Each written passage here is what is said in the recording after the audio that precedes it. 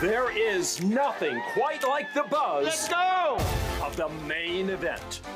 Hallways packed. Tables filled. Expectations How do I not win this thing? sky high. On this day, at this moment, in this room, everyone is on equal footing. Watch your step now. What happens next is anyone's guess. Wow. That's what makes the main event the main event. It's a blessing, it's a curse, it's the best game. Hello, everyone, and welcome to continuing coverage of the summer camp that is the World Series of Poker Main Event 2026, Day 1D. One that includes many familiar faces. You see Jennifer Tilly, Dario Sammartino, Cherish Andrews, among so many other legends and luminaries who like to minimize the number of days across which they might find themselves playing poker. And Day 1D is the best way to do that. Ali Nejad alongside David Williams, as Nick Schulman has elected to hop in the mix here today. We'll be keeping tabs on him. Jeff Platt and Natalie Bodie keeping tabs on all else. As the 15-day journey continues, Day 1D climbing in numbers, of course. Negreanu, the tandem of Foxens, and Sean Deeb amongst those out there. Helmuth and his son both advancing. The Grinder trying to defend. And Jordan Baptiste, for those who missed it, worth a catch-up, as yesterday he very much stole the show. A show that today includes 4,163 cast members to start the broadcast. Still north of 4,000 left as we pick things up with a couple of levels of play in the rear view. And that man still very much in focus. Daniel Negreanu, 51 years young, won the 100K PLO. What a strong performance he put on in that one, beating Artur Martirosyan for bracelet number 8 and north of $2 million in cashish as we get set to get things underway. David, you've been working the countdown show and obviously been keeping tabs of some of what we've seen. No doubt looking forward to being part of today's Day 1D coverage. Yeah, unfortunately, I wish it was on a better mood, you know. I wish I was still looking forward to playing the main event myself. Talk to me. Yeah, I blew it, Ali. But that's neither here nor there. We are in the booth, and that's what this summer is about for me. I busted on 1B. I was there for about an orbit. Oh, no. Yeah. An orbit? A late orbit, not an early orbit. But still.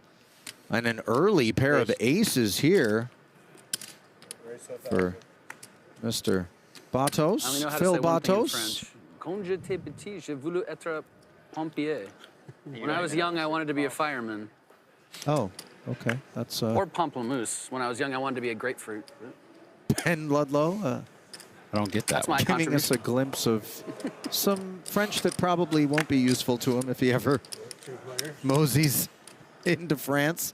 North of 10,000 in career earnings, by the way, for Batos, who picks up Mr. Johnstone, Martin Johnstone.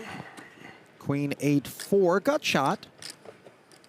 Ace is always nice early in the main event, but it is a little scary because it feels like you can only lose a large pot and rarely win a big one with aces in the main. Yeah, I know exactly what you mean. Anxiety, case in paranoia. Point, little jack slides right out here on the turn, and these aces are going to feel it. But it can't win much from the 9-10 typically.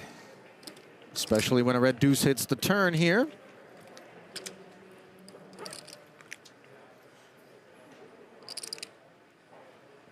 you see that nervy, kind of heavy breathing there. Yeah, it's funny because, right, aces is the best hand, so you think you should always feel great, but something about aces early in the main is just a scary feeling. You don't want to get them cracked, you don't want to overplay them, but you still want to get max value. So he's going to bet, looks like about a fourth pot here, just in case his opponent paired up. Maybe they have a draw of some sort, wants to charge him, which this gut shot draw, you wouldn't want to give him a free card, but 1,800 getting the job done there, D-Dubs, for the young man, 25 years of age from Philadelphia, Pennsylvania. Been playing the game since 2019. Am I supposed to show the 7 deuce there? Phil from Philly. Yeah. The cameras see it. Yeah.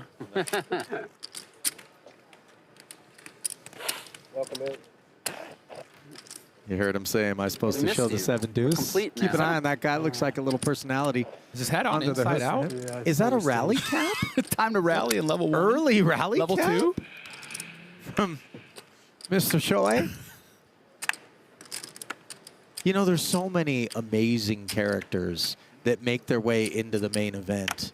Unclear from where they seem to be able to source a disposable 10,000, but good on them. You know, there's a lot of thought about raising the buy-in of the main event due to the fact that inflation, it's been 10,000 since the 70s. Right. And I kind of think that maybe that should happen, but then when you see how beautiful the main event is, Separate them, put them in there. the wide variety of people, all ages, all walks of life, if you change it to 30, 40, 50,000, you probably lose that. So maybe it's just got to stay 10. Well, things are not going to stay 400, which of course is the big blind here. Picking up our coverage at 2, 4, and 4. 1K in orbit, the price of poker. Johnstone takes it to 1K here and now. Nazar with the 10-8 in the small blind chooses to flatten now. Another ace-jack presents itself to the big blind of Oscar Cobos. Nazar a bit loose in the small blind here. 10-8 off, not usually one you see people defending from the small blind front with. You know, the big blind, little understandable. Small blind, 45. kind of precarious. But we're playing deep stack poker, and often players want to get out there, get adventurous when you can afford to make a mistake. Cobos taking us further north to 4,500. Yeah, quite a large raise from the big blind here. Going to have to play this ace-jack out of position. So one of the reasons you'd like to make your 3-bets a little larger here, clear out some speculative hands, as he does. And that should do it. Yeah, back over to Hugo Nazar. Still deliberating. Yeah, just 10-8, not a spot you'd want to be in out of position, putting in 4,500 already. Already down to 50 from the start of 62. And sure enough, eventually, Nazar does put it into the bin, Yeah. giving a tidy little one to Oscar Cobos, Talked to him last night. a 37-year-old Exactly how to from play. Barcelona, Spain, now lives in Bulgaria, not so far like- from just like- Romania, which is Daniel Negreanu's home country. Kid Poker, which I've been, affectionately known as for many, many years, is going to finally be Kid Daddy.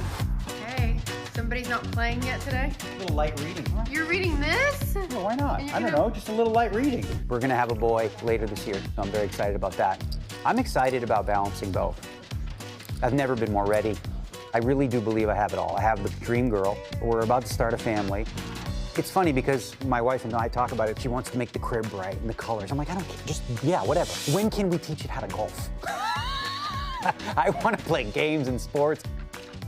I've never been more ready, and she's ready as well. Which half You know, done? I was certainly thrilled for Daniel when I found Just out like that he my and Amanda torso were went up and two of me, expecting. then I feel good But I about do it. wonder, David, you remember what it was like becoming a dad and how that cuts into your ability to play poker. It's an exhausting process. You think we'll see as much of Daniel out here once he becomes Papa? Yeah, just because the World Series is a set, small period, and he can just take that, compartmentalize that 6 weeks to play the World Series. But if I had one piece of advice, Daniel, early, really easy one, let's not refer to the baby as it. I was just going to Let's say teach it golf. Let's my son, my daughter, the name, Yeah. the baby, it.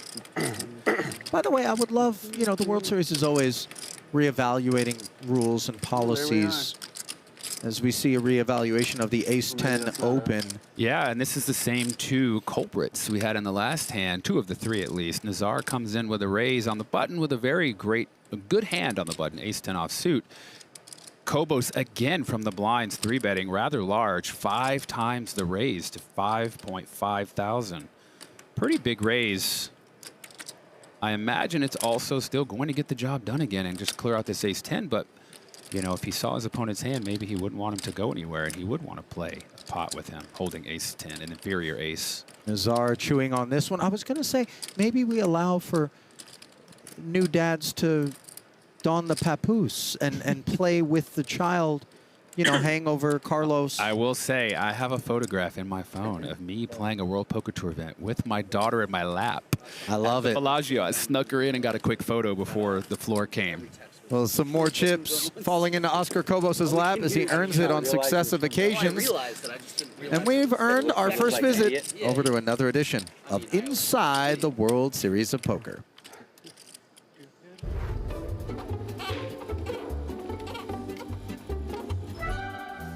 Welcome back to Inside the World Series of Poker. He's Norman Chad. I'm Lon McCarran. We are excited to be with you here on what is always a frenetic time of the main event, Day 1D. Norman, it has taken several days, but we've finally almost made it through Day 1. Hey, I love days 1A, 1B, and 1C, but Day 1D is the Mount Everest of Day 1s. People literally come from around the globe, Lon, to scale the heights of Day 1D. And as expected, we have the biggest field by far today, already over 4,000 players. But Norman, let's narrow our focus to a select few to start this day. Who is your most interesting player in the world today? Now, I've got an odd couple. The guy on the left, Brian Shapiro, hosts the Pushing the Limits podcast. The guy on the right, Tim Pool, hosts the Culture War podcast. Brian's a lefty, Tim's a righty, and they became political frenemies. Tim told Brian he would pay his $10K entry fee here if he agreed to wear a Trump hat the entire main event. Deal, but not as easy as it looks. Brian likes to say he's the only person who hates Trump more than Melania does. And he might have the hat on for a while. Brian actually cashed in the 09 main event. Who do you find interesting today, Lon? Well, Norman, I'm going with DJ McKinnon because he epitomizes the main event. His first recorded tournament cash was a World Series final table in 2011 for $90K, which got him into his first main event, and he hasn't missed it since, save for COVID. But take a look at this recent tweet from DJ. It speaks for himself. He later told me this morning that the main event is the one event on the poker calendar that transcends even poker itself. It's important for him to be part of this spectacle, as it is for so many others. We wish him luck on getting his first main event cash. He's roadkill. Next. Day 1C was a tough one for world champs. They went 0 for 3. A handful others have entered today so far. Robert Varconi, Chris Moneymaker, Joe Hashem, Ryan Reese, and Scott Blumstein, all seeking a rare second main event win. A bunch of lucky stiffs. Now, of course, we can't forget about Norman Chad and the Lucky Starburst Club. Walking the aisles here, you're like a popular beer vendor on a steamy Wrigley Field day. People clamor for those little chewy things. Who's got lucky today? Another twofer. First, yesterday I was chatting with Las Vegas' own Michael Brewer, better known as Garrett, who sells software to grocery stores. I left my phone behind and lost it. Garrett found it and returned it. That's worth a lucky starburst. And then he went on a heater to finish with 173,000 chips. Our other starburst beneficiary, Danny Allen, known on socials as the Poker Beard. Duh. He owns no-tilt poker tables in Peoria, Arizona. He started the business from his garage 15 years ago. How many poker tables can you fit in one garage? And now provides them to card rooms like Talking Stick and The Lodge. Very nice. That's about all we have for you on Inside the World Series of Poker, though I am hearing there is a movie poster to send us off. Norman, it's a classic. Oh, but for a movie called Casino, not a lot of poker. At least Goodfellas had a home game. Granted, that didn't end really well for Spider. No, it did not. Enjoy the main event, folks. And of course, always enjoyable to look in with Lon and Norm. It's just not the World Series main without them, period. Oh. And it's not a real fight without a real fighter. Sean O'Malley, former UFC bantamweight champion. Just had an amazing fight on the White House lawn. I'm gonna have to pump this. He knocked the guy out and saluted while the guy was falling to the mat. It was totally badass. Looks like a patriotic visit to the hair salon also for O'Malley. I confess, dude, that I don't want to put a bad beat on. He's a nice guy, though, from what I've seen. Yeah, until that 7-deuce gets shoved where the sun don't shine. I'm kidding. He is a nice guy. Oh, and a nice shot there. Parking on Kristen Foxen, who's had herself a nice summer. Yeah, speaking of badasses. That's right. The 39-year-old. from Ontario, Canada, wife of Alex Foxen. Truly poker's power couple, it must be said. Yeah, at this point, I don't think there's anyone else who can stake claim to that right now. Domination this summer. Red eights have her taking us upstairs. Yeah, and we're in for a treat. Typically, when we get to watch Kristen play, it's either deep, or excuse me, it's late in the tournament, so the stacks are much shallower. So it's more technical, but now actually getting to see her play so many big blinds deep, we actually get to see her prowess at work. Ace 7-3 monotone, and Mike Chopek has outflopped here. Checking it as to be expected.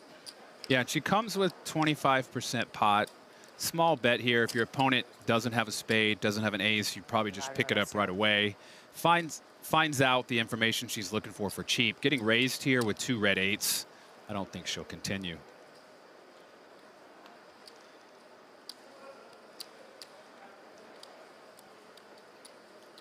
Not for the faint of heart. Check raising talents like those of Kristen Foxen, but effectively ending matters right then and there as she concedes. Ms. Chopek takes a few of her chips. We take a listen to some of her feelings on how the summer has been treating her. Thank you. Kristen Foxen has won the 25K high roller. I won my 6th bracelet, my biggest win ever. Not yet, I'll let you know. I've just always seen myself kind of as one of the boys at the poker table. I understand the desire to, you know, focus on women in poker, but for myself at least, I want to be up there competing with the best of the best. When I was 20 and first started coming out to Vegas for the World Series, I was playing with all these famous poker players, and I just remember dreaming of being in their shoes. I just enjoy it. I love the game. I'm just fueled by getting better. I don't just want to be seen as the greatest female player. I want to be one of the greatest players for sure. And I'll tell you what, Foxen already has cemented, I think, herself in the conversation as just, with no gender filters, just one of the best. Absolutely. I mean, if you talk to any other pros, that's the universal feeling for her. Just an incredible player. Got that peek at the incredible run she had in this very main event, and heartbroken were many when she failed to make that final table. Took a spot that some questioned whether or not she needed to, but anytime these sorts of things happen, I think we need to recognize it was precisely doing things such as that that allowed her to get that deep. As Landon Tice is a part of the proceedings here as well. A young phenom, I think it's fair to say, David, who's got quite a lot of poker power in his corner, supporting him through his run here, as the support of a couple of kings pays a visit to the big blind of Kita-san. Yeah, and in the big blind, facing an early raise and a call. I imagine we're going to see a nice size 3-bet here. 5,800, it looks like. Pretty big. Should easily clear out the king 7 Kristen, but Riesman with ace-jack, I think, you know, you can fold it, but it is deep. Nope, he opts to give it up. I was going to say, wouldn't be surprised to see in position him to peel, but he opts. It's personal. That ace-jack always a little bit tricky, and you get your first glimpse at just some of what Japan has been doing to this World Series. Naoya Kihara, 2 10K bracelets for him. Day 1 A chip leader in the main, Ryuta Nakai, and so many others have been terrorizing. We had Masato on the Countdown show today. Yeah, Yokosawa, the vlogger, who's quite the player himself. He finished with 200,000 chips himself. There's the gorilla, Jesse Lonis, 71,000 bananas in front of him.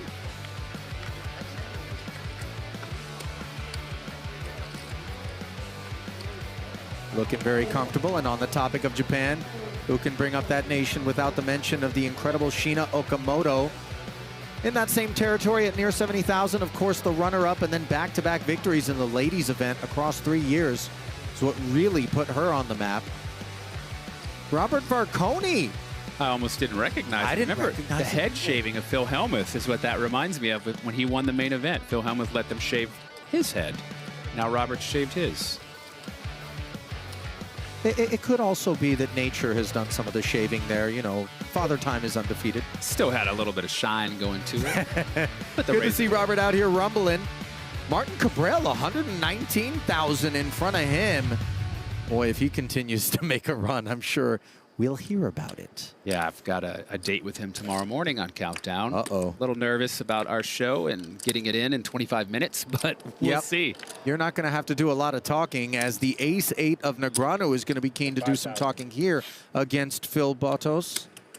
Wow, and as we get to the river here, we see Negreanu peeled the turn to make trips, and he's got the top pair of Bartos in trouble. Negreanu made it 1K pre. Bartos called, as did Roman from the big. It went 3 ways to the Jack-8 deuce flop, where Negreanu check called 1,200. Turn went check when Negreanu made the trips, and as such, Bartos feeling a little bit more compelled. You paid me off, you won. Yeah. So it's like fair. You give me back 5K. But this one was on the TV table, so. Well, I'll tell you, You're a step ahead of me now. earlier he did snap off a bluff, same spot. I bet the exact same fade, 5K. Tried to do it the exact same way and say, please pay. Thank you. I side called this time. You did. And I you snap did. called last time, but I You wasn't have good. sevens this time? Nah. No, not sevens. It's not like Daniel to miss the, yeah. miss the guess there. Spot, eh? All right. Yeah. Honor Negreanu, almost back. What about us? 60 million plus in career That tournament guy's earnings. good, man. You know he's a tall white, right? He's not human. He's a tall white.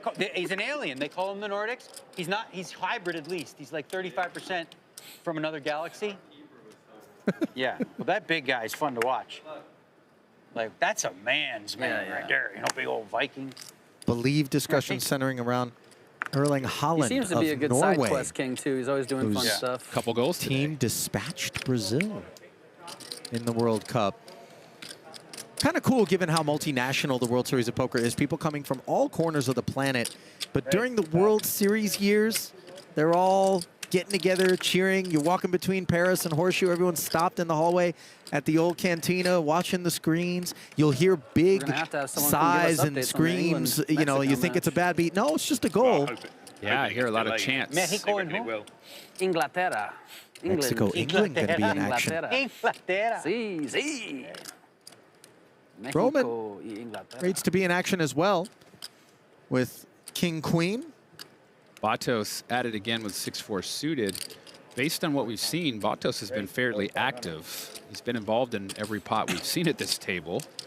And Oh, we got a guy with the Mexico jersey. We're Roman good. comes with the 3-bet from the small. King, Queen He's just not allowed to leave. can go Gotta either give us way. updates. Sometimes you can just call, but he does know his opposition has been pretty involved in pots. So the suited You know, one you gapper have, you concedes. have Adrian Mateos vibes. Do you watch him, and is that how you got your mannerisms and everything? Because it looks like you copy him.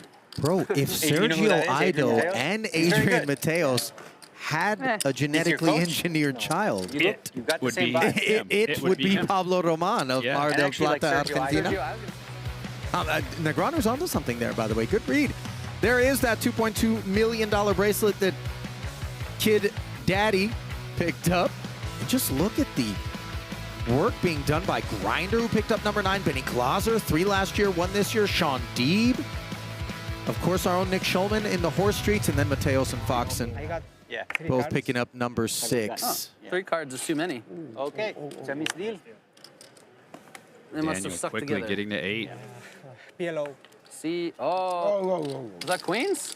He and Kristen far from done Queens? Oh, yeah. picking yeah. up jewelry. Well, it wouldn't have happened because he got one. He didn't get like one off the top. He got like.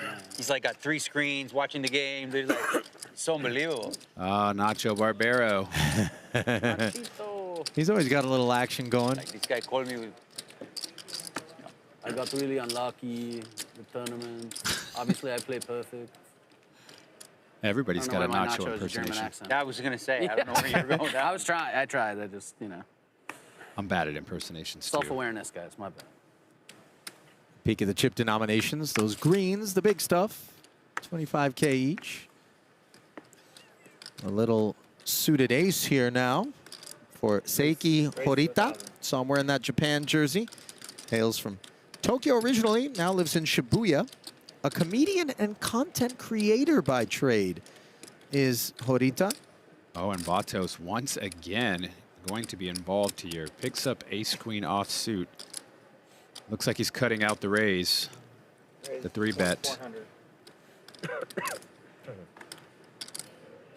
And this is one of the first 3-bets we've seen that's actually in the smaller size. So far, we've seen some rather large 3-bets that have deterred post-flop play. This one here looks to keep in his opponent with the dominated ace. More inviting vibes than the forceful evictions that have preceded it. When asked who's on his rail, Horita simply said, all of Japan. And the reason being for the smaller size also, in addition to such a nice holding, is he is in position, whereas previously they were 3-betting from the small blind. So it's a little tougher to play those pots, and you're fine to take it down pre-flop. Oh, and you know, we see this from the baby-suited aces. A 4-bet to 6,300. What is the thought process behind this reaction? Behind the 4-bet? Yep, with an ace-5, ace-4, things like that. Well, you are blocking, you know, a lot of your ace-king, ace-queen, ace-type holdings. You are putting a lot of pressure on 3-bets that come from middle pairs. And when called, you do have, like, as even 30% equity against ace-queen, but against a lot of hands, you have a lot of equity, and you can flop so many good flops. I'm in a weird spot. My whole family's from New York. And by taking the New York lead, sports for almost everything. look, you clear out the ace-queen. Amazing. Amazing. How do you say aggressive in Japanese? Great work. No. Yeah, How do you say it in Japanese? Excellent result. No. Just Baccaero. Baccaero. I grew up babysitting. No. Very passive, very tight How do you say player. aggressive? No. Someone look it up. I need to know. Very tight player. Aggressive. No. There's no word? No, very passive, very tight I know. player. You, very passive. Me, aggressive. Aggressive. How do I say in Japanese? Aggressive. Aggressive. Aggressive? Aggressive. Japanese say aggressive. Aggressive. Aggressive. Aggressive. Okay. Aggressive. Aggressive. ありがとう。攻撃的。攻撃的。攻撃的。攻撃的。 I'm not sure that's what Duolingo would have delivered. Rosetta Stone, whatever it Nejads is. are going to Madrid this year. That'll be cool. Some hands being dealt out at this table. Yeah, no kidding. Ace-king Choice suited tough. I for feel like all the Kobos. international games have been kind of crap. They're not sending like Just the a min Chiefs and the raise. Seahawks to Germany. They're sending the Jets and the Panthers. Yeah. Shoei with Jack-9 suited. Flicks in the call. Yeah, you late position, fairly deep stacked. He's already up to almost 100,000, 200, 400. Very reasonable hand to call with, We bought a ticket. especially being in position. Yeah. They're real good seats. But when we got there, you had hospitality as well. So like, So you got like the club level or whatever. yeah. And then after the game, go on the pitch as well. Really? 10-5 deuce rainbow. 10 of diamonds coming into focus Like, for Shoei, who does have please, come to the position. Jets game. Unimproved is Kobos.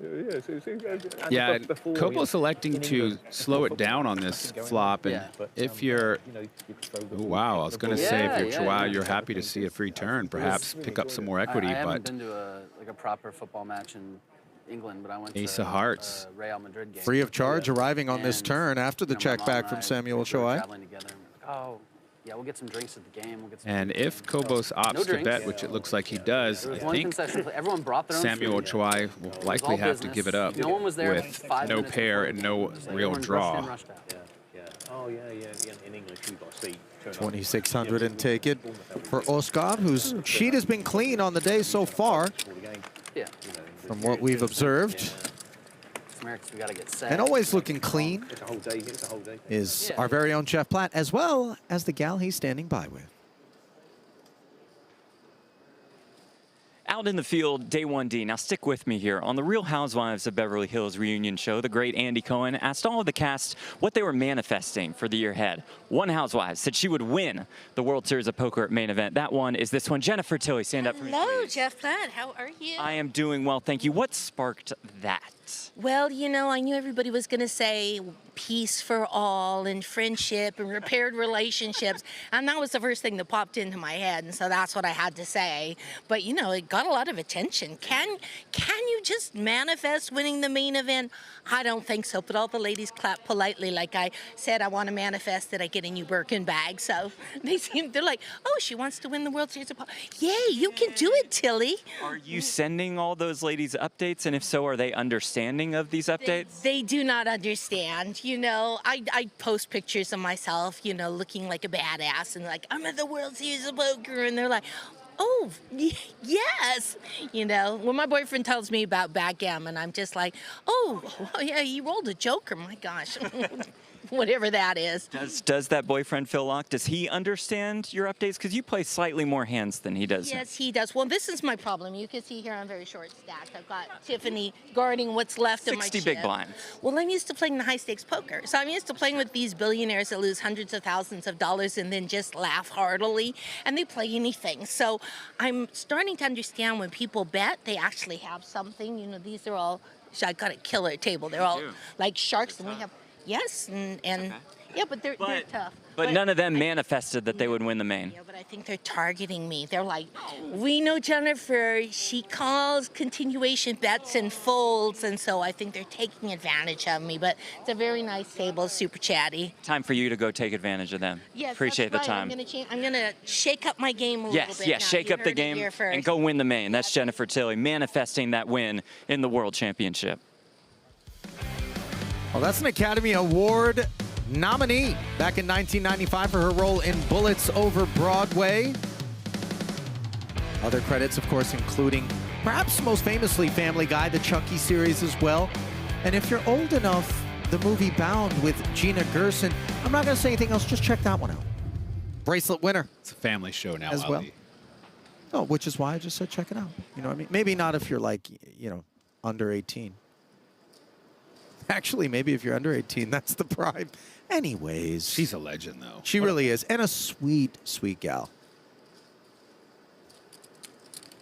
Very welcome inclusion to the world of poker is Jennifer, who can hold her own, by the way. Now holding onto the flop are these four players. Road travel to this point was Roman opening with his king six of hearts, which is turned into second pair. All right, I want my cards back.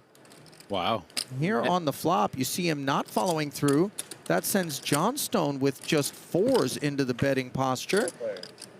Doesn't shed anybody as the turn brings the jack.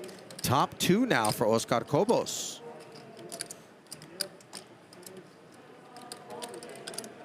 Nazar's tens really wilting. Interesting, Nazar did not 3-bet pre-flop with the tens. Could have cleared some of these hands out. Probably would have taken it down and not ended up in this spot. But as played, four ways, not going to lose a lot of money in this pot anyways. Johnstone not looking to barrel again. That three of diamonds looks like it should be helping his hand, but it does not. Shocking check from Cobos with three opponents on Queen Jack 6-4 Rainbow with top two. Not the kind of board I'd imagine you'd want to give three opponents a free draw at. Some of them could have some kind of 5-7, 10-9, King 10 type hands.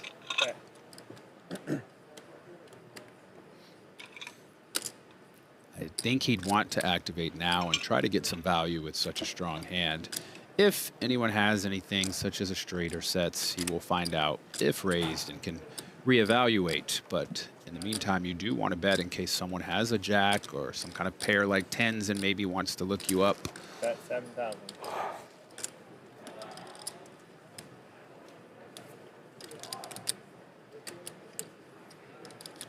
Although with that sizing, I don't imagine any of these players will call. Possibly the tens, but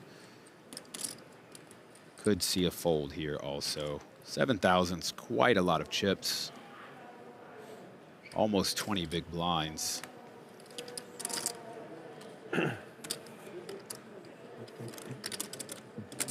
Would be a nice pickup for Cobos. Get him back in the 50,000 range. Even though we've seen him only win, he somehow has taken his 60 and turned it into 40.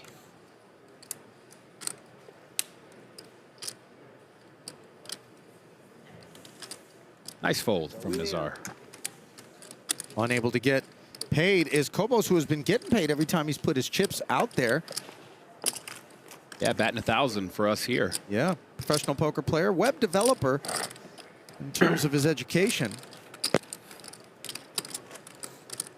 140,000 in career tournament earnings for him. 4 cashes at the World Series, contributing to about $25,000 worth of that. Did play in Prague earlier this year. WSOP Europe. Yeah. Nice. I didn't get to make that trip. I really wanted to, but we had just had a new baby, and it was just too hard of a trip to take with the full family. It prevented you from traveling? It as in childbirth, not the baby.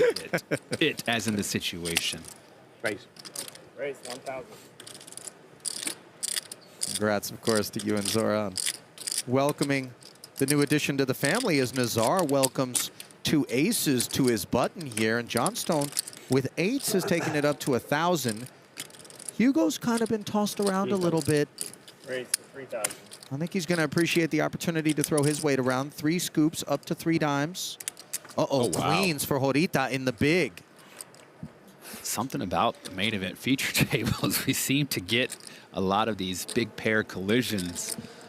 Seems like it's more often than it normally is, even though I'm sure it's just the same. It just somehow the poker gods give us the action. And of that 75,000 in front of Horita comes 8,500. With the 8s begin to crumble? Yeah, with pocket 8s and that much heat behind you, you don't know for certain if Nazar is going to just call or raise again. So pretty difficult spot to play 8s here. He lets him go.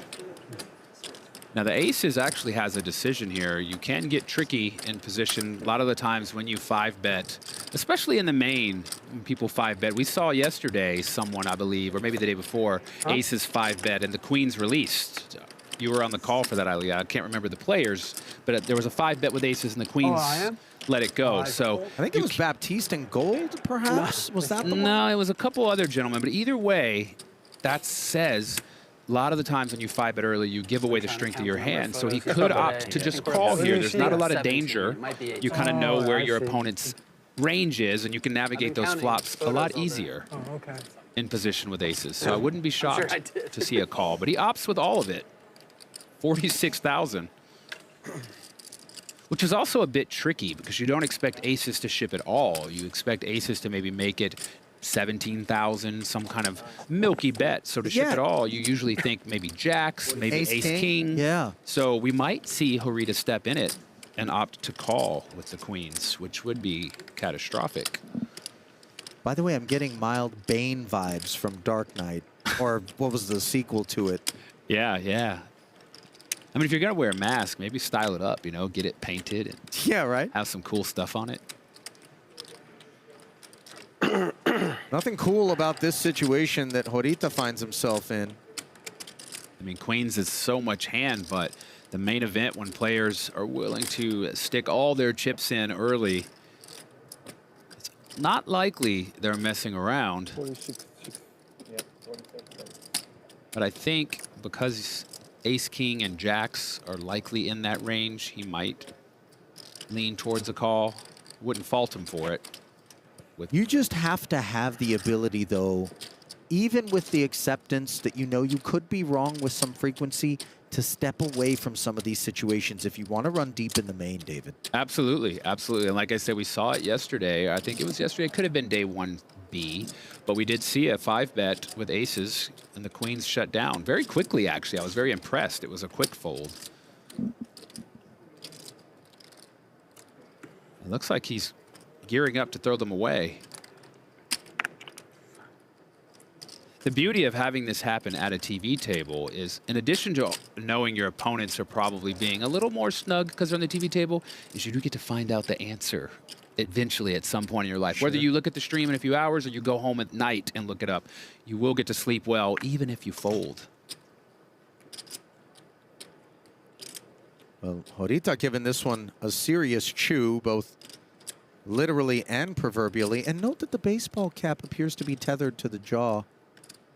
Let's go. Does What a nice find the fold. muck. Good fold.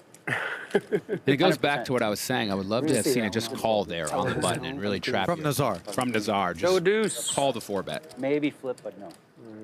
Good fold. Good fold. So a nice pickup there for Hugo Nazar, 51 years of age, from Italy, now lives in Brindisi, real estate agent by trade. Ben Ludlow, that's a name that might be familiar to some of you. He's the co-host of the Poker News broadcast, a Dartmouth Econ grad and former stand-up comedian, now plays professional poker, living here in Vegas. And one could easily see him playing a role in a Lebowski reprisal as we get a look back at John Goodman's epic role there. I see it. It's the rose tint. It's the beard, a little bit less manicured. If he brought the bandana, We've got to get it's official. the bigger glasses. You know, you got to get the big glasses. Like the going. the big blue blocky. Lone member of the Jeff Platt fan club. Well, this, of course, when it comes main event time, is due to the well-established Jeff Platt curse. If he pays you a visit for an interview, you shall not pass. This we know. O'Malley asking questions of the open from McCavitt as we see a little scuffle breaking out here. 800 turning into 2,500. And we did see O'Malley played the tag team event with Jason Kuhn, and Jason talked about giving him some pointers and helping him gear up for that event. So I wonder if he's been working with Jason here for the main event. But McCavitt calls with the Queen 10. And finds trip 10s. Devastating developments for Sean O'Malley, of course, with no spade on board. He doesn't waste any time checking back. Now he picks up a Broadway draw, but draws dead as Cannon McCavitt fills up. Yeah, luckily for him, unless he hits improves, he's probably not going to take too much damage here. Be interesting to see if McCavitt picks up on ace-king and ace-queen as likely holdings for his opponent and checks it to them, or allows him to hit his pocket pair. But he opts to go ahead and bet 1/4 pot. Thank you. And if you're O'Malley after a check flop with 2 overs and a gut shot draw, nowhere to go but to the river. 2,100. Flatted. And the ace on the end, a payoff card of sorts for O'Malley. Little north of 10 in the middle. Would be cool to see McCavitt go for a check raise here, but then again, how likely is your check raise to be called? He could maybe prey on the amateur-ish status of Sean O'Malley and go for that, knowing it's unlikely he might be able to let go to a check raise, but he opts to lead out. 6,800. Flatted with pace by O'Malley as he sends a little package Cannon McCavitt's way. And normally Cannon's the one that sends the packages around, given that he's a poker dealer by trade from out in Battle Creek, Michigan. 136,000 in career earnings for him. There's our air schedule across the course of the next few days. 8 to 2:30 in the morning if you're out on the East Coast. 5 to 11:30 on the West Coast. And then we pivot July 9th through 13th to split shifts, 3 to 7 and 9 to 3. And then, of course, come August, the final table will be on ESPN and the Deuce. Now then, returning to more action here, we find an ace-jack suited, taking us to 1K, and a flat call from ace-king for Anthony Runza. Yeah, very sneaky here, but I like it in the main event day one. Keep the pot small. If you connect, you can try to get some value, and if you whiff, you can just let it go. Minimize the loss. Oh, and look what you've allowed to happen here. Questions being asked by Jody Sanders and his eights. Back over to Richard Arnott. And Arnott with a very nice hand, suited ace-jack in position to the 3-better. Okay. Now this is where Runza could really get freaky. Come out with the large raise, and he does. And how awkward for the others for him to flat a raise and then bring the 4-bet. Massive strength being declared. And it's so unconventional. Like, you don't ever really see that play. So when you do see it, alarm bells go off and you're wondering, is it strength? Is it someone just losing their mind because they're in the main event and they're trying to be fancy?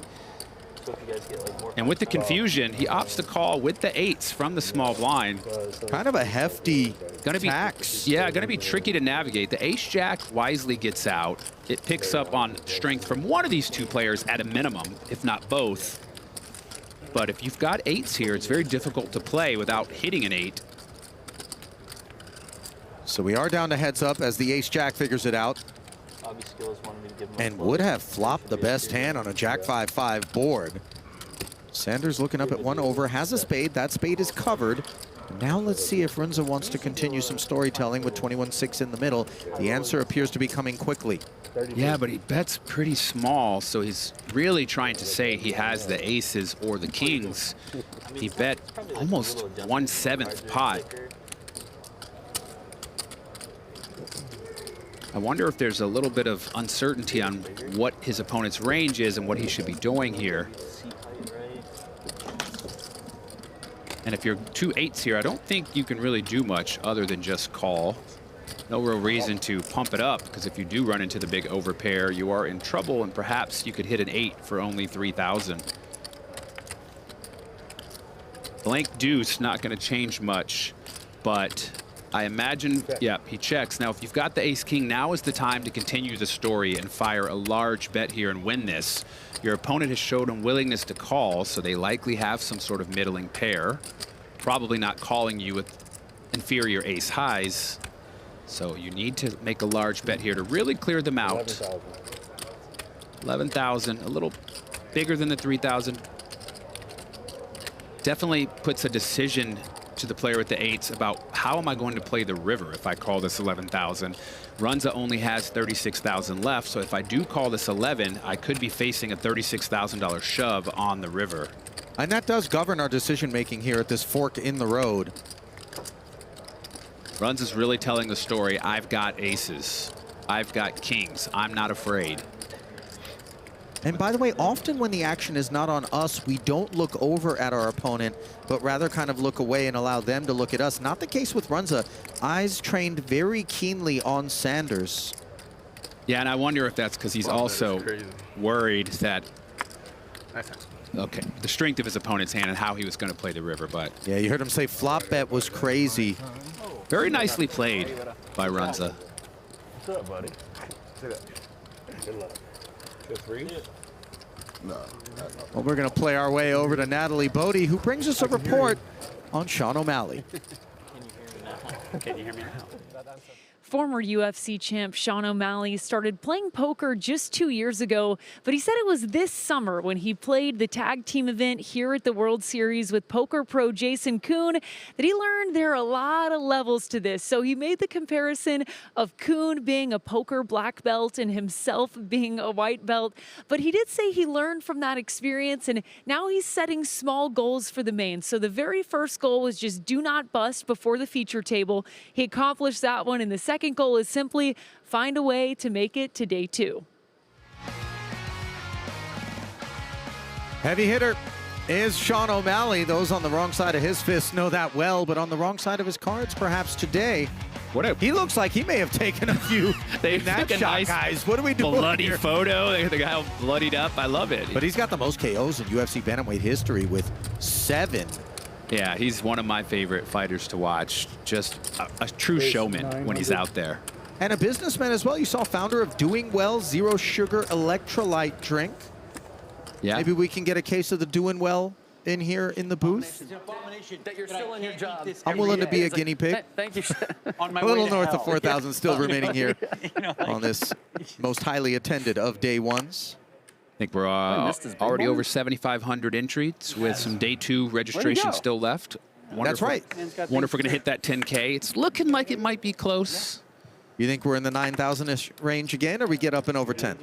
I think we're probably going to be the low 9,000s this year. A lot of changes in the world right now. And are we talking about this tax situation? You know, among other things. Yeah, I could see it. Right.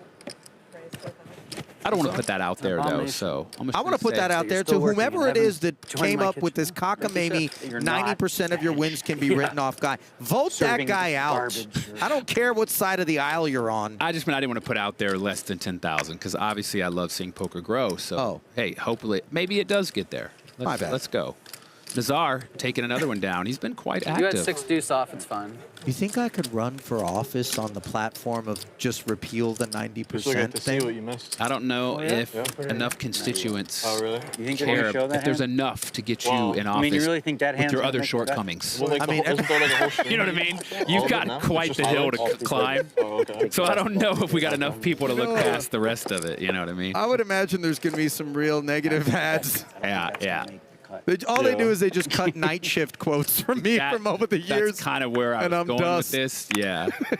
You've kind of ruined your chance at, although, you know, the way things are, the current climate, people get into office saying a lot of things. So you actually might be all right. My chances are huge. Nazar, out there. another holding. King Jack was good enough. I imagine King Queen is too. 1100. Reached out and touched. Ooh. Another King Queen. The throne, as some wanted it to be called. Yeah, I don't know if it'll stick or not, but here it is. A flat from Daniel, by the way, David. Yeah, you know, Daniel down to 35,000. He's a big proponent of small ball poker. That's one of the, you know, kind of coined that phrase, even though it existed. He's a big proponent of it.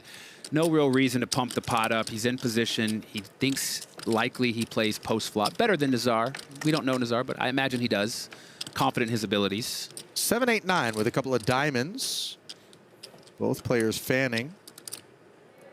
And on these boards that hit neither player, Negreanu in position being the post-flop expert, one would say, I imagine they go in his favor more often than not. Nazar comes off the throttle.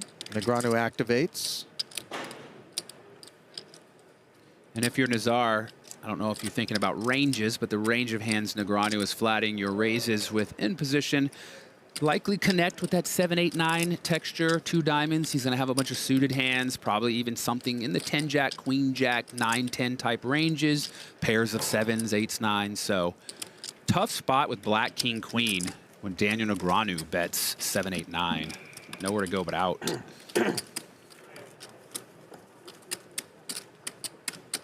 So a little snacking there for Negreanu. Look at that coat. Little chinchilla. Yeah, what a pot, huh? It's not What a play. actually. You see how I played that? Ooh, above the rim. He's been leaning Not many hard people into would've this played it like number that. on the year. High level stuff. Yeah, definitely not Like chinchilla I for the called, vegan right? Daniel. Right, check this. And then the flop king, he checked me on that bet, you know? But like, it was just a vibe. That's why they pay you the big bucks. Look at Ben Ludlow's picture. Oh, we missed it. When it comes back, his bio picture is amazing. He's I've just seen like it. They didn't happy, stream that smiling. Love 100K to see PLO, it. did they? It's so sad. No, they said it wasn't that interesting. That one wasn't a candid shot. He was well aware Listen, Like we got ho-hum. where the shutter was. 500 Parita Ultra activating the Seniors, 6-4 we got diamonds I to actually like the 1,000, Blesnick middle commentary position. when he talks about the seniors. It's like, if you can't get that he's just joking around. Yeah, it's like- exactly. It's like, oh my God, look at this. Yeah. Look at this, Ali. I mean, I think knowing Blez helps, you know, but like, Yeah. lighten up. It's, I don't you know. think people are that offended. No, I don't. Like, that people are making a big deal. Yeah. Well, some certainly did make a big deal, but we digress as Horita I mean, The Blez is, 250K against makes a deal out of versus 6-4 that. suited. Exactly. Diamonds are covered. I don't think anyone in the world makes me laugh like Blez watching that come. Roman with bottom Ali, 2. this is the stone worst play Yep. I've ever seen. And Harita If he comes checks with back it. again, I will jump off the bridge. Like to see a raise here out of Roman with That the was 2 better than my pair. nacho accent, I think. 2 hearts on the board, some straight draws out there. Apply pressure to those type hands. Get some value if your opponent has 1 pair type hands with strong pair hands, such as kings and queens. But he goes with just call. Bottom 2 pair can be tricky out of position, but with the deuce, he's still got to feel comfortable. Likely doesn't change much. Barring sets and king, queen, you still got the best hand. He's going to let Horita keep telling the story. Yep. Drawing dead. Wow. He This overbets is- it. 7,400 into 5,200. Now this is the kind of hand where Roman might want to just call, but with only 37,000 total, it does get interesting on the river with 30,000 to play. If you call here, you keep in your opponent's bluffs, as we see, 6-4 of diamonds. But you could set yourself up to have to make a really tough call on the river if he were to do something like bet the majority of his stack.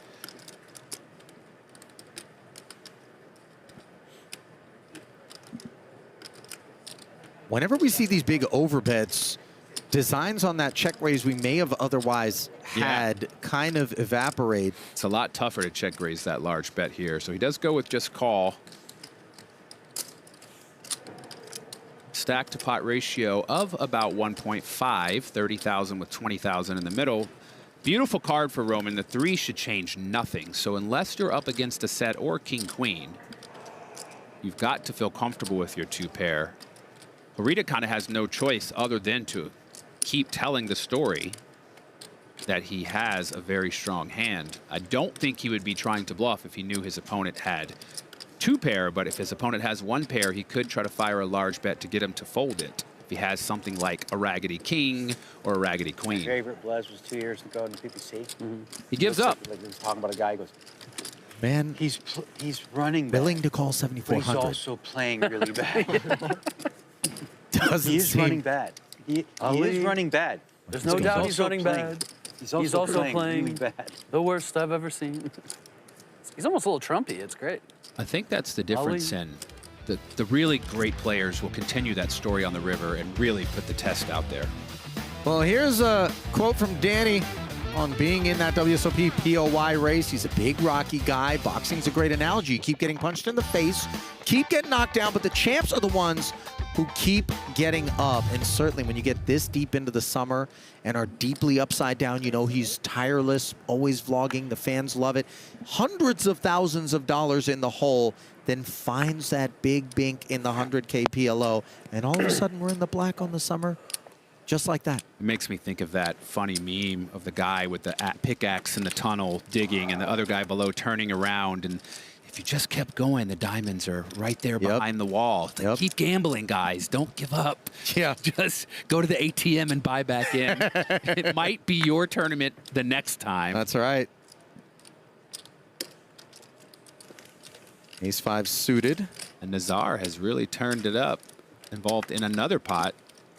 Dominating Daniel. Neither hitting the Queen-7 deuce board. That 7 of spades in focus for Negreanu. Once again, Negreanu, though, in position on Nazar. And Nazar opting to shut it down and not even c-bet on Queen-7 deuce. I wonder if Daniel's going to take this pot from him again. No, he opts to check back. I think because he knows he has some equity with that 7 of spades and the 2 out there, he could pick up some draws. Well, he picks up a pair, does Daniel, and Nazar finding the wheel draw. Yeah, and I just don't know if Nazar goes with a bet here. What story is he telling? What hand did he check that all of a sudden with this offsuit 4 he now wants to bet? Daniel might be wise enough to figure out what's going on and peel with his 4. Not impossible that there are some pairs between the 7 and the Queen. Yeah, he very well could have checked something like a pair of 9s. And I think those are the things Daniel's processing. But with 2 hearts out there on the flop, how many strong hands is he willing to check to Daniel? Daniel susses it out. Another 5,400 into the middle. And you know, for people like Daniel, Phil, the real big superstars of the game, there are some added elements to having to play a pot, because you wonder, is somebody going for glory against me? A story back down at the pub, you know, after the summer? I do think, though, no offense to Nazar, but you can kind of tell what those guys. Nazar doesn't look like that type of guy that's trying to build a story against the superstar. He just seems like a guy out there playing poker. That's the vibe I'm getting from him, not a guy trying to make a story. Yeah, and looking over at Daniel here, trying to pick something up. Going to be tough. As Negreanu hung tough. 8,000 in the middle as a result. Will it be orphaned by Nazar? Or is he going to find a barrel? You see Daniel keenly peering over. The thing about it is, a lot of the time, the hands that, like the missed draws, your ace high already beats those hands. And can you get your opponent to fold better is what you have to be thinking. He decides he could not, and I actually think he was right. I think Daniel would probably have looked him up with a 4, and he shuts it down. Nice pickup for Daniel. Yeah, very much so. Slow clap. A smattering. More fun watching them. You see some on the rails, certainly supporting him, given that he's out here on the feature. Can't quite do the same thing if you're at the outer tables. Only seated players are allowed, but I'm sure were this Jennifer Tilly at a feature, there'd be plenty who would be cheering for her as she talks about her first time at the World Series of Poker. My very first time at the World Series of Poker in 2005, I won my gold bracelet. And it was thrilling.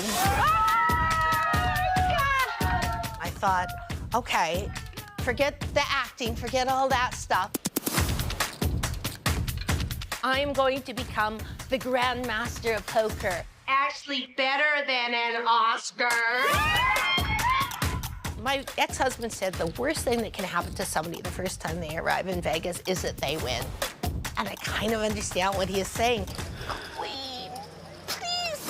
I was so hooked, I thought, okay, I can maybe catch up to Phil Hellmuth. I just have to win a bracelet or 2 every summer. I only have 1 bracelet. It can be done.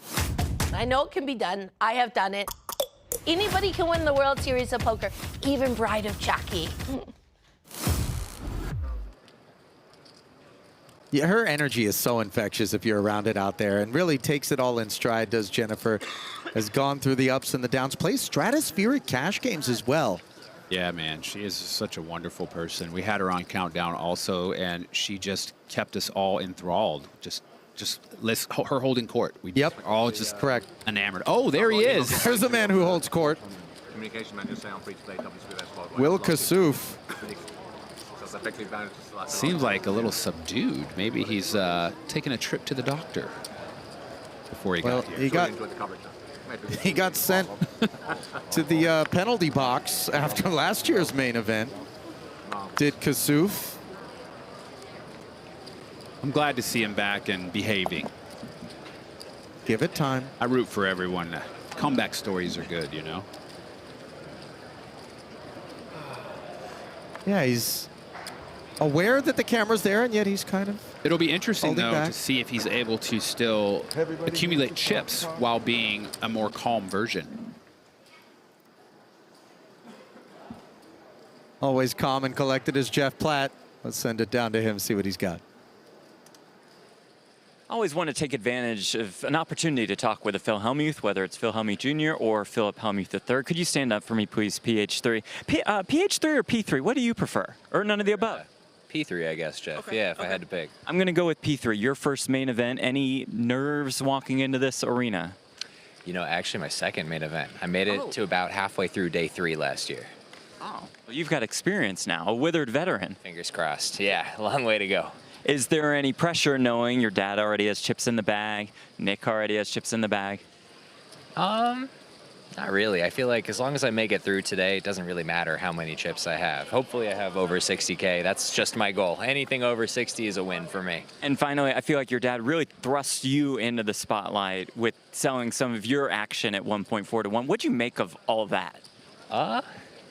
You know, I didn't hate it. You know what I mean? This is the one tournament where I can win $10 million if I get first. Putting this single tournament higher makes a little sense. You know, it's not the end of the world, and if you don't want a piece of it, you don't have to buy it. That's so true. I'll send you back to the action. Best of luck rest of the way to P3 in his second main event.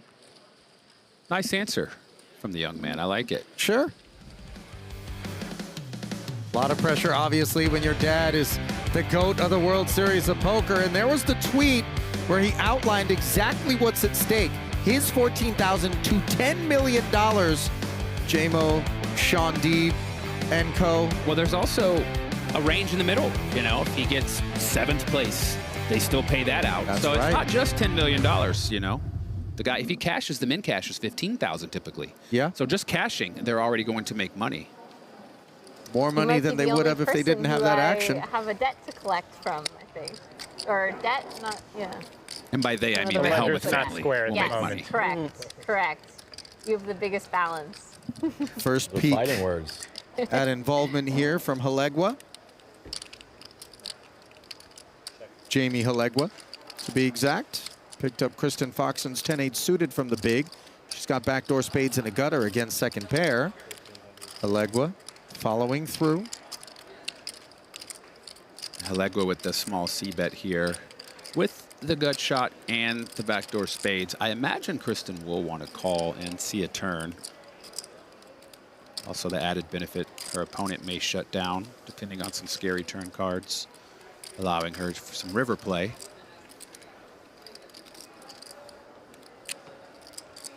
Three jacks now. Yeah, not a card she was looking for here.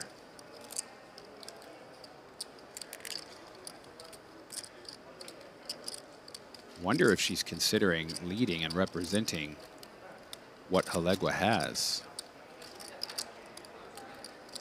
A lot of the times when you see that second card pair, you can lead out and represent it because that is a hand you might have just check called with, just a jack. Bad timing for Kristen here with that one, though. And this is all theatrics from Halegua. I don't think he has any authentic concerns about whether or not his hand is best, as tries to decide whether to flat or take it upstairs. You have a preference? I like just flatting because you allow your opponents to keep bluffing. It is rather dangerous. We see if a 9 were to roll off here, he would lose. Instead, it's an ace, but it is a club. Yeah. And it's not impossible that some semi-bluffs are associated with that turn action from Kristen. Yeah, and with his full house here, jack's full of aces, he has no worry. Now he's just hoping the clubs or the king 10 or perhaps even queen jack is out there.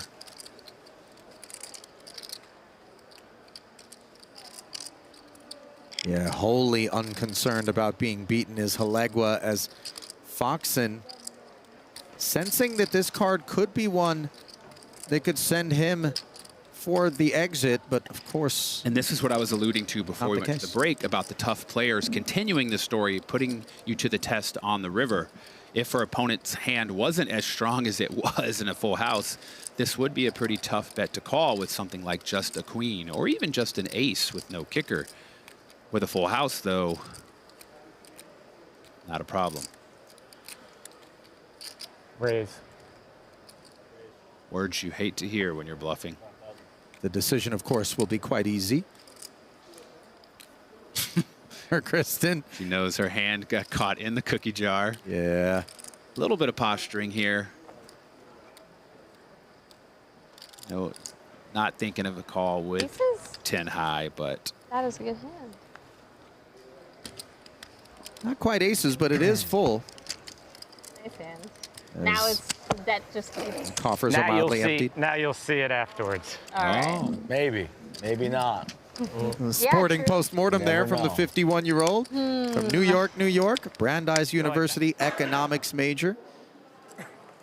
Handles finance in a family office. As you see, the handle on day 1D still north of 4,000 remaining.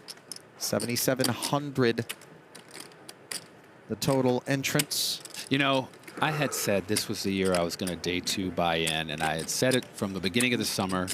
Going to do some coverage, hop in on day 2 ABC, and I don't know why I strayed from my plan, and now I'm just like, you know, next year I guess I'm going to do it. It's a one-bullet affair.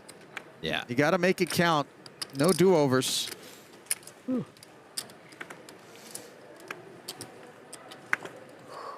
Is it the hardest one to bust out of? For me, it's that and the 10K PLO. I love that tournament. It's kind of my white whale one I've wanted to win. The one grinder won this year. Those are the two that hurt the most to bust out of. 2 queens ready to put the hurt on queen 8 suited. Horita, remember, was in the muck with 2 queens against Nazar earlier when Hugo jammed as a 4-bet pre-flop. Yeah. And earlier also it was Kobos who was involved in every hand, but lately it seems like it's now Nazar in every hand we cut to when we get to this table. Hall of Fame this year. It might have been a 5-bet jam. I can't quite remember. No, it was the 4-bet jam, Okay. I believe. East All right, side 9 bird. Yeah, it was the 4. 3 bets to 3,100. And Nazar plunks in the extra 23. Maybe Sean, yeah. I'm Do you mistaken. think they It should have a was the separate 5 kind bet. of like Okay. industry category? Let's see whether or not Seiki Kinda. can coax You know, some a guy more like Savage is now never gonna out of get in. Nazar on a 10-4 trade I've board. never voted for him. Nazar with just But even a guy 3 like Isai, hearts where it's like and a he'll queen get it. high. Yeah. 33. 3-3. 33.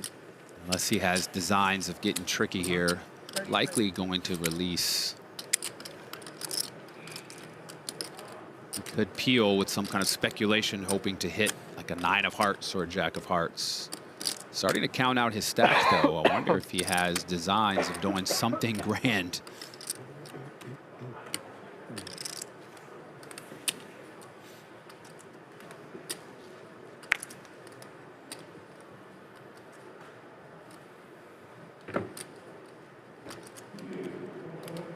Okay, drinks up on the stage? Drinks? Drinks? Cocktails? Drinks? Just water? I don't know. The longer he goes without folding, the more I think, are we about to see a sort of colossal blow up here? Nope. Did keep us on our toes a little bit as Morita takes it down. He's known as one half of the 2-person Japanese comedy duo. I think Scott called Seaver had a Matenro. tabletop once when I was in Monte Carlo. It's the best. It was the best one I've ever seen. I mean, that one like at your $1 million final table. No, this one was better. Really? Familiar he with was it, check 2 on the David? river. He bet. I'm sorry, what was the name The again? guy I couldn't hear check you. raised. It's not going to matter Scott because says, you just don't remember, know you did anything this to yourself. about that, and nor do I. Re-raises all in. Japanese comedy And the teams. guy folds and he shows 6 high. Oh my He's like, God. just remember, you did this to yourself. Oh, I will say one thing. Japan will bring you some of the gnarliest reality TV you've ever seen in your life. Just The remember, you competition shoot yourself, shows. Boom. Oh, yeah. And People show the getting 6 high. bonked, Oh my God. falling off You could have platforms just called and took my into money. a giant Yeah. pie. Or something. I think there was one where they greased up an entire staircase and the dudes had to like try to get to the top. Right. And then one guy slips and takes out everybody behind. It was. Speaking of greased up staircases, Nazar in it again with the ace-9 off. That's right. Not sure what that has to do with a greased up staircase, but it is what I thought about. He's lubed up his stack a little bit here for a dime. Yeah, maybe I was wrong. I said he doesn't seem like the kind of guy that's looking to make a story, but the more and more we see him in these hands, the more I'm starting to wonder if I just had a bad read. And listen, if you and I are having a little bit of trouble getting a beat on him, especially absent showdowns for the guys out there, it's going to be tricky for them as well. Queen Jack 5, Negreanu's middle pair doing the trick. 2 checks in front of the Razor Pre. He'll close it off with a check back. Second 5 on the turn. Negreanu's kicker improving.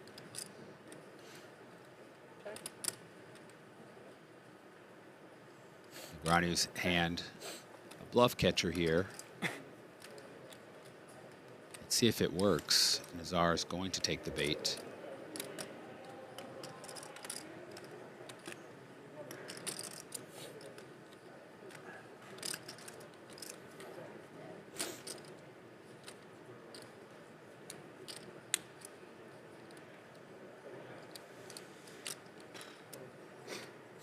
See these delayed C bets sometimes, but not typically in multi-way pots.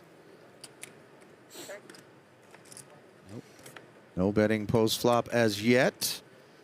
Third diamond arriving in deuce form. Not a diamond to be found. Negreanu checking this card, hoping to get someone to maybe bluff those diamonds. Maybe somebody with a pair of 8s decides to now bet their hand for value. Nazar, I think, will be content to just check with ace high here. Jack. Negreanu's going to take it.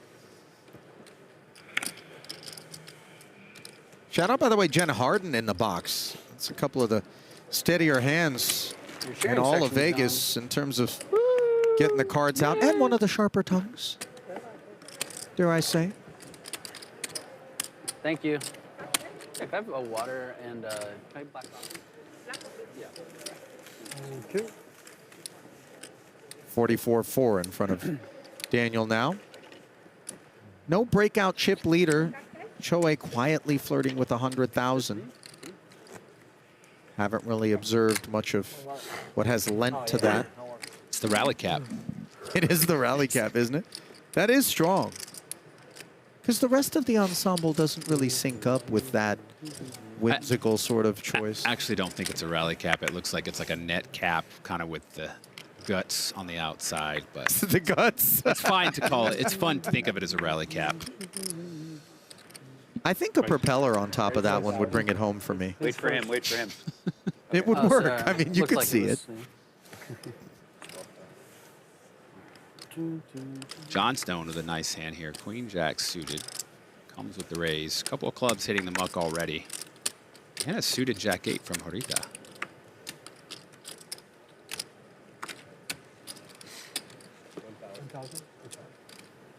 Suited ace for Sam here. Going to be a pretty easy call. So did you watch Ace Rocky 6-5 last night? top pair versus a flush draw. It's a pre-WSOP thing, not a pre-main I was thing? at the party. Oh. Wow. Johnstone's going to bet here because a lot of the times he has the ace, so he can win it frequently against the big blind without having to make his flush.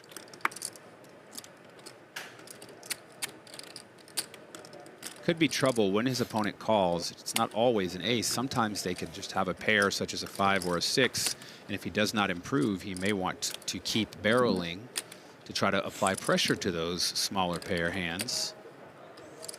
It was 1,200 PSI on the flop. Now a second check in front of us, and Johnstone not done delivering tokens. Yeah, 60% pot. And again, with an ace, his kicker is playing, so you do have to be a little concerned if your opponent has a better ace. Start there. But for only 32, he opts to go with it. And let's see a river. Another 6,400, bringing the pot to 11-4. Will the club come in? Yes, it will. And his 7 no longer plays. He's playing aces and 5s with an 8. Shouldn't matter too much. All the aces that were beating you are still beating you, but now you also can't beat the flushes. So when faced with Johnstone's inevitable bet, you have to decide, would he bet something like a pair of 10s? Would he turn these hands into a bluff? What value can you beat? What bluffs are there?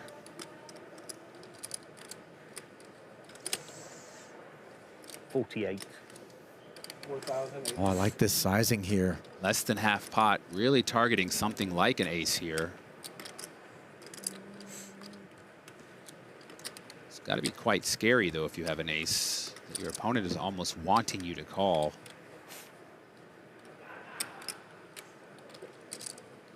Sometimes, though, people in the main event just want to see.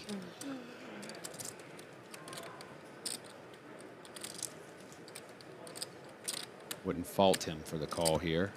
But again, what hands do you beat? What bluffs are there? Not a lot once the club comes in here. Unlikely your opponent is bluffing with an inferior pair to the ace.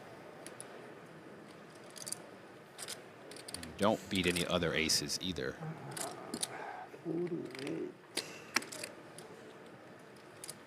We know the claim being made, and it's certainly one that ace-7 is no good, but is it one we're willing to believe here? He looks like he wants to fold. Agreed. Oh, but he switched. Wow, he pivoted last minute, didn't he? And I'll tell you what, Martin's not going to be complaining about it. The 62-year-old who hails from Poole, England, entrepreneur by trade. Just shy of 19,000 in career tournament earnings. I'll tell you what, the most interesting thing, other than the fact that the claim on the bio is that we should be pronouncing the surname Johnston. And I'm actually, even if that's true, going to make an executive decision from in the booth that anytime I see S-T-O-N-E, we're going with Stone, Martin. John Forgive Stone. us. You know, I don't call it Stenhenge. It's Stonehenge. But it's the two thoroughbred horses. And he certainly rode that A7 around the track, didn't he? Have you heard about JRB's horse. No, come on. JRB, is it called Santa's Little Helper? It was called JRB, but spelled JAYARBEE or something like that. It was, he bought it with someone else. All 4 legs? Yeah, I know. It was a racehorse. It was actually doing very well. Like, he was sending in videos in the group chat of his horse winning races. Like, it wins another horse. And then this is the most JRB insane thing ever. Forgive me, we have a hand in progress. No, time out. It broke its hoof? It's the most insane. Someone offered to buy this horse, like a group, a Saudi group or something came in and wanted to buy this horse, and JRB said no. And then, like a couple days later, it died at the track. No, come on. I'm not even kidding. Someone thinks he thinks it was poisoned. The horse just died at the track. Like, the race started, the horse just fell over and died. Sorry, I don't mean to make light of that, but that is. He turned down like it's hundreds of the most thousands. JRB story ever. Turned down hundreds of thousands for the horse, and then it just he said no, and it died. Turning things up is Batos here, courtesy of Aces, as the King, Queen, and 7-4 certainly dying on this vine. And Mr. Active Nazar led this putt off with the King, Queen. You know, he's definitely thinking, am I being targeted because I'm playing so many pots? Is that why I'm getting 3-bet here? But again, even still, you only have King, Queen offsuit. Doesn't play well against the 3-betting type of hands. You end up dominated and in trouble quite often. And then you've also got Negreanu's call behind you with 7-4 suited. But you don't know what that hand is. So it's a pretty tough spot holding just King, Queen offsuit.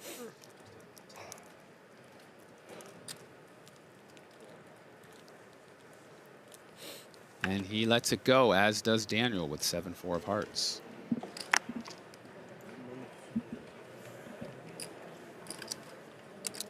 Nice pickup with the aces. Yeah, probably had some higher hopes. But careful what you wish for. Sometimes that post-flop action turns a W into an L. Aces twice in the first level. Always feels nice. Well, we're well on our way here in day 1D as the stars have come out. The biggest field thus far. We're going to step aside for 2.5. Back with more from the main after this.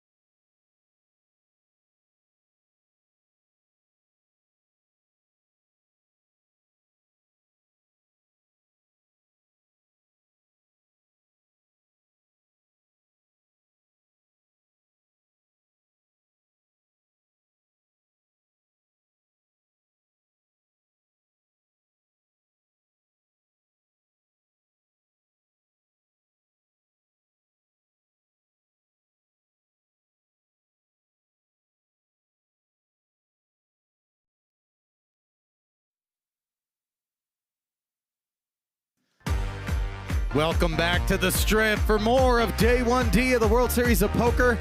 Main event, you see that Guitar Hotel taking shape in the background. On the former side of the Mirage Hotel and Casino. There's a site. Doug Polk. Chris Moneymaker. How about that? Joe Hashem, former main event winner as well. With money, and then Cabral. Oh, hang on. Easy now. Please, no recording. I'm shy boy, okay? Yeah, that's... No, I'm really shy. We call. Obvious bluff there. Did he say respect my privacy? Oh boy. Tough to find privacy in a room full of 6,500 plus runners. The entirety of the Paris convention space occupied, coupled with the Horseshoe convention space, as we try to whittle our way. Matt Berkey in action as well, 95,000 in front of him. Formerly of the Only Friends podcast. Sad to see that one go, man. Every day they were putting in work. It was good stuff. Yeah, I enjoyed it. Mark Newhouse. He enjoys the main event. Remember back-to-back final tables for him, 9th place finishes each time.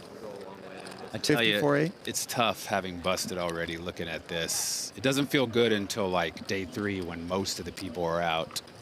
There's Joseph Chong. Quietly going about his business, 92.8 in front of him. Another main event final tableist. Yep.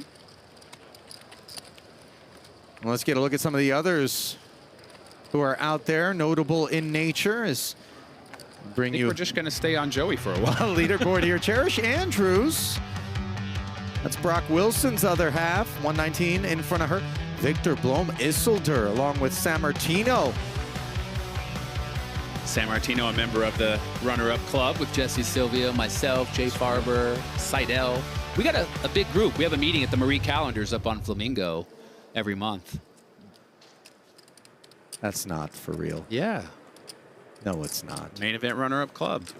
The Marie Callender's? Yeah, you know that Marie Callender's up there at the Flamingo in Durango? You know, you may or may not believe this, but no, I don't. We meet there and we have pie. Yeah. Runner-up pie? That's right. Ludlow looking to run it up here as Negreanu vacated with the ace-5. The dude abides. Nobody's separating themselves from the pack at this table. Just 3 guys in the 80s. A couple in the 40s, which is still 100 big blinds. It's easy to panic in the main early when you take a hit. You're down to 40 from 60, and you're like, oh, man. I'm dying here, but you still have 100 blinds. You still got plenty of time. And the next level's not much more. It's only 3-5. Yeah, I got more. You think Ludlow registered today because he doesn't roll on the Shabbos? Shomer Shabbos, bro. That's a great movie, man. Oh, it's so great. Big Lebowski, of course, the one we're referring to. We already had that split screen with Ludlow. Looking a little bit like John Goodman from back there. Horita looking a little bit like a man who's ready to raise. 2 10s, sure enough. Announcement made.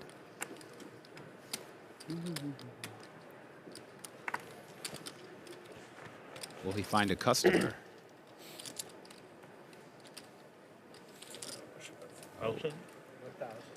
Oh. Well, we have part 3 in Nazar here in the big blind. Rather dusty holding, Jack 7 off. Nope. He opts to give it up.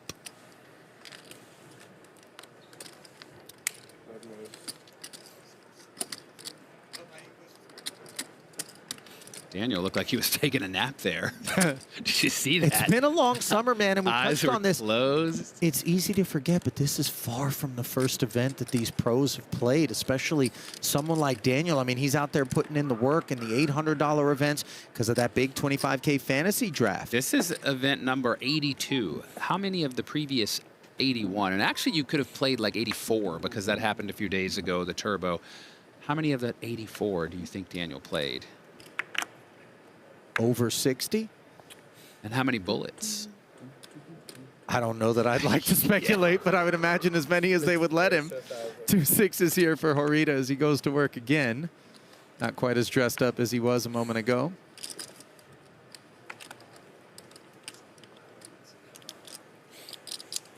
I got a sneaky feeling Nazar here. Oh, Ludlow with the suited ace gets in, and Nazar actually lets it go. It's 1,000. Suited king in the big for Kobos for 2.5 big blinds. I imagine he's going to jump in here too. Sure enough, to the flop. likes the price. These are ideas when we're playing deep. Of course, Kobos' stack not quite as deep as some of those around him, but nevertheless, it's not short. 10-10 deuce, however, puts him short on interest. Yeah, nice flop for the sixes here. Less likely your opponents have the 10, not worried about that deuce, really. A lot of the times a bet here just takes it down and you clear out the overcard hands. If anyone chooses to continue, then you can usually put them on some sort of flush draw themselves. Orita definitely enjoying that nobody was peeling there. Always nice to get those through. 100%. Nice and easy. What kind of kit is that he's got on? You know that? That's the Japan jersey. That's the Japan jersey. Fan club? Yeah, well. Not, and by the way, not their Oh, that's the guys primary that go either. Mexico. That's the alt. Now I understand. Funnily enough, no. Yeah.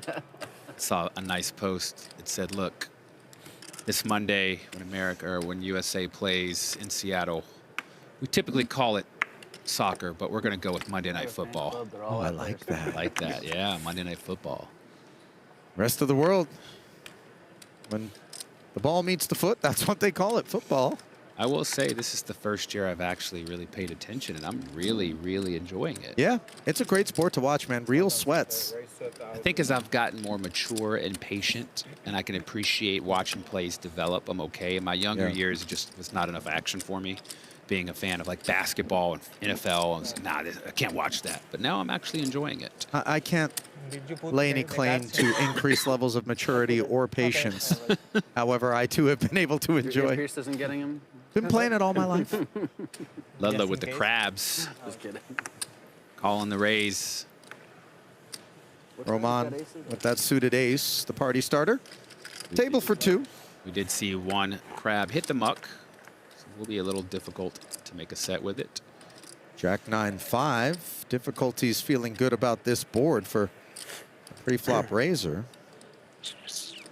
And neither player can be too comfortable with this board. Roman, knowing a lot of the times your opponent's calling your raises with those middling type cards, could have some hearts considering you don't have one. Goes check, check. Ludlow's not going to mind another 5 on the turn, given this action.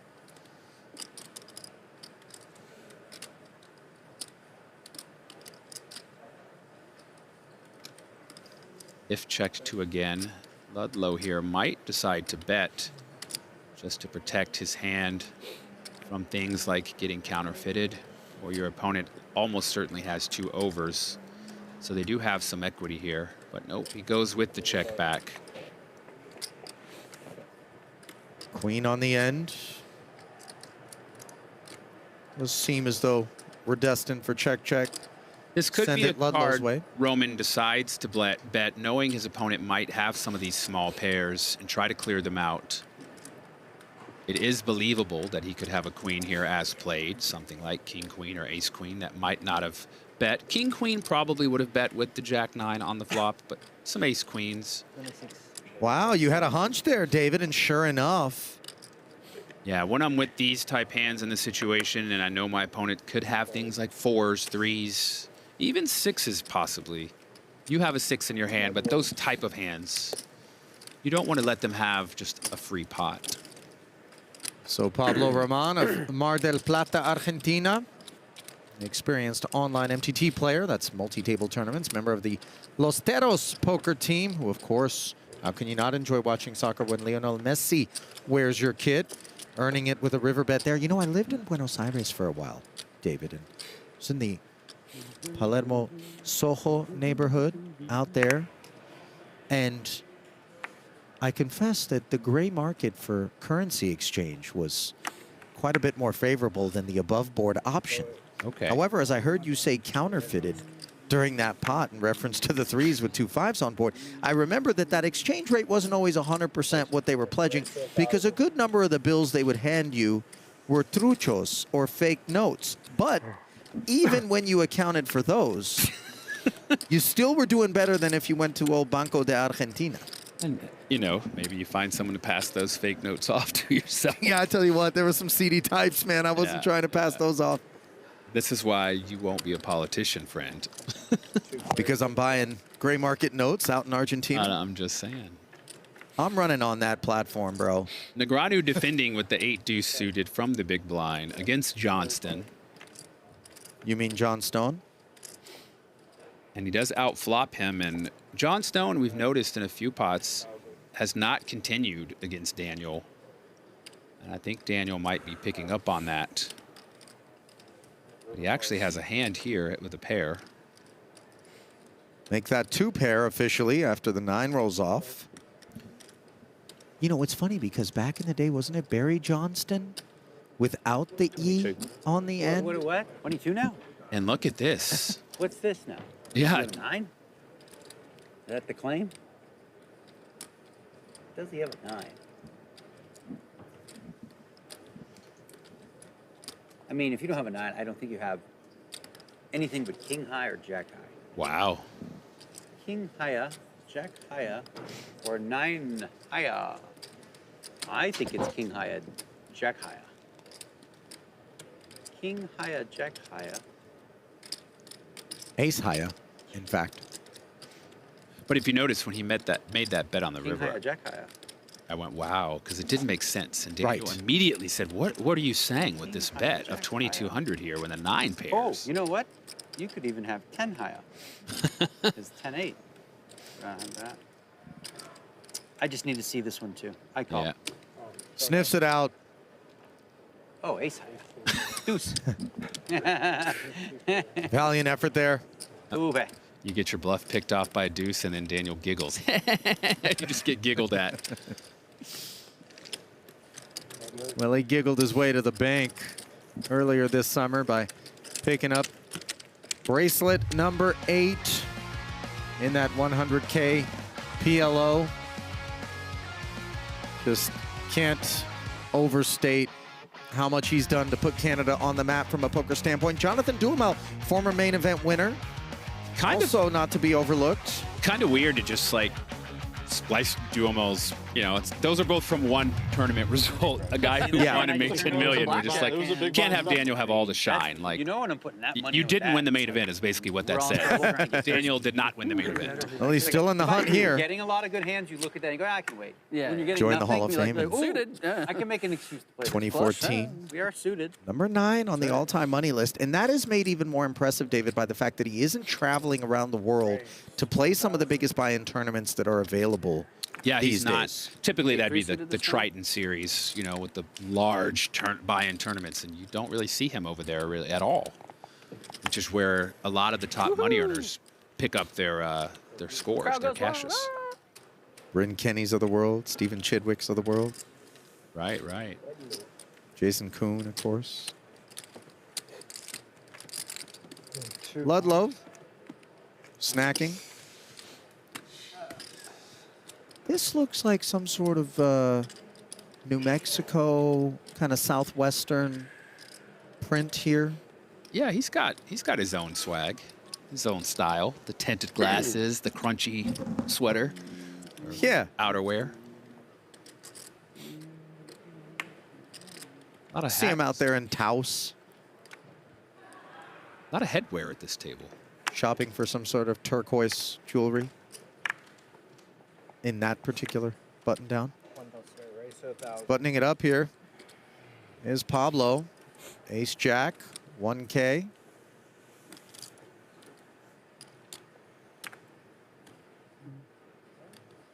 Is that a scarf? What's he got? The black underneath the hoodie. Maybe a gator? A lot of players have turned to this, by the way. Don't want to go with the scarf, but just something to kind of cover up the neck so as to keep people from laying eyes on the pulse while they're out there. Got to start wearing the shiesty, like in the hood, you know, where the guy The shiesty. pull one over their face. I don't know if the casino would allow that though, but. Morita with an ace jack of his own. Both players with top pair, top kicker here. Monotone texture. Neither with a heart. These are my favorite type of poker hands where two players have the exact same hand, exact same equity. Now we get to see who's the player. Who wants it? Kristen and Landon. And this is a card that could lead to someone actually stealing equity from the others. If one of them gets feisty and decides to bet, it will put the other in quite the predicament. But with both having a jack, which is enough showdown value, I imagine they both want to get to the river. And a flush on board. Really just unwelcome board development for both of these holdings. What is a woman? Now, the difference here being they know that they are chopping at best, so now someone might be incentivized to actually try to steal this pot from the other, where on the turn, showing down your jack could be enough. It is no longer in play. And Roman's going to try to steal it, and it will work, almost certainly.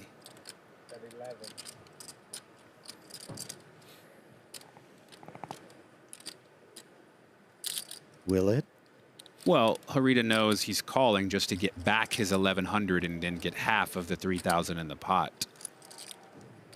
But if he's a non-believer, I think if you're a non-believer, then perhaps you should raise so that you can get it all.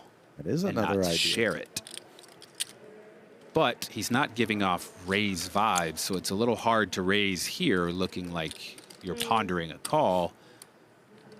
But at 1,100, maybe he just wants to see what his opponent's doing. You are going to be with this player for about 6 more hours, so it could be some information he values. And he goes with a call. Nicely done. As the boys will pay a visit to the carving station, no harm, no foul, as the ace jacks are always supposed to be chopping. David and I are going to step aside. We'll be back shortly with continuing coverage of Day 1D here at the main. Stay close.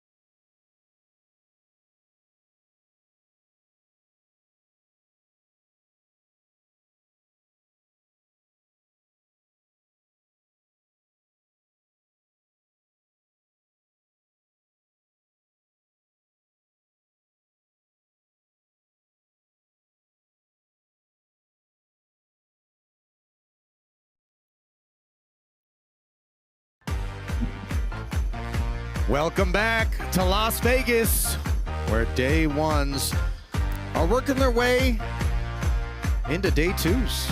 1D off and running here at Paris, Las Vegas. Brock Wilson, not to be overshadowed by girlfriend Cherish Andrews, who's in the mix. How about the Booth brethren, Jesse Sylvia? Second place. He's rumbling. Sean Deeb, certainly never far from a main event run. Never far from a World Series of Poker event, as he puts in volume. We've given you another glimpse now. I was making the case for Sean D being a first ballot Hall of Famer. Okay. And someone who I won't name said, I don't care much for his results because he's just a volume merchant and he just fires so many bullets and he's losing money. 900. And at first I said, who cares? The guy's putting up results. But then I started thinking about it. I go, man, maybe there's something to that. I don't know. I would vote for Sean if I had a vote. Yeah. First ballot Hall of Famer in my eyes.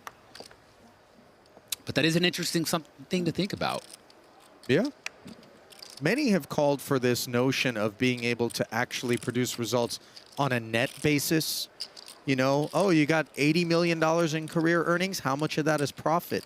And recently there was some circulation out there with respect to High Roller Series where people who have cobbled together big results may be very deeply into the red. I saw. King 5-4. Set. Yeah, Halegua smashing this one. Unfortunately for him, not a lot on the burner elsewhere. For Kita and DaCosta, he's happy to check back. Let one of them step in it. Now another heart on the turn, providing the nut flush draw to DaCosta. Another pair of quick checks. And note that Kita has found a queen. And now he chooses to bet wisely now that he likely has given out some equity. There's some 10 jacks out there, some heart draws, possibly people who paired the queen. I don't want to give you too much information. And DaCosta with the nut flush draw, definitely not folding. Hungry guy. No, he's not thinking. Antonio DaCosta. Note that Kita just evacuated with those queens. Ace on the end now. DaCosta has picked up a reason to pay off here. 7,100 in the middle. Fully defensive posture down the streets. Looks like he's come with a little more than half pot. If you're DaCosta with the ace, tough one to pay off with no kicker. It looks like he's going to do it. Perhaps that payoff a little bit easier for a man that owns himself that coveted Patek Philippe Nautilus that he has tucked beneath the Fendi. There it is. Yeah, good eye, Ali. The Italians tend to bring the swag. This we know. Have you ever owned one? I'm on the hunt for a 5990 right now. That's the dual time. Actually in the market myself. Yeah? For a little Are you double looking for P. the Aquanaut by chance? A little double P. I'm actually a fan of the Nautilus? The Nautilus. It's a super cool. You know, it went bananas during COVID. People were paying like 400 dimes. I do. For some of them. King 10 offsuit here. Mascarenhas. Yeah. Friend of mine who's a watch enthusiast entering in day 2 tomorrow. I'm hoping he ends up at a table with some names so you can get him on a TV table because he is quite a character and he does bring the heat on his wrist. I like that. Meanwhile, tepid application of heat from Gravanya. Ace Jack. Picking up Boydsoff with 6s. Where do you think Sanders is from? Colonel or this one? It was a Cleveland. Cleveland joke. Yeah. Oh, no kidding around here. McCavitt. 4,200 is the Pulls back 42. on the yoke. Blue Sky fills the windscreen. 5,200. Yeah, he's queued up. attacking the multi-way pot.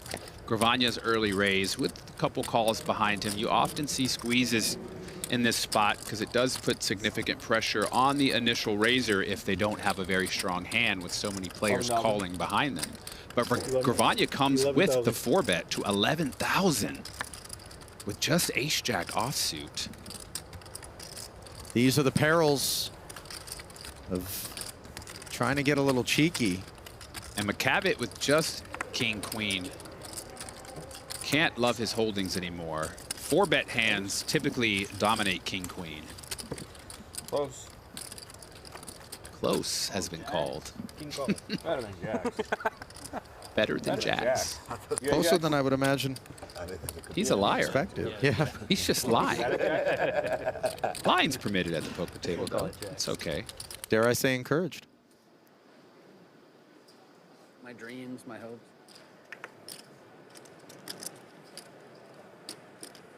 Raise. Ace-5 offsuit, and Samuel Choi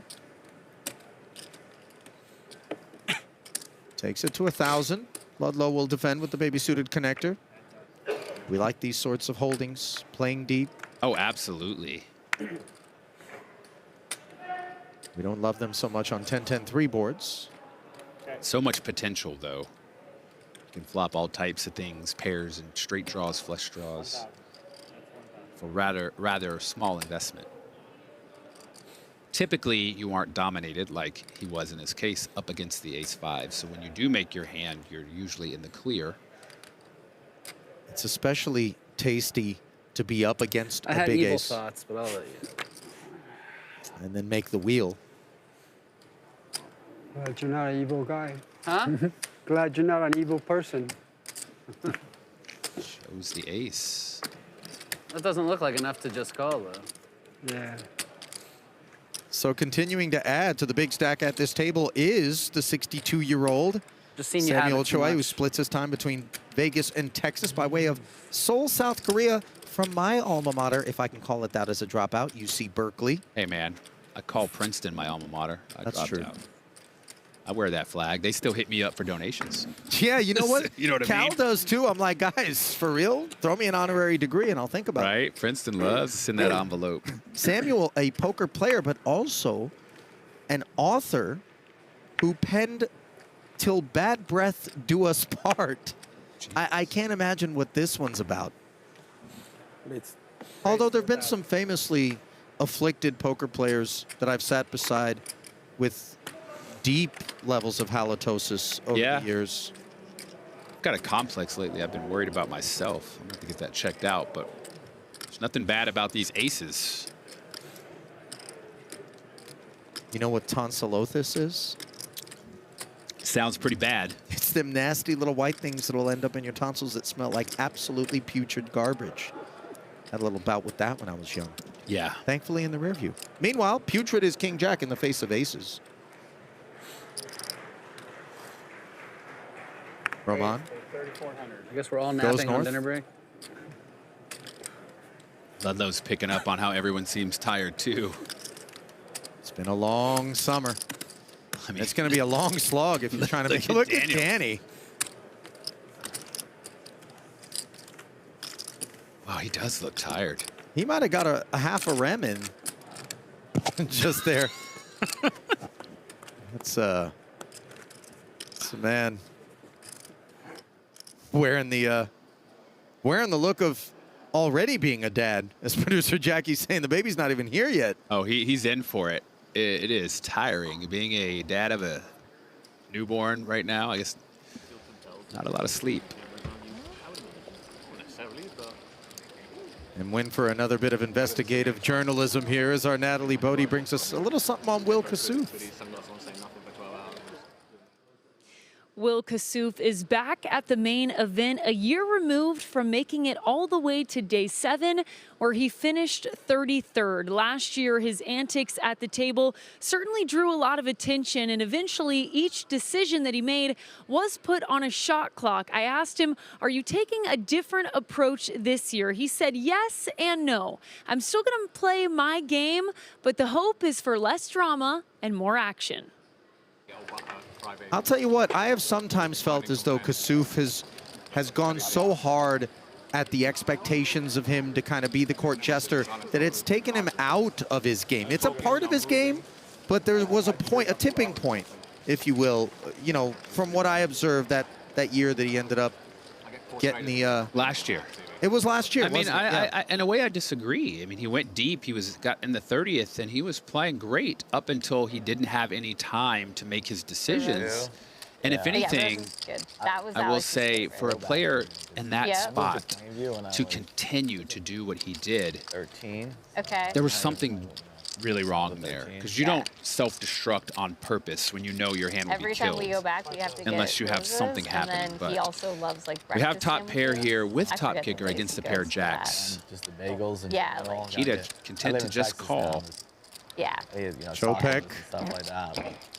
I mean, Trailing yeah, via Pip. like bacon, egg, cheese. And Chopek's still going for value here Yeah, I with know. 2 10s and a queen on the board.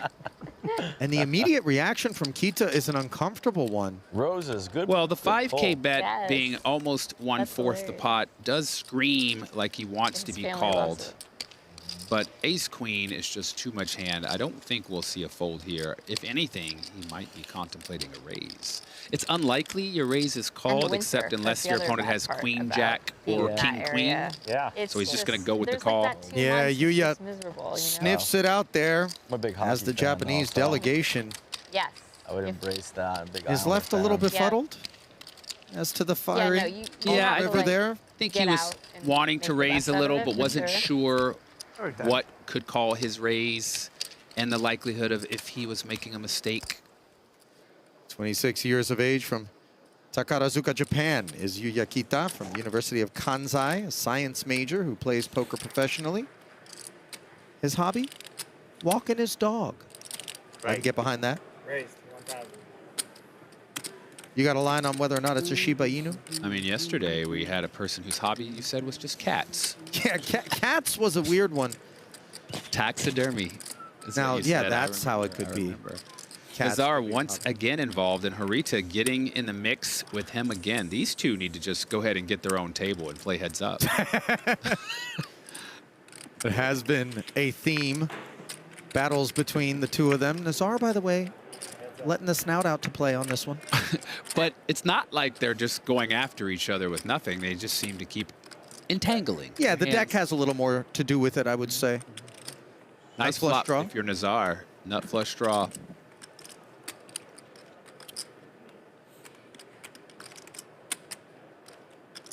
The spot where I think you want to continue. A lot of the times you could just win it without even having to make your diamond flush. If your opponent has nothing, some kind of offsuit, black king-queen type hand, queen-jack type hand. But with a pair of fives, Harita is going to peel and see a turn here. Something like a 4 would be a dream card. Well, a 5 obviously would be the best card, but some kind of 4. Even a 2 would give him some straight opportunities.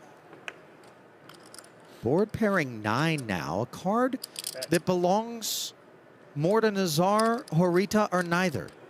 I would say neither. You know, it's not likely either has a 9 now that it paired. Nazar is not likely not raising with some 9s as you'd expect. Now, based on the flop call, you would expect Harita to maybe have check raised a 9. But with Nazar opting to check that turn, it's going to be very difficult for him to win this pot now. And Harita feels quite comfortable that the nickels are a winner, brings just 800.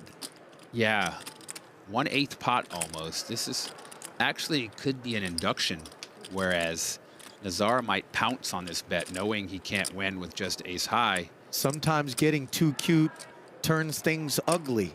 Well, if assuming you don't want to call a raise, this could be a spot where Harita feels very confident in his 5s. And if Nazar does something crazy like makes it 4,000, he might call him.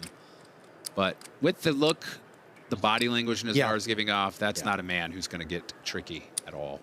Sure enough, he does put it in the bin as Harita wins this round. I don't have that in me to fold for 800. I just pounce. Well, you know, you and I all summer That's long why have I'm on the talked rail. about these super small bets. Yeah. We convince ourselves that 1 out of these 10 to 15 times when we're being laid the price, it'll be good, and yet it feels like it Well, that's a forever spot is. where he knows the ace high is no good, but it's the question of, do you want to do something wild to just say, you know what, let's just play a little bigger pot if you want to make that disrespectful 800 chip bet. Boy, Negreanu was very chatty earlier, but it does seem like he may have hit the wall energetically. I bet that dinner break's going to be a nap break. Go to that suite, that trailer, or whatever he's got these days. I can't divulge the location, but he has a bat cave. It's probably right here next to us or something No, back here in this dungeon they keep us in.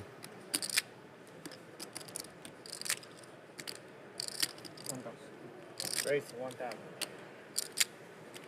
Roman getting after it, under the gun +2. Excuse me, under the gun +1 with just the king 10 off. He perhaps senses the table is all trying to take a nap. You know, that's a very real thing in terms for sure. of... I wasn't joking. Yeah. It feels like everybody is lined up in kind of a passive stance.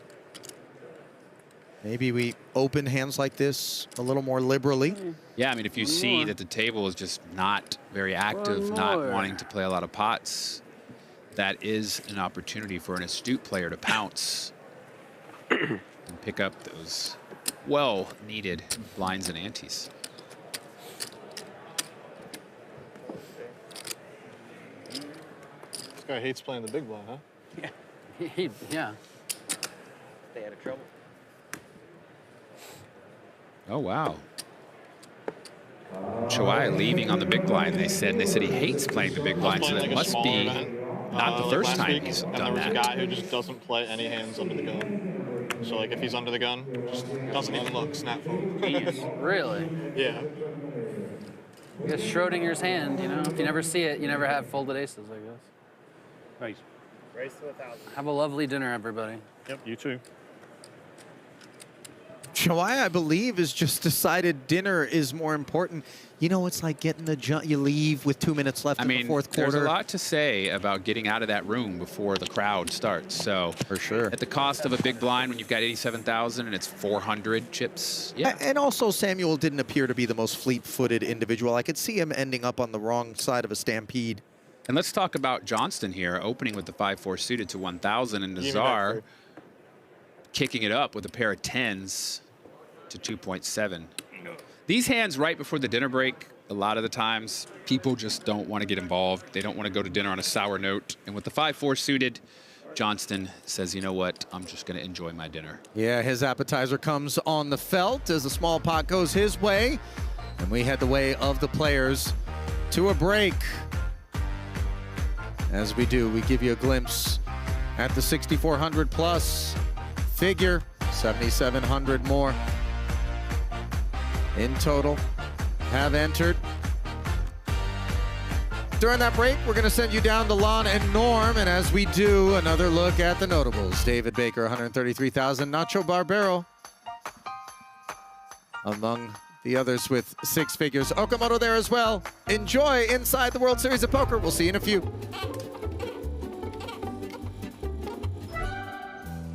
Welcome back to Inside the World Series of Poker. I'm Lon McCarron alongside Norman Chad, rolling along here on day 1D of the main event. Day 1D is electric, but it's not a very sexy name. All right, Norman, picture this. Day 1, part 4. I can see why the Star Wars Brain Trust never called you. Their loss. We've had some fun over the past few days putting a group of poker stars to the test at the ultimate bluffing game. 2 truths and a lie. Here now is the finale. Well, we've had fun watching some of our poker-playing friends play 2 truths and a lie. Norman, have you ever played the game? Oh, yeah. After college, I worked on an oil rig in Oklahoma, and I played it with a beautiful woman I met who wanted to marry me. Then I overcooked some lobster thermidor, and she left me. I see what you did there. You're playing the game with me, right? At the moment, Jennifer Tilley has a commanding lead. Let's now begin the final round. Kristen Foxen, center stage, please. Okay, cool. All right. So as most of you probably know, I grew up in Canada. I was a little bit of a troublemaker as a teenager. I got suspended in high school for drinking at prom. I got my motorcycle license before I got my car license at 16. And then when I was 18, I got caught with a fake ID trying to get into a casino to play poker. Okay, well, I'm gonna say the fake ID is a lie because I'm Canadian and they don't care who goes in the casino. I played with Jungle Man when he had a fake ID when he was underage. Really? I'm gonna go with the first one.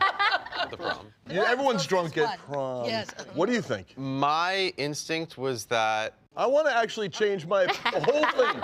I'm gonna go with the fake ID. I'm changing mine to motorcycle because even though it's funny, I'm just hoping that both your answers are wrong. We're going with the casino license. I really don't like motorcycle. We got 2 casinos and a motorcycle? Yes. I won. I won again. It was a prom? Yes, I did not get suspended for drinking. I got my motorcycle. Is that what I was trying to guess? Wow, we got a winner. Yes. You shouldn't have allowed me to switch my bet. I mean, when can you, if you bet poker, you can't take the money back to the dealer. You were fine to me now for it. I know, but you can't let me just steamroll you. The rules have to be rules. Kristen, completely scams the entire panel. So we have wrong, and here's a Canadian term you should learn. You have the hat trick for being wrong. You're wrong every time, sir. So Kristen Foxen comes from behind to win the entire series. We hope you've enjoyed poker's version of Two Truths and a Lie. Norman, it is my belief that Phil Locke thinks he was playing a different game than the others and that he actually won. There are no losers in Phil Locke world. Good point. All right, still in the throes of a big day 1D, and even though Norman and I never play the main event, we have seen enough to understand a little bit about what players need to do to ensure that they are here on day 2. Okay, tip number 1. Don't abuse the beer level. That's the final level of the night when some people sort of prematurely celebrate surviving the day. Too many beers equal too many bluffs. Tip number 2, to avoid a late mistake that you're going to regret the rest of your poker life, just leave 15 or 20 minutes early. Your chip stack will be safe. And you'll beat the parking garage gridlock, though last night I gave up trying to leave and just slept in my car. Okay. And tip number 3, if you are running bad, do what 2-time bracelet winner David Singer once taught me. Walk around the table counterclockwise 3 times. Ooh, I like that one. Well, that's all we've got time for right now. A lot of action still to come on day 1D from Paris, Las Vegas. Of course, the big question is, how big will this main event field be? Answer still up in the air with time to enter on the way out. Enjoy some highlights from the best hands we have seen so far. Have fun, folks.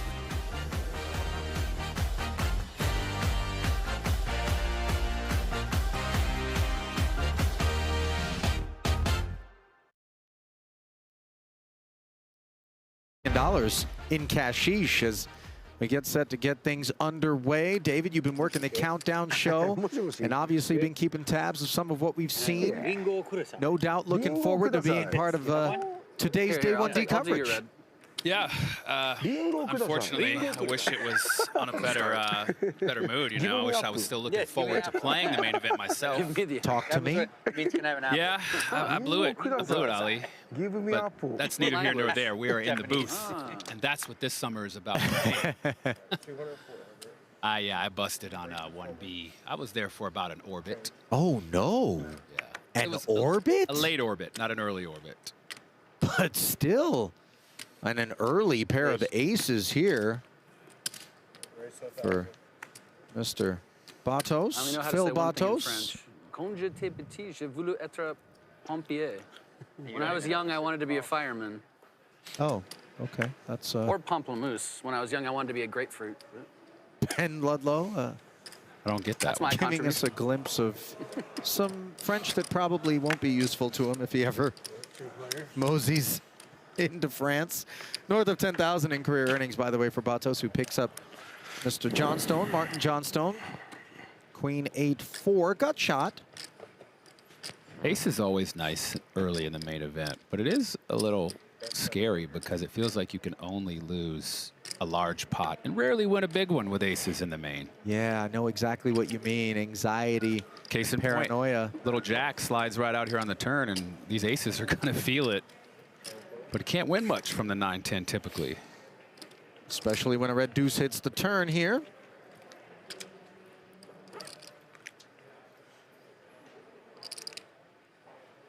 And you see that nervy, kind of heavy breathing there.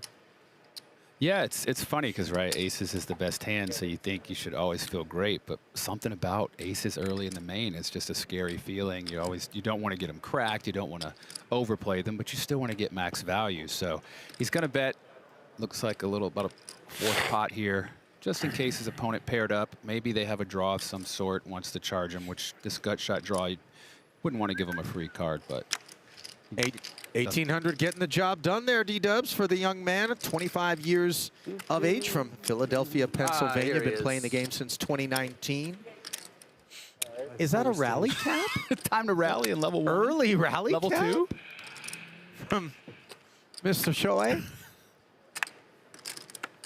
You know, there's so many amazing characters that make their way into the main event.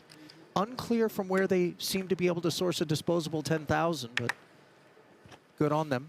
You know, there's a lot of thought about raising the buy-in of the main event due to the fact that inflation, it's been 10,000 since the 70s. Right. And I kind of think that maybe that should happen, but then when you see how beautiful the main event is, Separate them, put them in there. the wide variety of people, all ages, all walks of life, if you change it to 30, 40, 50,000, you probably lose that. So maybe it's just got to stay 10. Well, things are not going to stay 400, which of course is the big blind here. Picking up our coverage at 2, 4, and 4. 1K in orbit, the price of poker. Johnstone takes it to 1K here and now. Nazar with the 10-8 in the small blind. Chooses to flatten now. Another ace-jack presents itself to the big blind of Oscar Cobos. Nazar a bit loose in the small blind here. 10-8 off, not usually one you see people defending from the small blind front with. You know, the big blind, little understandable. Small blind, 45. kind of precarious. But we're playing deep stack poker, and often players want to get out there, get adventurous when you can afford to make a mistake. Cobos taking us further north to 4,500. Yeah, quite a large raise from the big blind here. Going to have to play this ace-jack out of position. So one of the reasons you'd like to make your 3 bets a little larger here, clear out some speculative hands, as he does. And that should do it. Yeah, back over to Hugo Nazar. Still deliberating. Yeah, just 10-8, not a spot you'd want to be in out of position, putting in 4,500 already. Already down to 50 from the start of 62. And sure enough, eventually, Nazar does put it into the bin. Yeah. Giving a tidy little one to Daniel out here once he becomes Papa. Yeah, just because the World Series is a set small period, and he can just take that, you know, compartmentalize that 6 weeks to play the World Series. But if I had one piece of advice, Daniel, early, really easy one. Let's not refer to the baby as it. I was just gonna say it golf. Let's my son, my daughter, the name, the baby, it. By the way, I would love, you know, the World Series is always reevaluating rules and policies as we see a reevaluation of the Ace-10 Open. Yeah, and this is the same 2 culprits we had in the last hand, 2 of the 3 at least. Nazar comes in with a raise on the button with a good hand on the button, Ace-10 offsuit. Cobos again from the blinds, 3-betting rather large, 5 times the raise to 5.5 thousand. Pretty big raise. I imagine it's also still going to get the job done again and just clear out this Ace-10, but you know, if he saw his opponent's hand, maybe he wouldn't want him to go anywhere, and he would want to play a pot with him, holding Ace-10, an inferior ace. Nazar chewing on this one. I was going to say, maybe we allow for new dads to don the papoose and play with the child, you know, hang over Carlos. I will say, I have a photograph in my phone of me playing a World Poker Tour event with my daughter in my lap. I love it. Bellagio. I snuck her in and got a quick photo before the floor came. Oh, and a nice shot there. Parking on Kristen Foxen, who's had herself a nice summer. Yeah, speaking of badasses. That's right. The 39-year-old from Ontario, Canada, wife of Alex Foxen. Truly poker's power couple, it must be said. Yeah, at this point, I don't think there's anyone else who can stake claim to that right now. Domination this summer. Red 8s have her taking us upstairs. Yeah, and we're in for a treat. Typically, when we get to watch Kristen play, it's either it's late in the tournament, so the stacks are much shallower. So it's more technical, but now actually getting to see her play so many big blinds deep, we actually get to see her prowess at work. A7-3 monotone, and Mike Chopek has outflopped here. Checking it, as to be expected. Yeah, and she comes with 25% pot. Small bet here. If your opponent doesn't have a spade, doesn't have an ace, you probably just pick it up right away. Finds out the information she's looking for cheap. Getting raised here with 2 red 8s. I don't think she'll continue.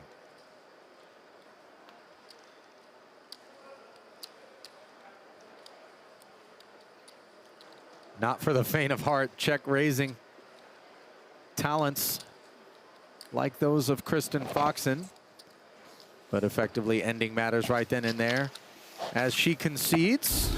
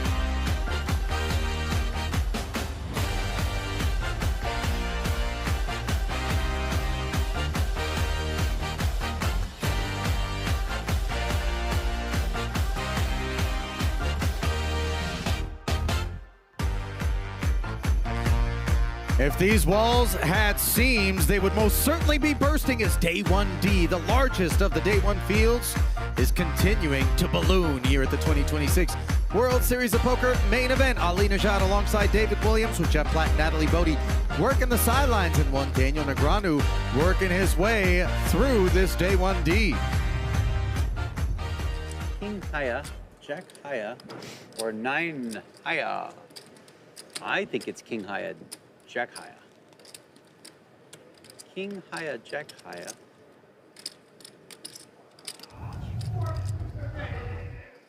Ultimately finding the call and putting the martial arts higher on Martin Johnston's bluff there was Negreanu among the 6,562 remaining here. Field creeping up toward 8,000, but rest assured we're not going to fall all that short of last year's number, if at all, which was 9,700-ish, because you can always max late reg Day 2, David. Well, you don't even have to max late reg. You could just, because there's still 2 levels you can register on Day 2. Is it really? Okay. Yeah, it's not at the start of Day 2. It's at the end of the 2nd level. So you have 4 hours. Oscar Cobos, ace queen. He's got 2 bets as the blinds have What a difference an hour makes. moved to It's like 300, playing on a heat 500. blanket.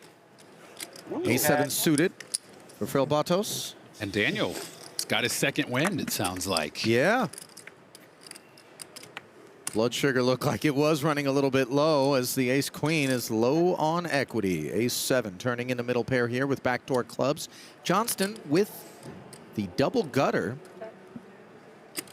Checks it over to the pre-flop opener, who has no interest in a C-bet. Bartos is content to let the turn peel off free of charge. Jack of Hearts now providing the Broadway gutty to Cobos. Cobos wisely checking the 10-7-4 flop with 2 callers, including the big blind. Knows that they're going to be in that middle card range. Some medium pairs such as 5s, 8-9 type hands, which just got there. But now he chooses to bet that he's picked up the gut shot to Broadway.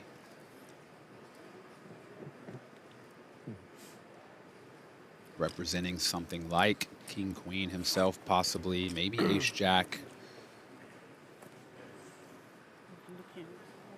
Bartos with a 7 decides he doesn't want to be faced with the same decision on the river and lets it go. And Johnston no longer likes his double gut shot. Nice activation there from Cobos, David. Pardon the interruption. Yeah, I was going to say the 9 is no longer attractive. Sure. Sorry, in my head. Have you heard it? Yeah, Madsen got it stuck in my head. There's a look at the tournament summary thus far. Negreanu, Foxen, and Deeb among the notables. Sugar Sean still out there trying to find a sweet Day 1D bag. He was looking out the window. What's going on? So good.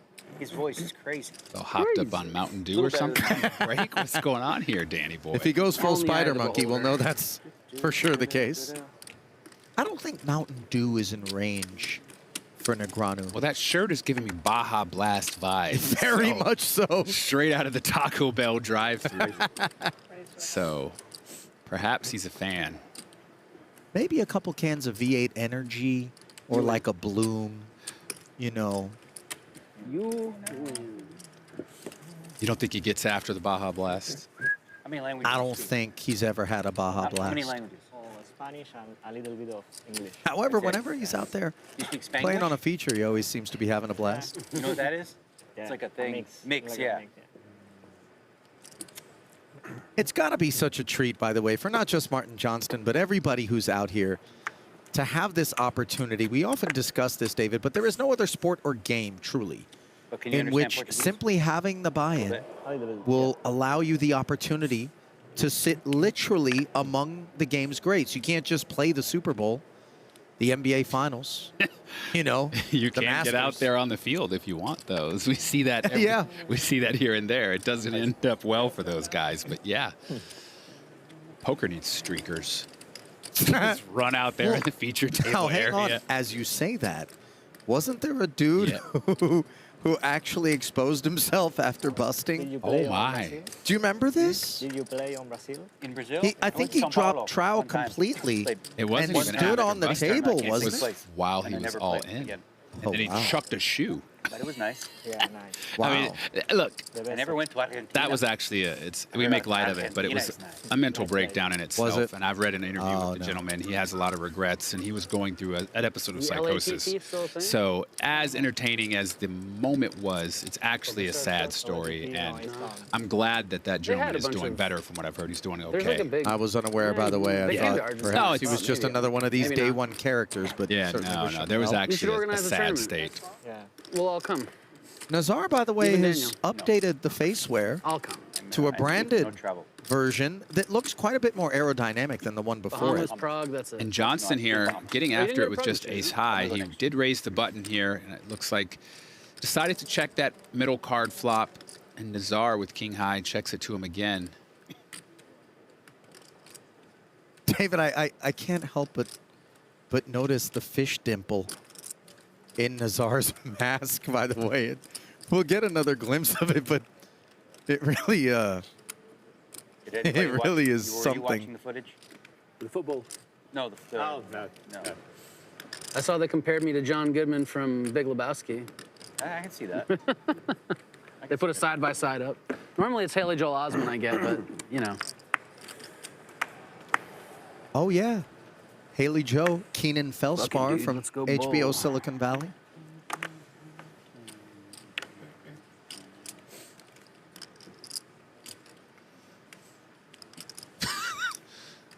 Did you catch the dimple? I did. What happened? I did. It looks like Dory from Finding Nemo a little bit. See it? From the side, it really does give it fish-like. Anyway. I mean, put the glasses down. We've got the full costume working. You could see him causing problems in Gotham City with that one. Kobo's content to just check back 9-7 offsuit in the big blind. BVB, King 8-6, middle pair versus the open ender here. Yeah, both players with a little something. Either player could bet and take the lead here. But with middle pair, Nazar decides it's his turn. His opponent doesn't rate to have too many kings. A lot of good ones would have raised his limp. And Kobos with the open ender to take this one of two ways, decides to just call. And he hits it, albeit the club variety not as attractive to the clean 10. You still feel nice with a straight here, especially when your opponent checks it. I think he'll want to bet here just in case his opponent has a club to deny him some equity. But he could get tricky and take that risk and be content that if a club comes, it will be difficult to play, but if not. And now with Nazar having two pair,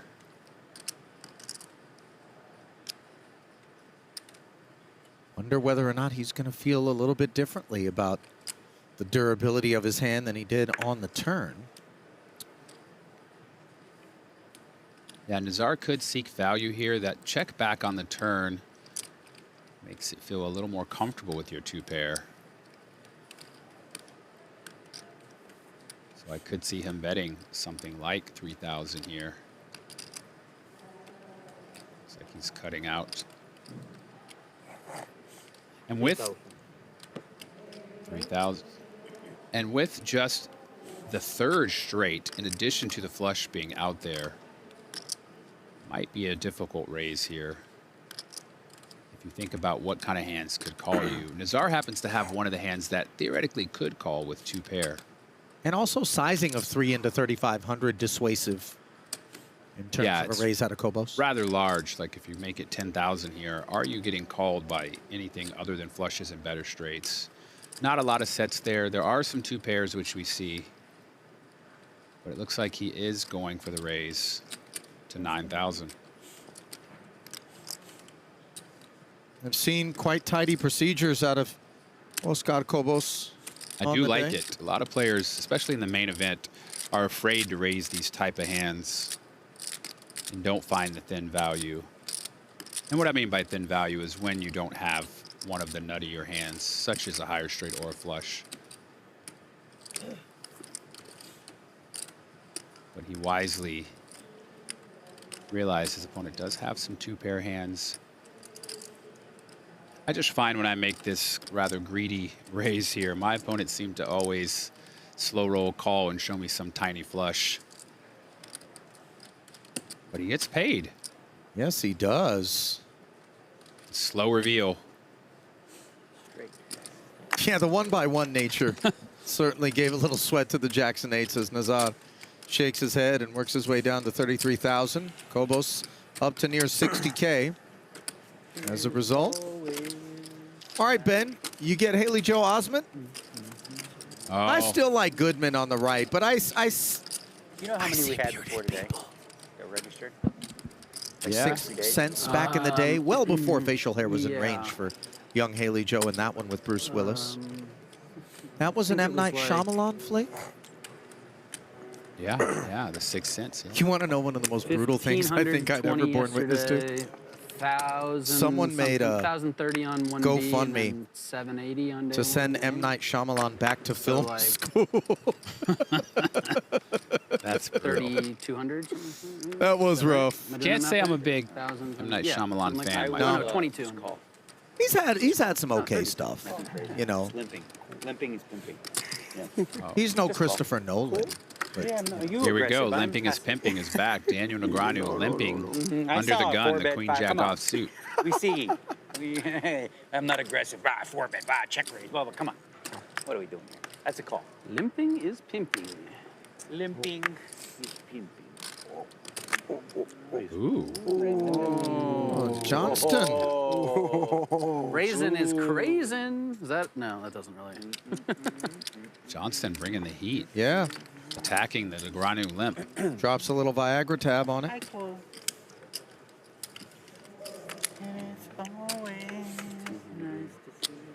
Another 1K. Daniel makes the call, finds a Broadway gutty against second pair here.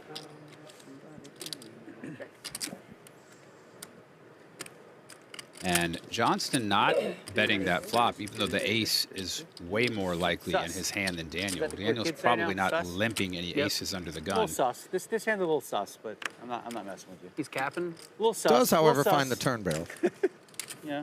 They checked that flop pretty fast. It Yeah, took it off. went- There's a I didn't turn know. already No on the cap, board. dead ass. Rapid No fire. cab, dead ass, yeah.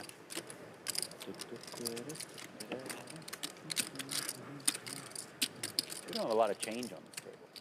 They don't give you a lot of chips like the old days. Well, Daniel Negreanu has been a well-known commodity in the poker community for quite some time, but not that long ago, this man here, Jesse Lonis, was a relative unknown. He has since very much made his mark.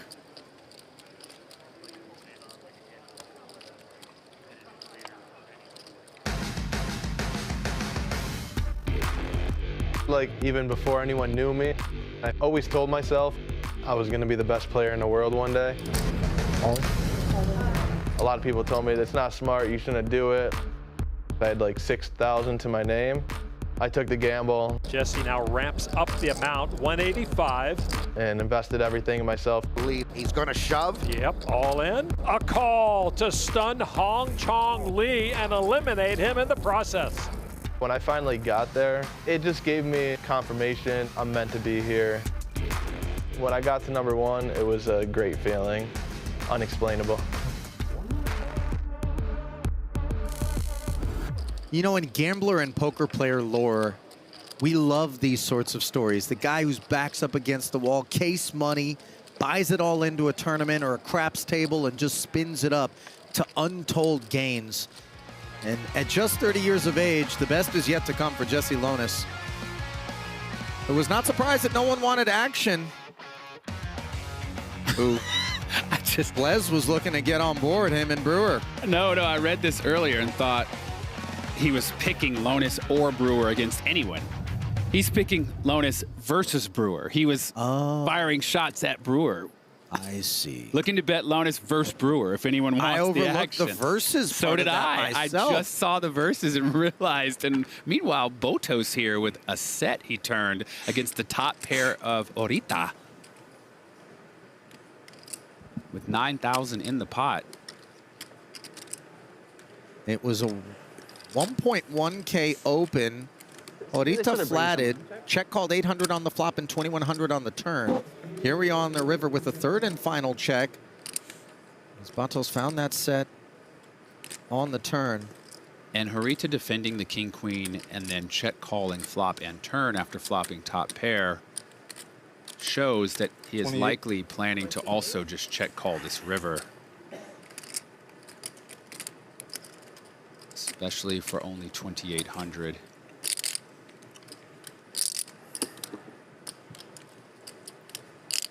I heard some chips, but they weren't Horitas.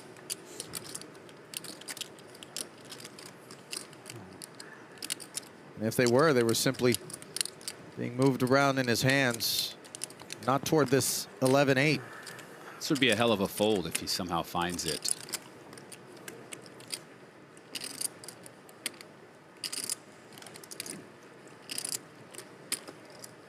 Well, he's facing a third barrel from a pre-flop razor.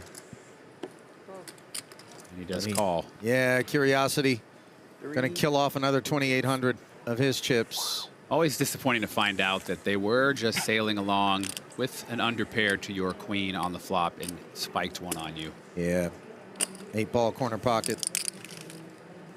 For the Eagles fan, one of the few fan bases in all of sport that have been known to whip D-cell batteries at opposing players on the field. Really a rough crowd out there in Philly. Yeah, they don't play in Philly. They really don't. Speaking of man. Philly, shout out Theo Tran. My He's guy. out there in the field. I ran into him. He In was there. at Chainsaw's table, by the way. And him and Chainsaw were doing some sparring. Yeah, he actually told me today Chainsaw was very unhappy that you were on the call tonight instead of Nick, because he's a big fan of Nick. And Me? No. Oh, that Chainsaw. you. Theo was bragging. My boy Dave's in there with Ali tonight, and he was like, "Oh man, I love Nick." He was just Chainsaw not happy. Oh, he's tilted that you're in here Tilted instead of I'm Nick? here instead of Nick. Listen, you're doing just fine. Chainsaw can be a curmudgeon out there. Look, I'm not out there to please That's a bad Chainsaw take. of all people. Who can please Chainsaw? Exactly. This man eats like bland, like burgers, nothing on them. And have you seen this guy's food takes? Not one's taste I'm too worried about. But I do like suited ace babies in the small blind. Daniel Negreanu coming with the 3-bet. Yeah, cooks up a third scoop. Down goes another ace tray, offsuit addition, understandably, but this does diminish pathways to improvement for Negreanu. Yeah, and a rather large 3-bet. Again, when you're out of position here in the small blind, it's nice to raise a little larger, incentivize your opponents to fold these hands so you don't really have to even play them. But when you are called, you can flop some things and do some things with your suited ace. Daniels happily will take that one down pre-flop. Pablo doesn't want any of the smoke.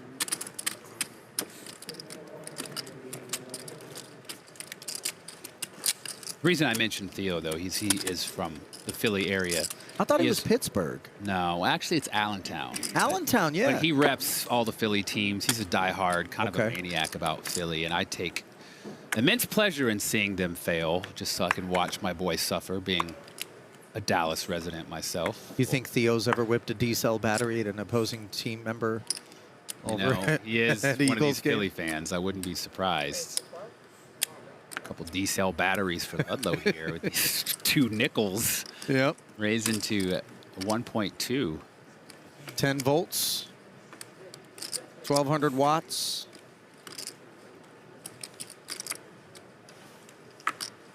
Eight, 9 for Shohei. I liked the follow through on your fold, you know? Yeah. Gotta hold the pose. Trying to get a little draw. Yeah. Or actually, sorry.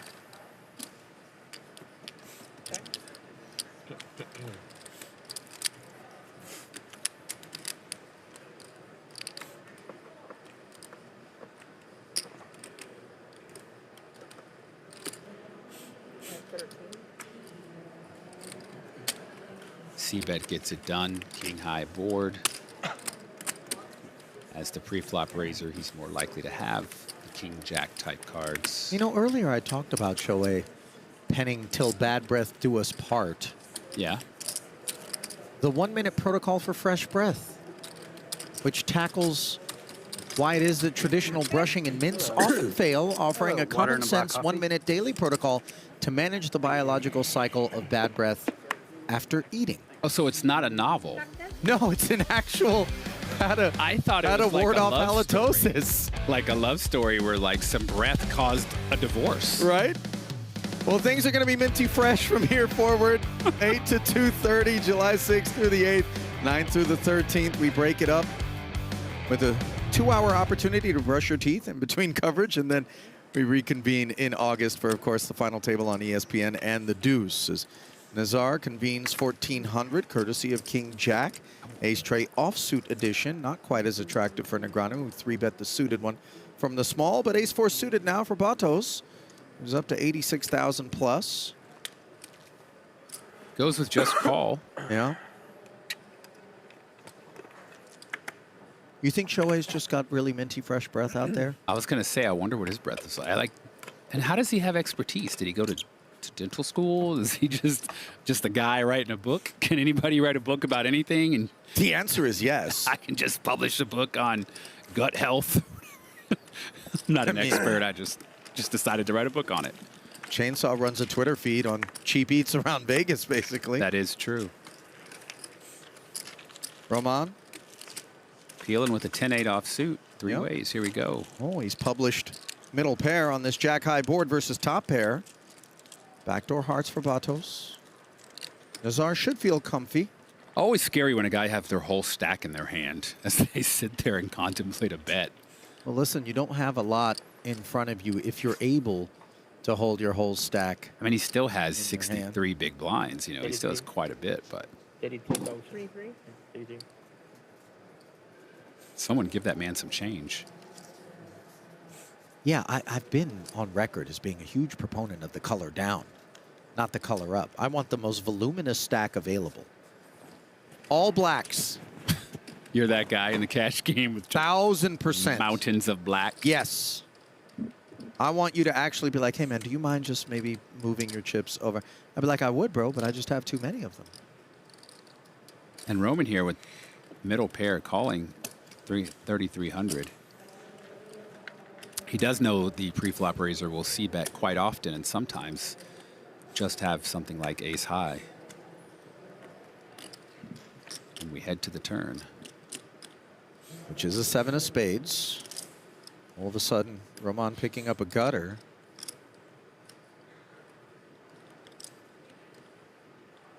Also, something like 9-10 is more likely to be in his hand than Nazar opening this pot in middle position.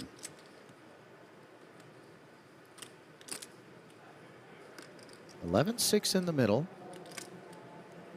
Nazar could keep a lid on it with one pair here. And that's exactly what he does. And that allows the 10 to roll off, giving Roman the check mark. 2 pair, 4-liner on board.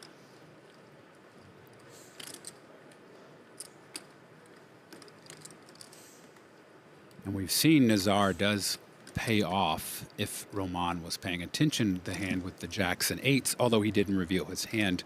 We know he had 2 pair, but he could not beat the straight from Kobos. So I wonder if Roman will try to get value at these 2 pair here, knowing it is unlikely Nazar does have a 9. And if he does have a strong 1 pair, such as a jack, he knows he might pay it off if he were to bet something like a third or half pot.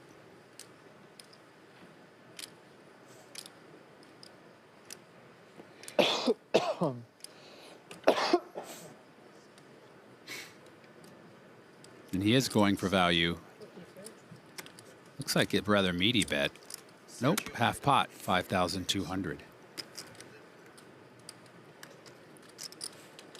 And Nazar continuing to take bad runouts for his holdings. Wisely gives it up. Shaking his head, by the way, the frustration is very palpable for Hugo, who's just been roughed up. Every time his chips head toward the middle, it seems like they seldom come home with company. Yeah, I mean, look, to me, I see a man ready to implode. You know, he's got the chips in his hand, like itching to find a spot to get them all in. And it just seems like he's just You know, I don't think you're wrong, but as you pointed out, 60 some odd bigs. No, he's still got a lot of chips. Plenty. But it feels like I can feel with him, like the noose around his neck tightening. Like it's just, he just feels like it's all slipping away. And sometimes in these moments, it might be good to just step away from the table, take a breather, even if you miss a hand or two, just recenter yourself and put it into perspective. Negreanu front and center with 2 9s. 1 9 into the bin.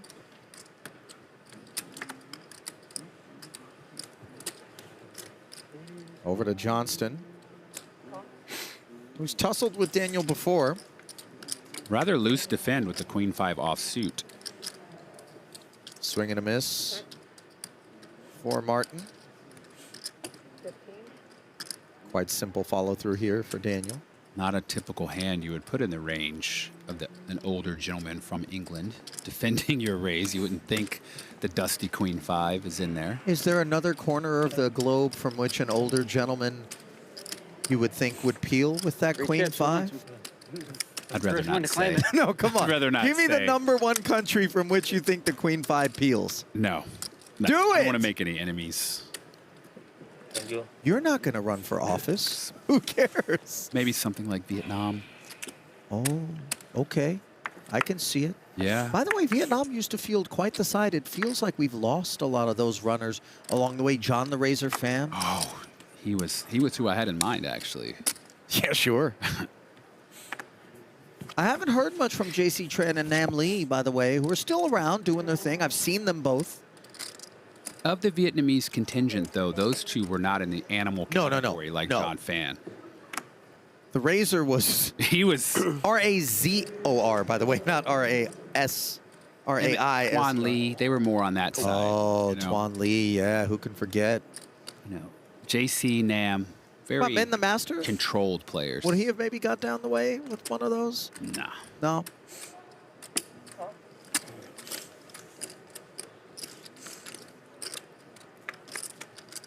Ace tray of diamonds. Picks up a couple of stragglers. 2 hearts, 2 sevens, and a 4 here. The 5s. Still best.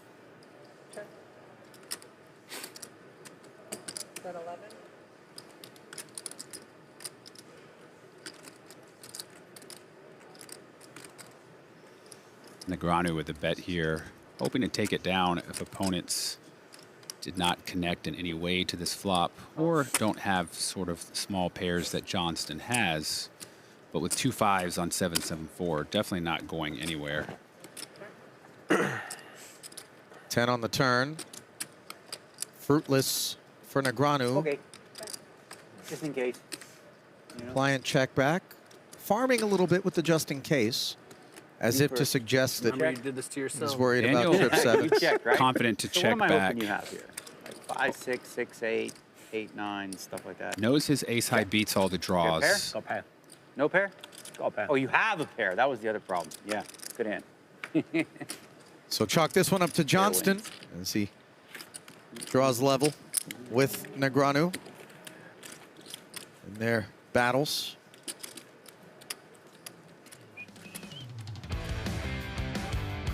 "25 years ago in 2001, there's a look at what was going on in poker. El Matador, Carlos Mortensen, won the main. Helmuth picked up number 7. He's since won 10 more.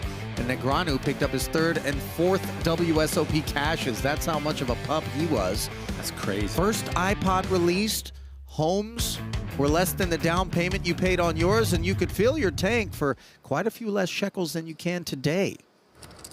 Of course, that figure kind of revolves around whether or not I open the Strait of Hormuz on any given day. I do have a direct line to my peeps.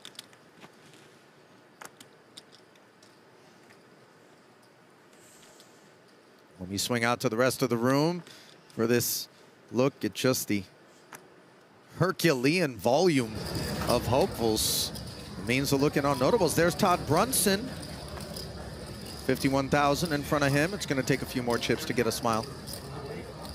You think Doyle's selling him at 1.4 back in the day? Cut it out. E-Dog, there he is, 68,000, double thumbs up. He's having fun. Eric, one of my oldest friends in poker, by the way. Mine too.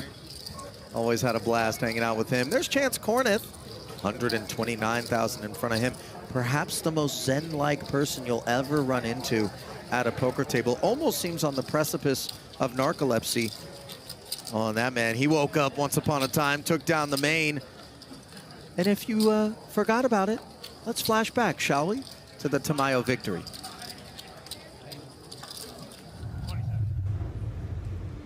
Another check raise from Griff to 40 million. All in. Pressure now back on Jordan Griff. I call. He makes the call, and here we go. 3-8, wow. Will this be the deciding card of the 2024 main event? Yes, it is! Jonathan Tamayo climbed over everyone from short stack to main event champion. Over under 0.5 times Tamayo has worn that bracelet out in public. I'm going to say over. Really? Oh, yeah. Every time he goes to the what? Anywhere fun, the nightclub, the bar.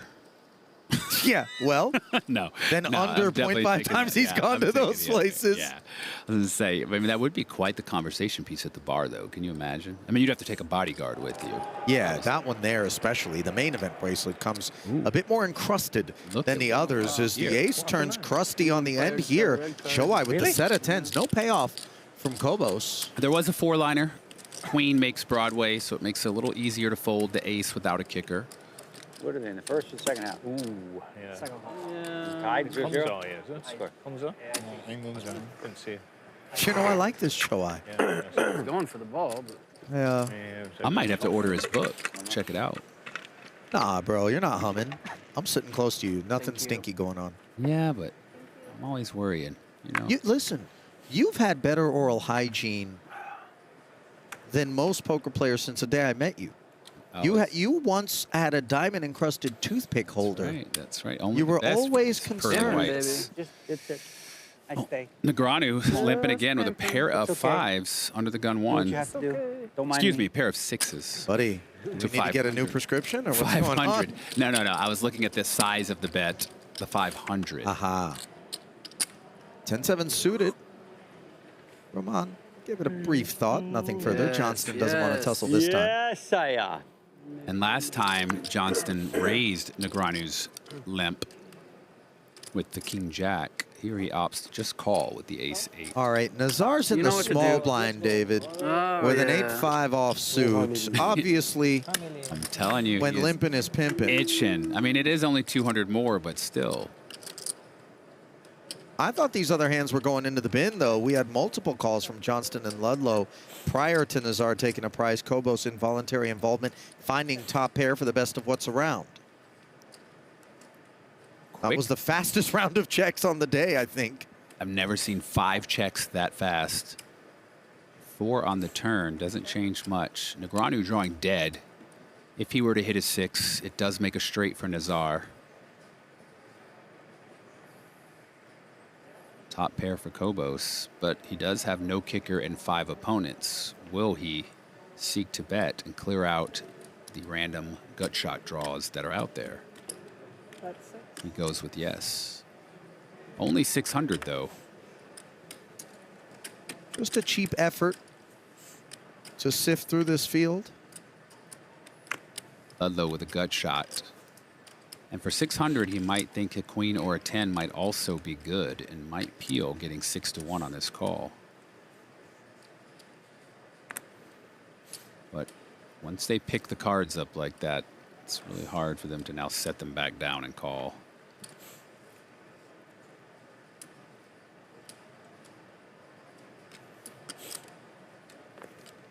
Nazar doing a little accounting. Thinking better of it.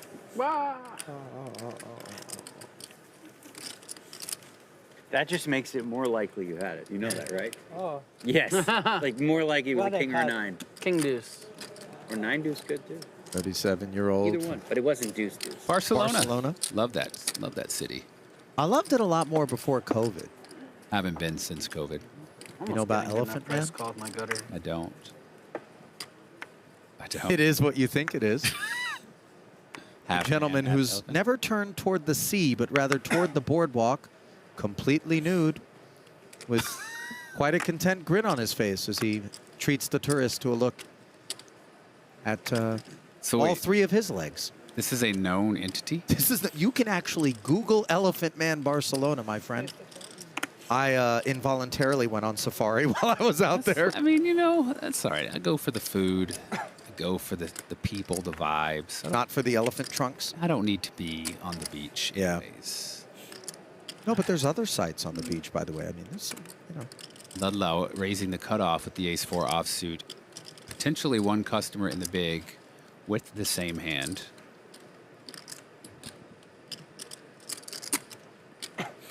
Marita possibly thinking about a 3-bet here. Nope, goes with just call. Another one of these opportunities to see who wants it more. Jack 10 Trey. Ace of spades in focus.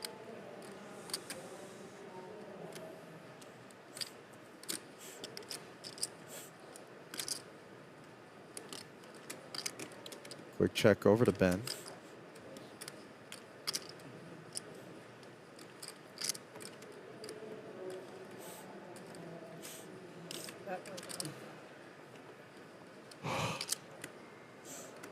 Drops a lemon tart out there.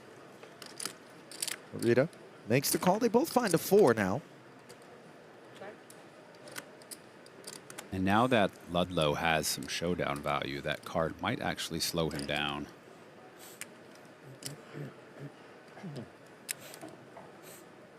Knowing he just beat the other ace highs. Oh, and they both make aces up on the end. This could get interesting. King Queen, of course, has arrived as a problem for both. Yeah, and I think the presence of King Queen will likely keep this pot from going a little crazy. Would we not have heard from a King Queen in either seat by now? Well, Ludlow did bet the flop and decided to check back the turn. Okay. It's a way you could have played King Queen there if you decided you didn't want to keep firing on the turn, if your opponent likely had something. That's right, I forgot about the 1K C bet, so. There was a bet on the flop. Either player could really have it. Horita checking. Horita checking. Now, Ludlow will almost certainly seek value here, and it's interesting if Horita was checking to raise or to just maintain some sort of pot control. I imagine he will raise, but it could be one of those situations where he decides if he raises, is he called by anything other than better ace, 2 pairs, and King Queen? Well, King Queen obviously isn't calling, but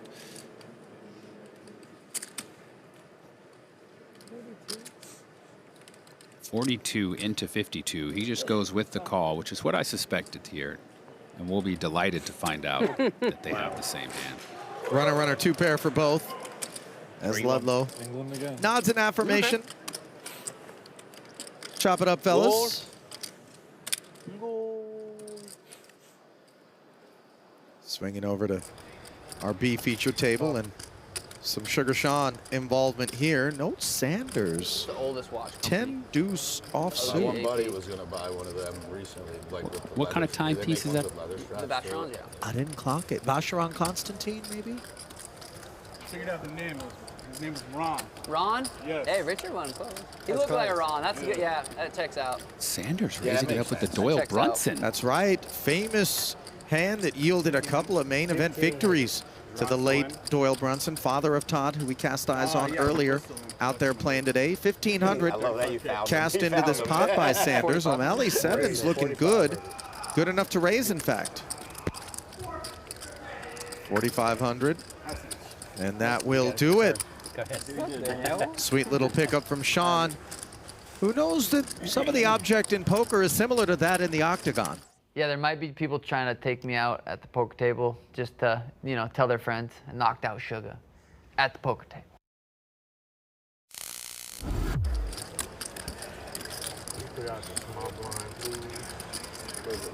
Did you end up eating? Yeah. What'd you get? Vision.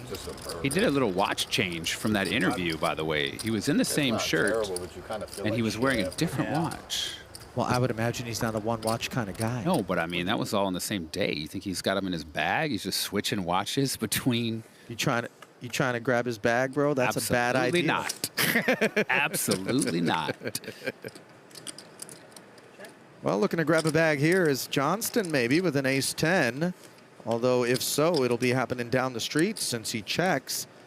Despite being the pre-flop raiser here, Kobos flatted the button with Queen-Jack. Content to check back.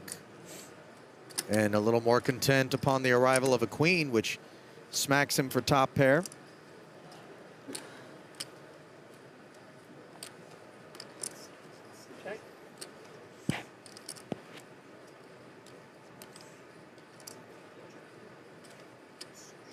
Yeah, Johnston knowing the range of hands calling him on the button could be some things like king, queen, or some middling pairs that he could not likely get out with a bet, with a c-bet.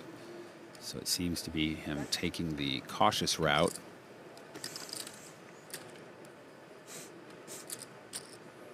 And Kobos with the tricky check back on the flop, hoping to maybe induce and get Johnston to fire a river bet. And it looks like it's going to work.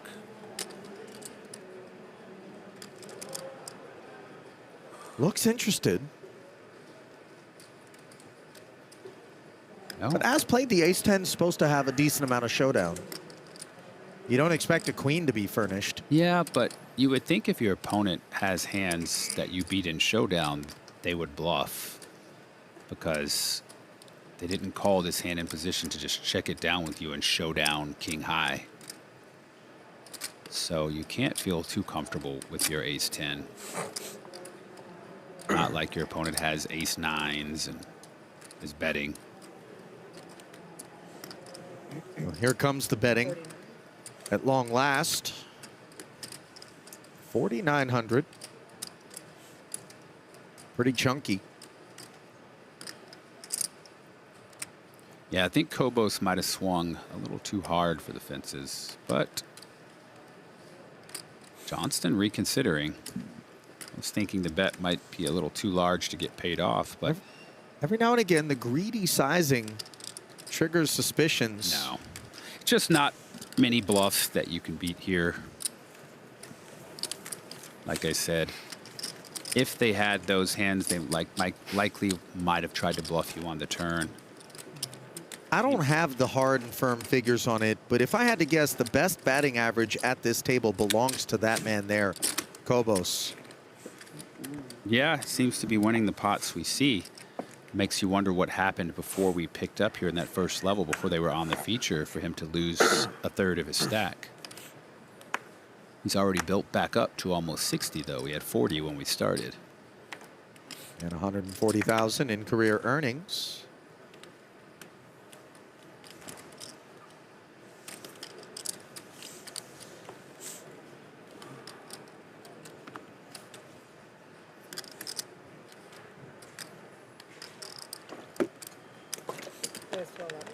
Orita showing some kleptomania on the button with Queen 3. Queen 3 on the button. You got a table that seems like they're still napping from earlier. King 8 suited, though, not asleep. He's playing position, not his hand. 7, 8, 9. Midfield coordinated board texture. Botos slips it with second pair. And typically when you raise with like a large pair, ace, king, these are the kind of boards you want to slow down on. But being the button, you also have a wide range that includes these middling cards, and you could easily have some 10s. Four-liner on board. Botos picking up the diamond draw, however, not picking up a barrel, as Orita picks up the gutter, checks back, finds nothing more than a pair of 3s on the end. I'm a little surprised Orita didn't try to win this pot with a bet at any point.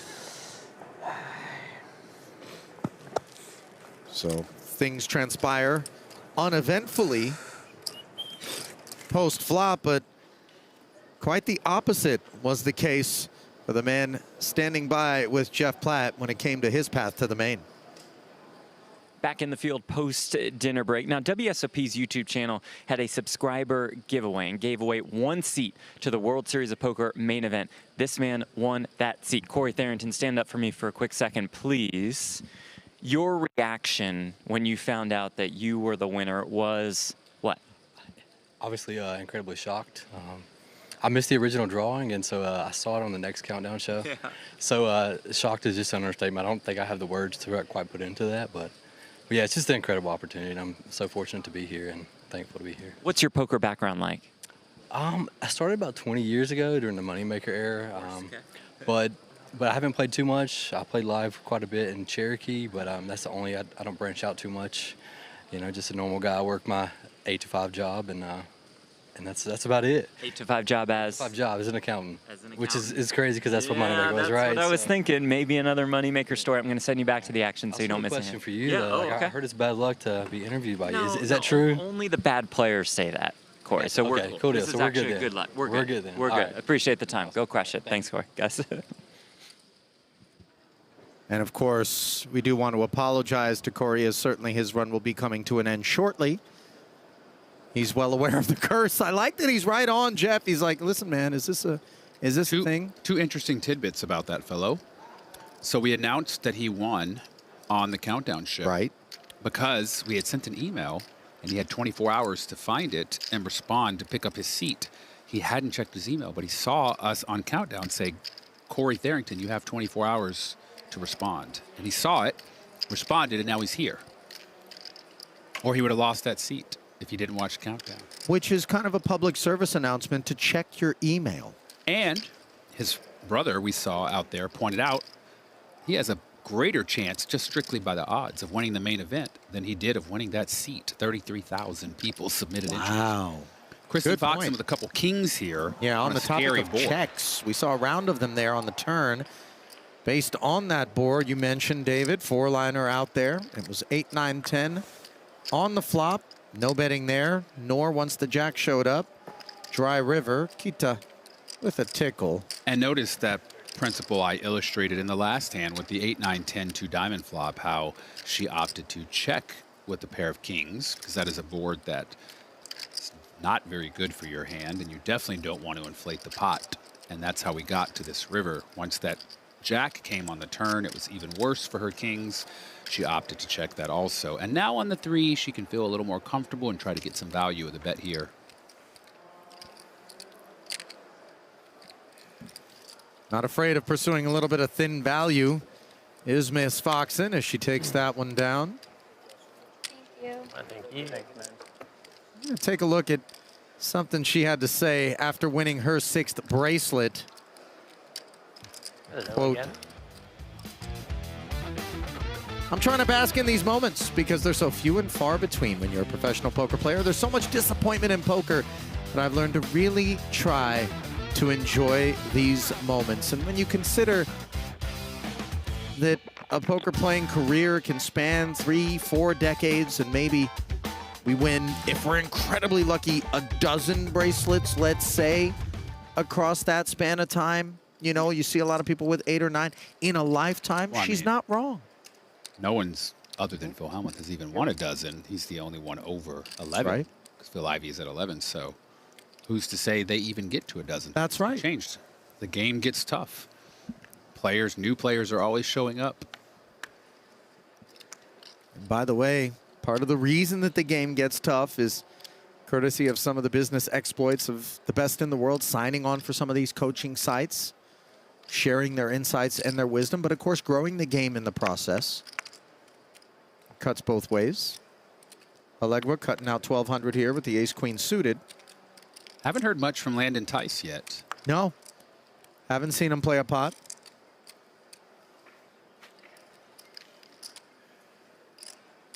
We have seen DaCosta play one, but ace-6 doesn't make the cut for him. Well-timed fold.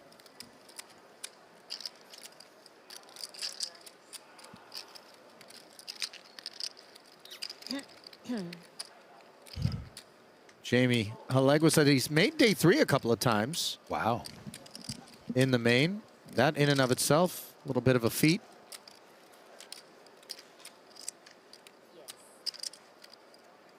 Been playing poker since '03. I think a lot of the resumes for the non-professionals are going to read right around that era for people. Jamie's age. We're real sleepy over Very lethargic at the moment. Honestly, another I'm sleepy exhausted table. from that hallway of Yeah? people. Shoulder to shoulder. Way too much noise for me. Yeah. A little sensory overload. I like quiet places. Ooh, yeah, me too. The cave. Yeah, yes. I'm going into the cave tonight. That's for sure. There's premiums. Raceman lamenting the dust delivered to his doorstep. Yuya Kita on the button. 1100 with King Salmon. Let's see if Foxen is content to just see a flop here with ace high, or will she 3-bet? Nope. The button raise. No real reason for that. Keep the pot small and play post flop. Something she's quite comfortable doing. Queen 10-4, not adding comfort to either holding as Kristen slips it.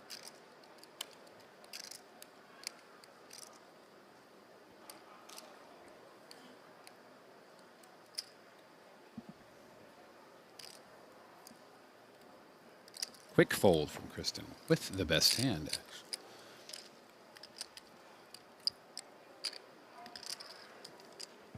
It's got to feel nice to get that one through when facing one of the best players in the world and just king high. Sure. 361,000 in live tournament winnings for Yuya. Not shabby.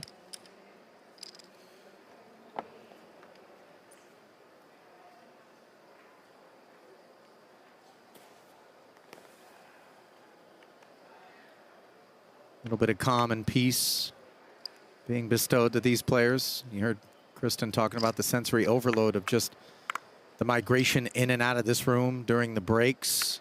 Droves of people, and certainly a lot noisier on day 1D than any of the days before it. As a little noise could finally be made here by Landon Tice with the black jacks. Yeah, dominating La Francesca's hand. King Jack suited. Large 3-bet to 4,000 in position here.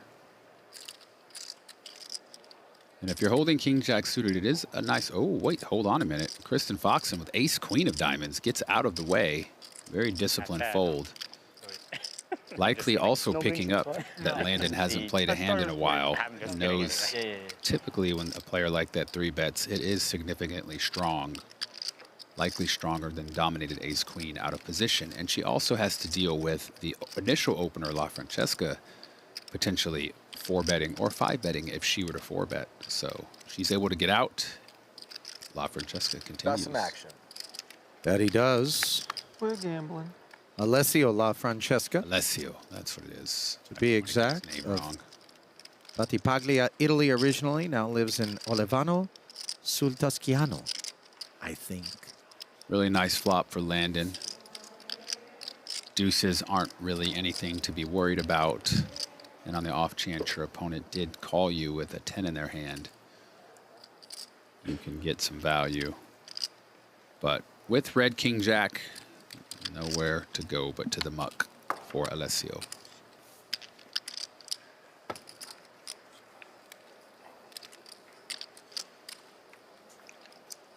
Landon Tice, still so early in his poker career, Wow. David. A lot of eyes on him at 27. Originally from Florida, one of those places that gives us so much poker talent. And as I alluded to earlier, under the tutelage of some very experienced players, including Nick Schulman. Oh, yeah. One of the best.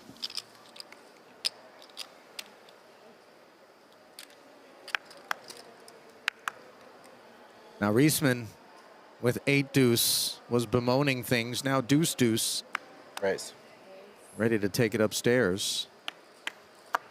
Trying to get something going here. Lacking customers thus far. Not that he wants them. I mean, nobody else is going to call you. Ace-9 Shota. Pride of poor Jeff. Uninterested in the old Brunson in the big.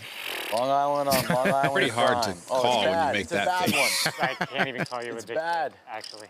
Yeah. Come on, you can call. I've basically called with any two, except this is I probably think you just a folded, little yeah. too extreme. Sorry. Which way you would do? Sorry. Legwa I had one of those apologizing also. But if for you had not being another able to one, give you'd be action. destroying me. Oh, God. Had you dominated, huh? Yeah. Reisman's all right. Man after your heart with the old toothpick. Yeah, man.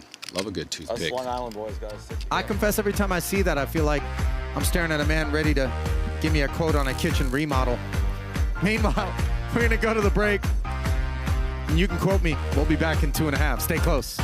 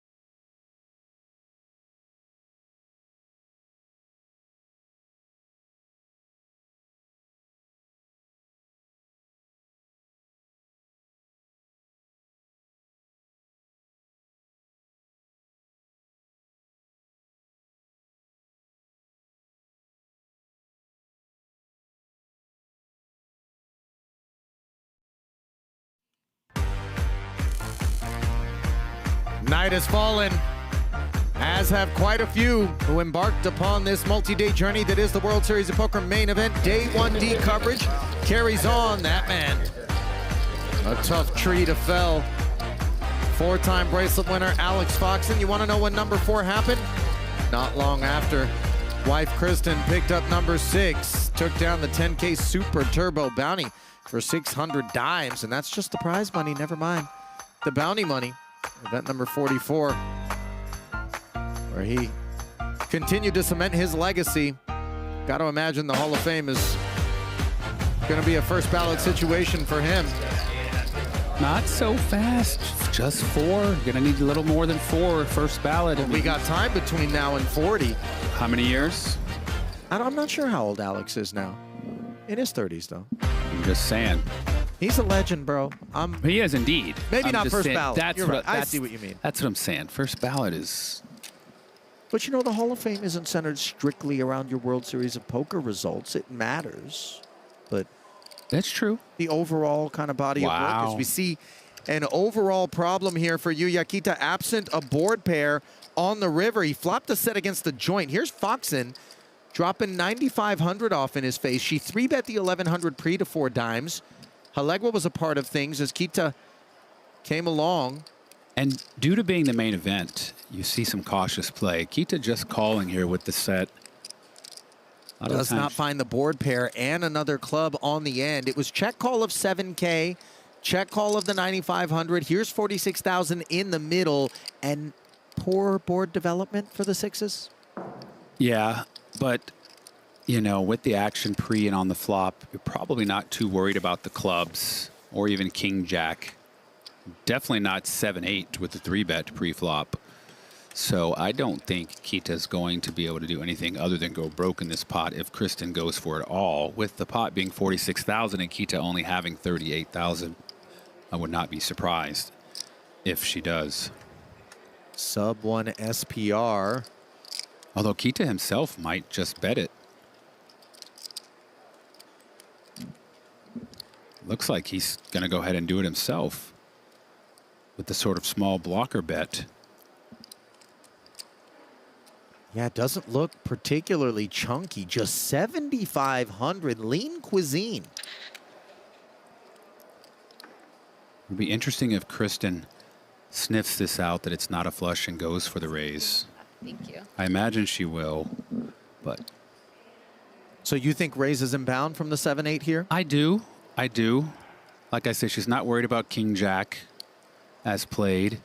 Clubs aren't likely. There could be some weird clubs that backdoored something with an ace 10 of clubs or even an ace jack of club type hand. If it was king jack, would it not have to be clubs? Yes, exactly. Okay. So it's also just going to be a flush. But not impossible for some flushes to be produced. No, no, it's not. Never impossible. But it's. I just don't think it's likely, and I think she may go for the raise here. Nope, just calls. And look at her. She's already like, left some value. Tell you what, nobody's going to be harder on Kristen Foxen than Kristen Foxen. I think it was more of a case of if I do shove, what is he calling? Yeah, with? yeah. Right. Tough to identify the payoff. Lucky flop. Let's send it down to Natalie with more Did it very well to on not Kristen. lose more. Kristen Foxen reflected on winning bracelet number 6 earlier this summer. She called it the one score that she's had her eyes on forever. And it was a moment that was made even more special when her husband, Alex Foxen, actually got to present her that bracelet. Then he won another bracelet of his own just days later. And I asked her, how do celebrations go in the Foxen household after big wins? She said, well, they go home, they order food, they order every single thing that they could possibly want. They put together a massive buffet, then they get their dog, they get on the couch, they watch the poker stream back, and they pig out. Okay, now I've done some pigging out in my day. I suspect that whatever's on that buffet spread for Alex and Kristen, who are both into health and wellness, doesn't include some of the stuff. Like D-Dubs, me and you, we got Dave's Hot Chicken out there. We got some drive-through fanfare. You know, this is, I mean, look, you know, they got celery. Her previous quote was, these moments are far and few between, even though they seem to not be that far and few between to them. Maybe that's when they splurge. Maybe that's when they get the Baja Blast. A little cheat day, maybe? Yeah. For the gal who's #1 on the women's all-time money list. You saw the quick glimpse and a lot of runway between her and Vanessa Selbst, who has kind of returned. She showed up and played the Heads Up Poker Championship. 11.9 million for Vanessa, but she has been away from the game for quite some time, and that reality makes her positioning even more impressive. And Landon here, the pre-flop raiser with the ace-5. Kristen calling him. Positioning 1,200. And now Landon giving up on the jack-9 deuce flop. Okay. Even though he does have the best hand, it will be a hard one to play out of position against a player of her caliber with just ace-5 on that board.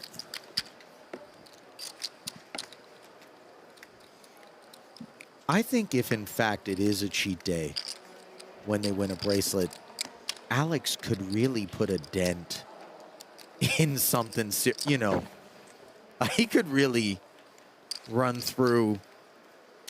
He could have gone out to Coney Island maybe and just seen about Joey Chestnut. I don't know about that, brother. It's a lot of glizzy. 66, right? That's the number from Is that what he ate? 66. Like, those dudes guaranteed pulled the trigger afterward and just reboot, right? I mean, that's not staying down. I think it is, man. Come on, dude. There's 66. Well, because Franks? it's going to come up. It's going to come up like soon. But he has to do. He does interviews. He's posing. He's with the belt. And then an hour later, are you really barfing? An hour later, once you're off the stage? Nah. By then, it's you're already settling in. He's going in for dessert. I mean, maybe. Joey is a. He's a real animal. What happened to Kobayashi? Yeah. Just us again, huh? Just here back to Game passed him by. There's not a market for being the second best new glizzy level. eater. No, but he was the best have a for a very minute large till stack old now, Joey too. pulled up lane. You know? And by the way, there was a biological assessment as we see the assessment for Halegua. Nut flush draw. Best hand, best draw. But there was a kind of an x-ray on old Kobayashi. They said his stomach is situated below the rib cage such that it allowed expansion that was kind of Do you think biologically incapable for most, and that so he could really stuff it full of some Frankfurters. you think maybe he was genetically engineered by Japan to have a dog in the race? Nah, the genetically engineered stuff, that's more Russia's game.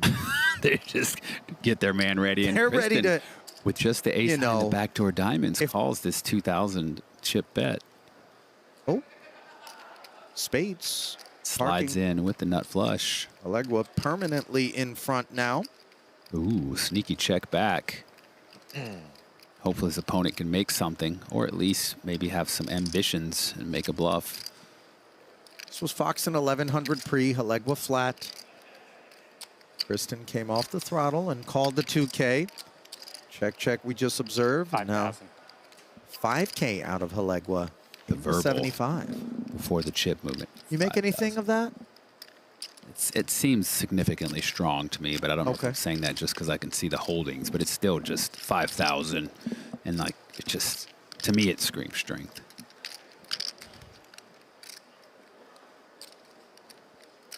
She was the pre-flop raiser, and her opponent did just call. Would he bet 5,000 if he paired his jack? It seems rather polarizing, like something like a flush or just an air ball. Perhaps she's thinking the same. It could be some kind of like 9, 10, 7, 8 that was wanting to see a flop.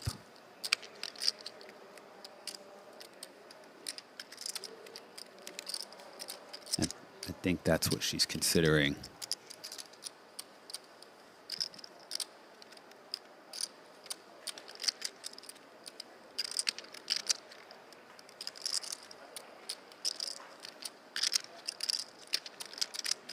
She's trying to put together the story based on all the streets of betting, but it looks like she's going to give it up. I'm going to say, how can I help you make a decision? What information? Tell me what to do. think Is ace high good? No. Okay. Phew. Just thinking. Just thinking.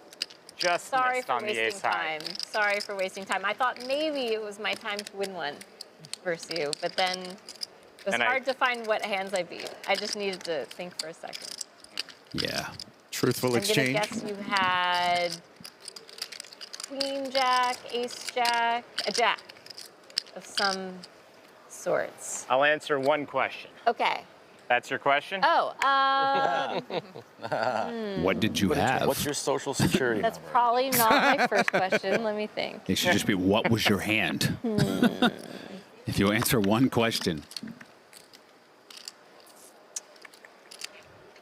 Only one, huh? Does everybody get a question? Only for that situation. You only need one question. You can ask one question. Yeah, what should it be? Help me. What'd you have? Oh, yeah, there we go. All Kotaro right, showed what'd you up. have? The exception to giving exact information like that. I'm getting Not to add Brandon another Lee clause Tell me in one the of your crow cards. vibes a little bit. Yeah. One of them? Couple Yeah. crows in Tell his me one of your hand. cards. Did you have a jack? Ace of spades. Clawing his way Okay. to 3,600 here. A top countryman, Ooh, Kita's you could have got sixes.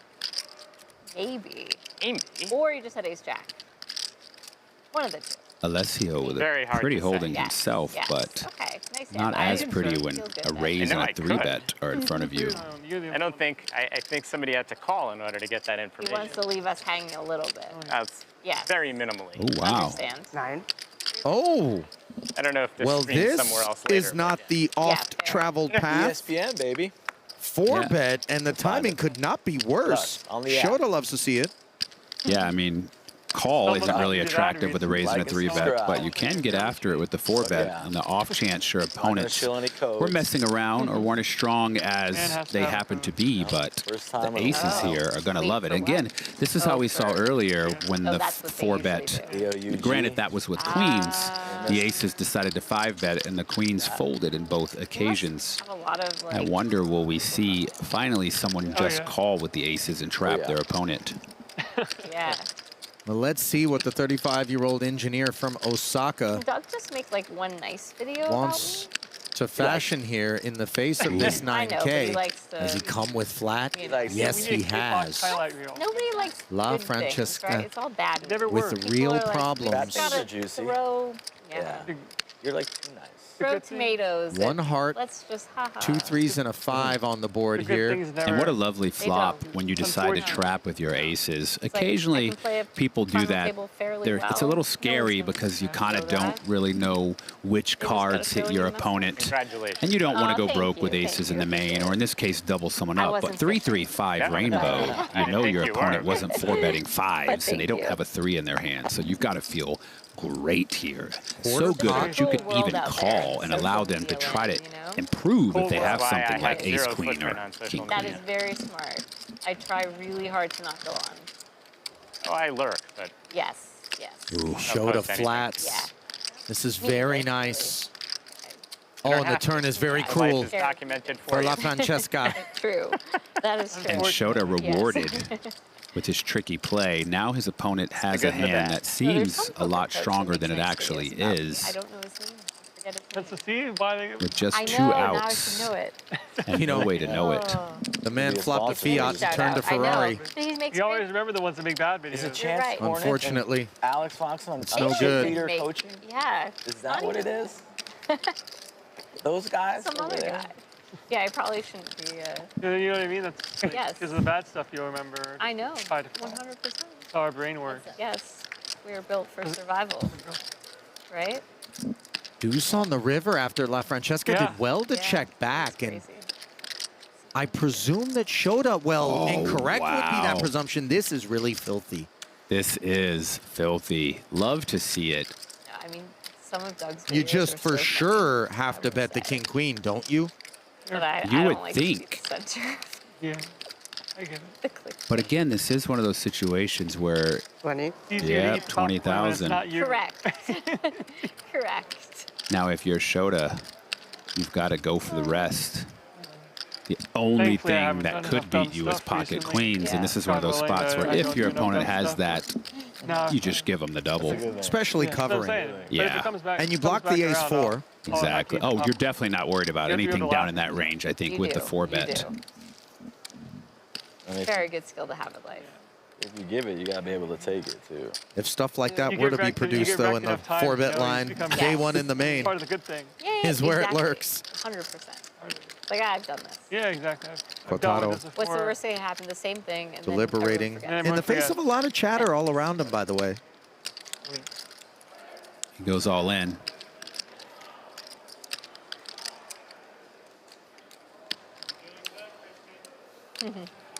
Thank you. Get that guy on social Yeah. media. Get that guy on Aw. social media. Yeah, they never come here and say it. Right? That's nice. How awkward here for La Francesca. He Unless I understands have it. this Yes. declaration on the end is that king-queen is no good. You can do whatever. Yeah, Yes. I mean, it's now you're just trying to figure out, did you get trapped by aces? Kings are less likely because people typically don't do that in that spot with kings, but aces is a real possibility. Would someone play ace-queen like that? Unfortunately, there's just not many bluffs here, and it's not much value you're beating. It's not like they're doing this and going to show up with jacks. So the only thing you beat for 20,000 more are just stone bluffs, which don't make any sense. It's just a really brutal spot, though. It feels really bad to fold here. The last positive. But unfortunately, just not much So I could anything? think of if you're in his shoes that you actually can beat that are played this way. Buddy? Or just in general? In general. Yeah, in general. It's like a positive. You can't even really think that maybe you can tie because it's not likely night? king, queen, 3-bet and then called your 4-bet That's what I'm saying. Like, it's there. and then called your gone. flop. Like it just doesn't add up. Short-term Well, memory. Is this like a record number or no for the main event? I wasn't expecting it to go over It's 5. not over the most amount of people playing? Well, people can register on day 2. They can register day 2. How close are they? It's one of those spots where I think deep in his heart he knows he's beat, but it's almost like you kind of want to see it because you feel so bad folding for 20K more into a 91,000 chip pot. Over 10,000. I can't remember. Nice hand. Has he made the call? No. Nicely done. He lays it down. Over 10,000. Not before sending a large They need a bundle lot of day 2 guys, I would think. of his chips over to Kotada Shota, who made the most of pocket ones there. We'll let him pile that pot, and we'll step aside ever so briefly. Stay close. More Day 1D comes your way after this.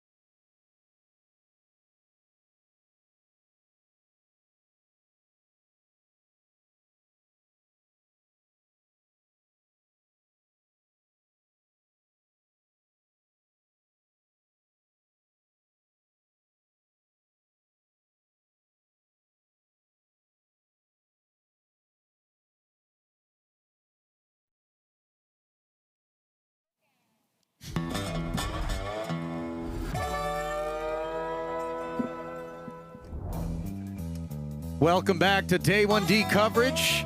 Here at the World Series of Poker main event, 6,500 souls on board, almost 8,000 climbing aboard the vessel in total. 4,000 left from Day 1D alone. Among them, Sugar Sean O'Malley.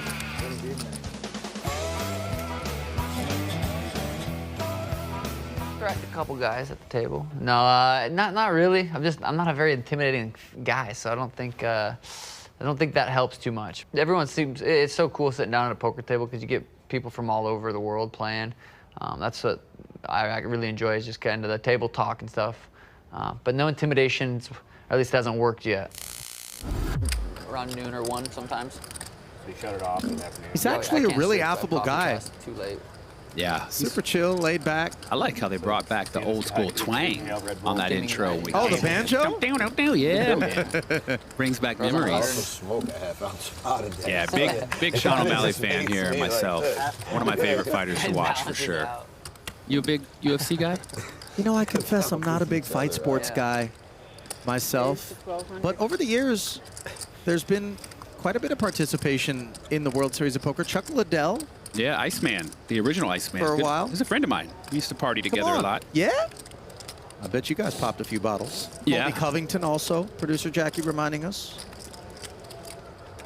Bruce Buffer not from the fight side of the equation, but also he's been playing poker a very long time. Oh, yeah. He was going to 3-bet me, but I scared him when Mackenzie I looked at him. Dern. He looked the other way real quick Also, and then decided to flag you know, call producer Drago Jackie, over here. actually, when she's not taking care of us here, she plies her trade over at the UFC. Okay. We're lucky to have her. 2 7s and a 4 here. Check. Check. Voitsov likes the look of things, I would imagine. England got penalty. Wait, did he say? Yeah. Whoa. Kane's got Paused on Runza. Runza was the one who just flatted the ace king and then came with the back raise and then represented the aces, firing the flop and the turn. Yeah, so last time we checked in. He's a tricky player. There we go. But he opts not to try to steal this one with king high. Alexander bets the 6s. Would be content to take it down here, but as we see, 4 overcards out there, ace, jack, king, and 10. Let's see if they all take a turn for 2,000.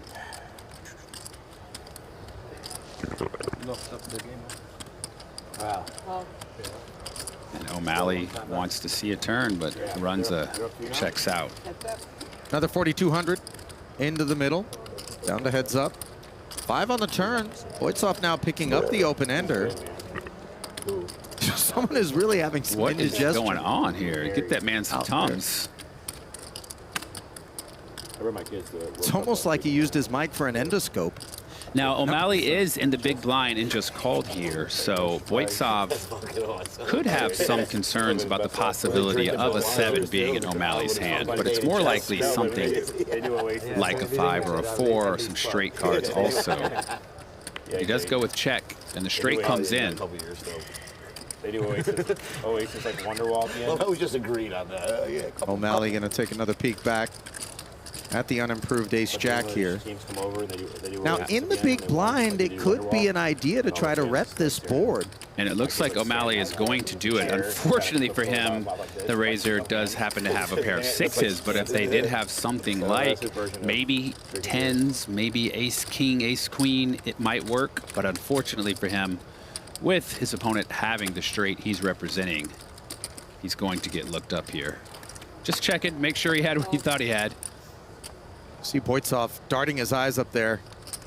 Concerned that maybe a boat was lurking. Promptly has those concerns vanquished.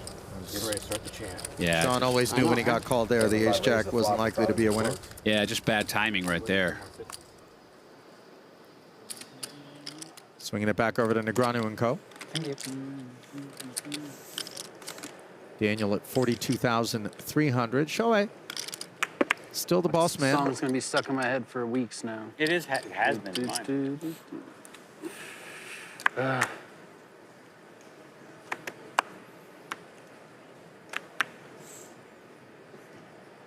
Two nickels for Roman.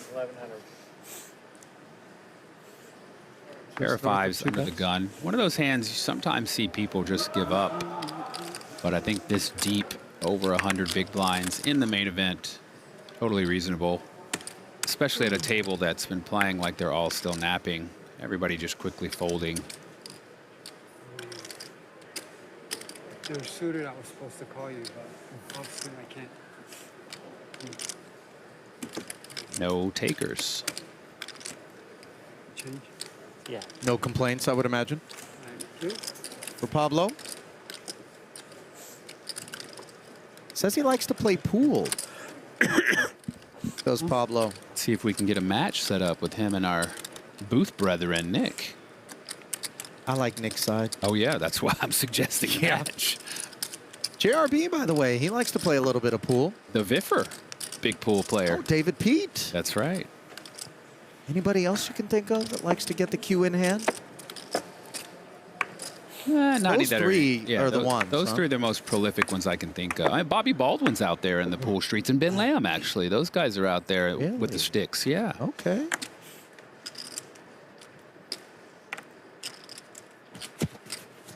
I started to get into it once with JRB and Joe and the boys, but the smoke was too much cigarette smoke, and I don't do well with it. Oh, yeah, inside the pool hall, you can the still pool hall smoke. was so smoky, and I couldn't take it. That's brutal. You know, I saw a hand out there that I heard about. Davide Katai, you know him, very tough player. Yeah, Davide, sure. Ace 5-5 flop in the main. Had pocket aces. Uh-oh. Good night, Davide. I wouldn't be telling this story if his opponent didn't have 2 5s. Yeah, 20 cents. See you later. It happens. Open ender here for Oscar Cobos against second pair. Two-way straight draw, rather, given the presence of the ace. 10 of hearts also a factor.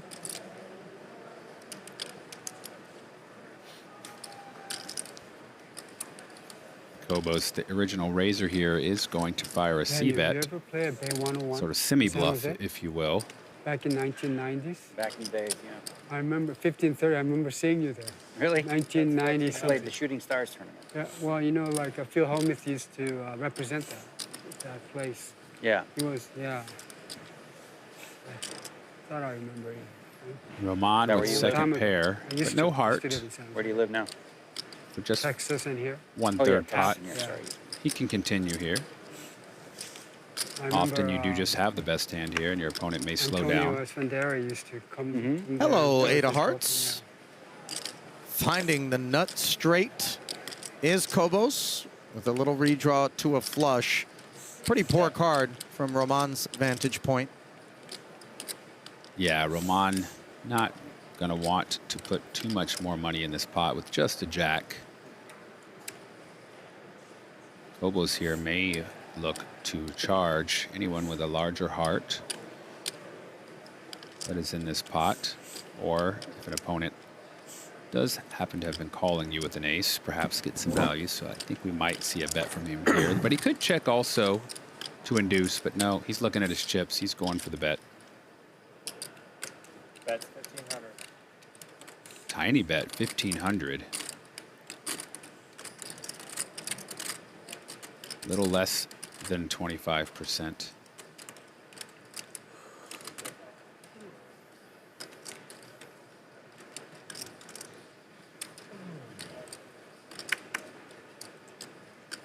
Sounds like Roman is folding his jack. Yeah, not succumbing to the temptation.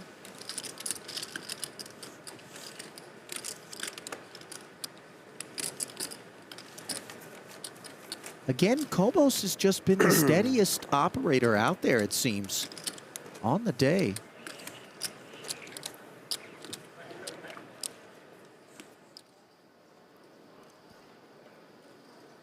Now, to a very steady Jeff Platt.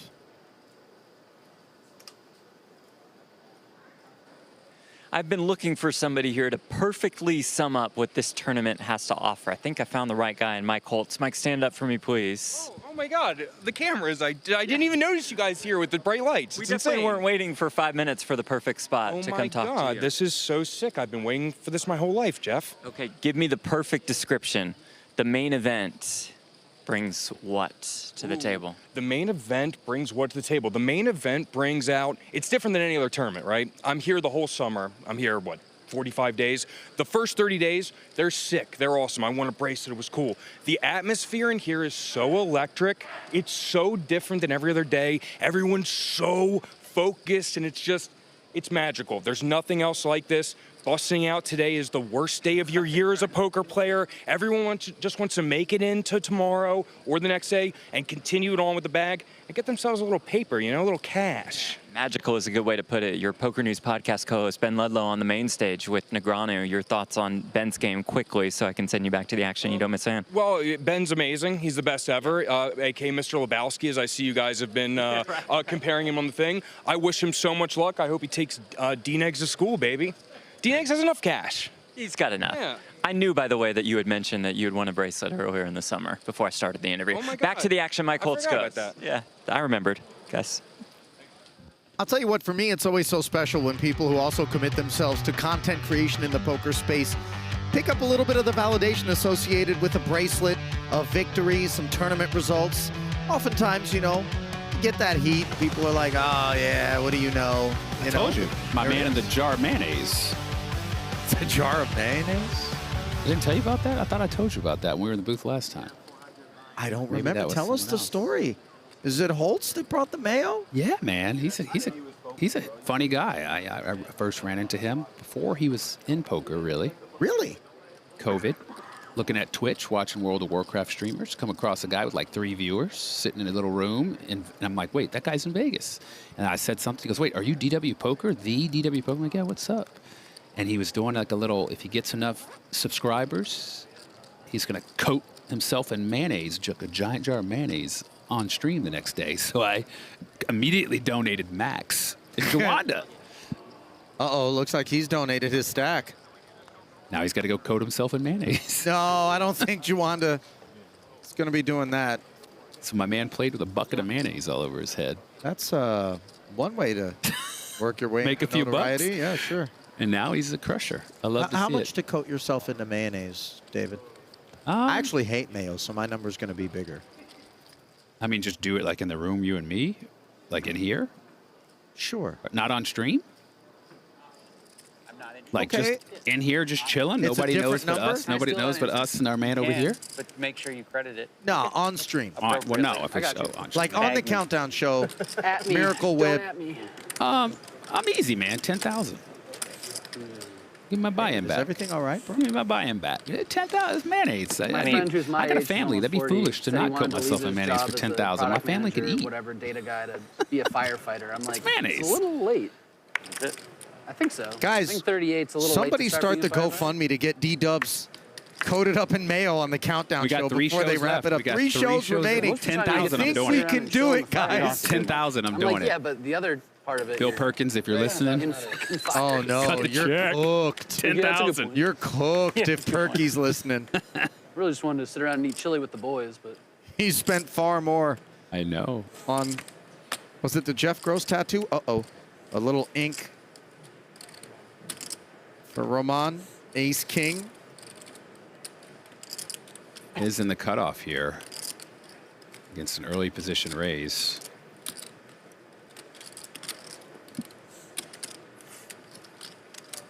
$1,100 3,800. is no bastante. 38 drawn up. Clears Hard out 8 the in the one. fours. Yep. Excuse me to cut you off. I was going to say, though, Ace-Jack against 3-bet, can't love it. Oftentimes, you find yourself dominated, as we see he is. In addition to now having to play this pot out of position, and it's bloated, and you are in no man's land. 3 periods. Really tough spot. This is a picture into my brain. I don't know why it just came up. Can't think of another one. Do you have any idea why it's 3 and not 2 or 4 or something? Nobody knows. Nobody knows. That would be a good addition to that sketch. Hockey will have 3 periods. Why Ace not Jack, 4 one of those quarters? Nobody problematic ones, is you see it find the bin appropriately. Shulman, over the course of the first you only really 3-day probably ones, because you talked a only lot need about clean the if ice you maybe are going to twice. hop in there, you kind of prefer makes it playing the deep overkill. stack, early Right about levels in the main, to be out of that Would zip make it code. even longer. Get away from See, the Broadway okay, combos. Zamboni driver. Well, I wish I'd heard That's what you that. wanna be? Yeah. I went broke with I know a Ace-Jack. guy. Hook you up. You got one orbit of run in the main, David? Level 4. Yeah. This level here, 300, 500, 500. But like you bought in this level? I did. And then it was good night before the button came round? Yeah. It'll probably be like I paid one robotic set of Zamboni blinds. drivers though. Within a few years. I was so double parked. You might want to pick a different one. I didn't want to get towed. Also fair. That's why I'm trying to coat myself in Thanks for mayonnaise to ruining get that my money dream. back, dog. Yeah. It's a harsh reality. All right, truck driver. Accountant. Truck driver, yeah. Lots Accountants. of truck drivers are going To to be be around in 10 fair, years. I had a Mathematician. monster flop. Math, yeah, that'll be hard. Click the button, ask exactly. Rock. Just trying to think of the worst possible Yeah, things you to go into really right are doing now. a good job. You want to tell us the story, design, dude? No, not at all. The time. Not at all. Not at all. Live tournament poker player. The lesson there is there's no need for a large pot So screwed. early in the main How can you event. compete? And you just got to etch that, get that tattooed on your hand. Doesn't mean when they first No did it, need like, to play the AI large would have, pots like, on 7 fingers, day one of the main event with weird letters. suboptimal They're getting holdings, good now. such as ace They're jack. making videos. I watched this little movie skit. Maybe you could get a bracelet that says WWCD. Yeah, it's unreal. Like, Like, whatever. yeah, it's just What would how Chainsaw real, do? I mean, It was how awesome. crazy it is. Think, why And would look at you this. pay actors Nazar $100 limps to million small. Make a movie. Yeah. And Kobos comes with the on your laptop. 4X. Mixed feelings about that one. And Well, it is Nazar what it looks is. like he's It got is, yeah. You don't 3,700 get or to something in his hand. I'm producing a movie in August with real actors. Yeah. For now. Maybe I'll replace them with AI and we'll save some money. Yeah. Sorry, Kathy Bates, you're out. Gives it up.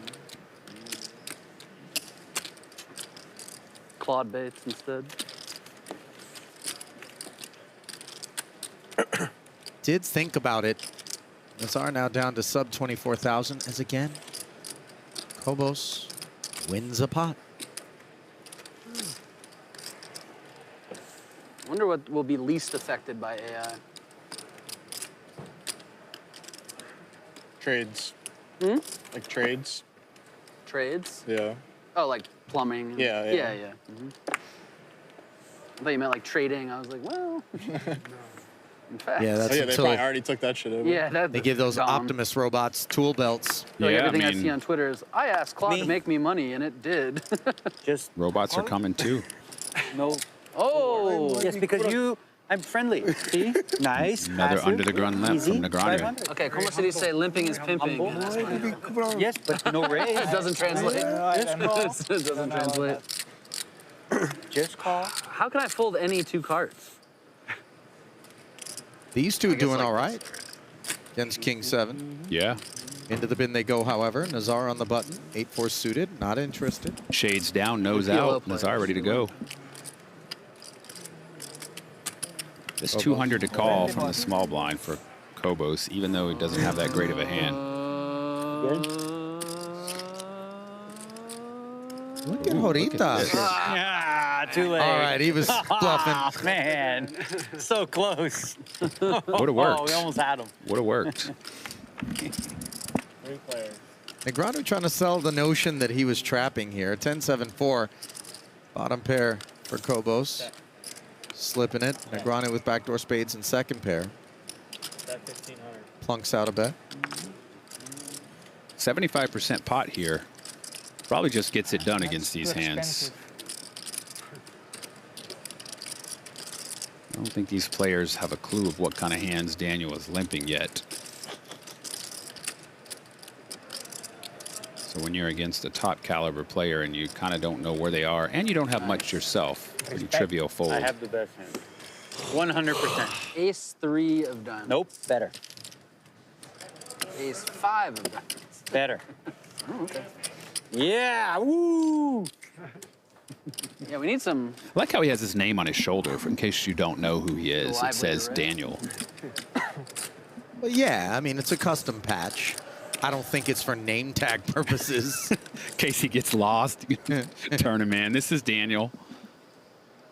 Like, why does it have his name on his shoulder? Well, Tice has got his name on 2 red aces here. Takes it to 1,100, and it looks like Antonio da Costa has 3-betted to 3,200. Believe it or not, D-dubs, there's 2 kings 7,500. beneath those 2 cards that are unseen for da Costa. And now Tice takes it further upstairs. You can see the breathing rate increasing here. And with both these players being far under the starting stack, 30,000 effective, da Costa just puts Tice all in. Music to his ears with 2 red aces. Wow. Wow. sick. Molto frio. I have less, yeah. Signore Against king. does cover by 7,700. Ask ChatGPT about that. Yeah, it's the ultimate cooler. Yeah, exactly, right? Only. Sometimes there's nothing you can do Yeah. when you get dealt pocket It's, kings. yeah, it starts with like the, Yeah. ah. See, you got him. So Landon Trying to haul in 76 and change here. 4-1 favorite. Unproblematic 5-high rainbow board here, as the Cowboys need to be kept at bay. King of Diamonds unavailable. An actual one-outer. How filthy it would be. We've seen stranger things at the World Series. We don't wish it upon young Tice. DaCosta trying to channel all he can toward this river to yank a king out of the deck. Instead, it's a deuce, and he is going to be left with very few chips. I want to say nothing, but having picture cards. Nothing you can do about that one, as Bugs met a windshield. D-Dubs and I are going to step aside. We'll be back with more from Day 1D in just a few.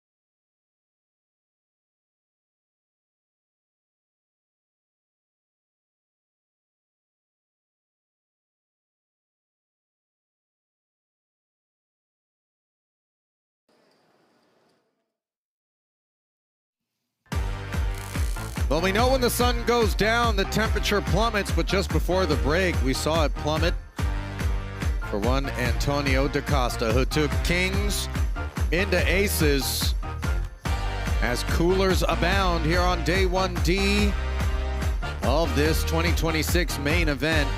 Just north of 4,000 remaining. And there's the beneficiary who had those aces. Landon Tice, 76,000 plus in front of him. In the aftermath, hence the big smile. Career live tournament earnings of $4.2 million for him at the ripe age of 27. Michael Dweck, of course, 9.4. Even more impressive. Did you see the 20-something multi-millionaire club? He's like, I'm on my phone. I don't want to pay attention.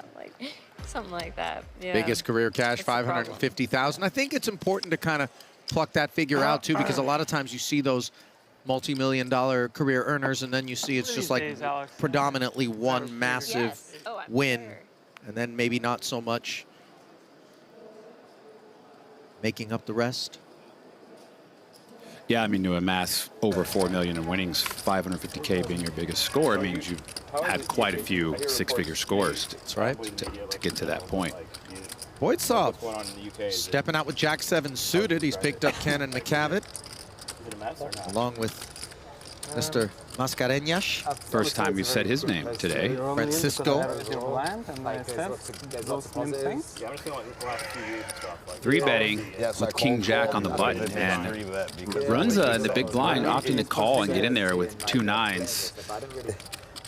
A little dangerous with the under the gun raiser still to act. A lot of the times when you make this call, they 4-bet it to some ungodly number and you're forced to release and waste that 4,000. Not this time, of course, as the Jack 7 succumbs. McCavitt in there, 8 high for the 3-bet. The rare 3-way 3-bet pot. Runza's 9's looking good on a 3-3 deuce board. Of course, the waters are murky with 2 behind him. Quickly brings forward the check. Yeah, there are larger pairs that exist in this world of 3-bet pots. Mascarenhas could have some larger pairs than 9s. Don't think he's going to go away for just 3,500 though. I mean, they just like threw it on the rug. Yeah, well, there's lots of... Sure enough, he wants to take a peek at a turn, which McCavitt does not. Down to heads up. Oh, and the king slides right in. Note that McCavitt would have picked up the backdoor spade draw here if he had not departed. Runza no longer holding the best hand, once more checking. And this might be a card. Oh, wow. He checks it. I was going to say that could scare Runza off, because if you weren't losing to the overpairs, you were now losing to ace-king also. But the check back might entice Runza to pay off the river bet here now. You might not think that you would have checked a king on the turn, and now you're just trying to win the pot with something like ace-queen. So depending on the sizing here, he might pay it off. 9K, sub-half pot. Could this be a case of an insistent ace-high? Yeah, that's exactly what I was thinking. He could say, well, is this ace-queen, ace-jack? I would have lost more that way. But there's also the possibility he could have played a pair of 10s or a pair of jacks like this, check back the turn when the king comes, and now bet for value once you check to him on the river. There's a lot of hands that beat your 9s, possibly more than bluffs in this spot. Only beat one hand. Yeah. He says he only beats one hand, and that's ace-queen. Should have clicked back turn. Should have clicked back turn. Yeah, that's it. Oh, oh yeah, the straight. Oh, I don't know about that move. That's some old school live looking to get a read. The fake toss is kind of Bush League.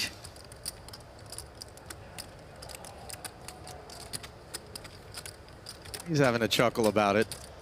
Mascarenhas. I don't know if his opponent's having a chuckle about it. Yeah, it does seem a little grimy, but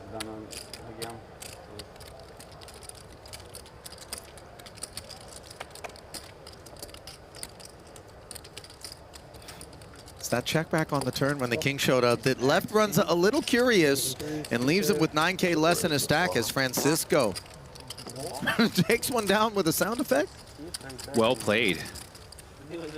22 years of age, lives in Lisbon by way of Macau.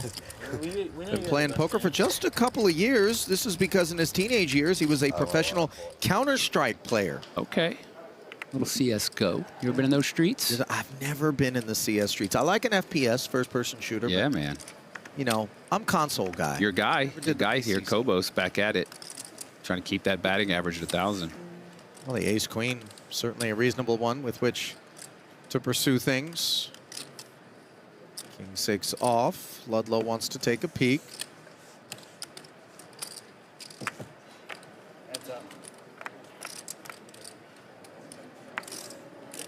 Jack 10-4. Swing and a miss for Ludlow. Kobos would love for a king to say hello to this turn. Yeah, their hands actually match up quite funnily for Ludlow. Typically, top pair is a good thing to make, but in this situation, he does not want that.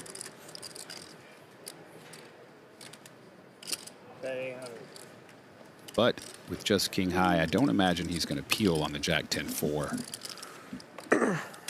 Would have taken quite a bit of imagination. Ben departs. And once again, Yeah. we see Kobos hauling one in.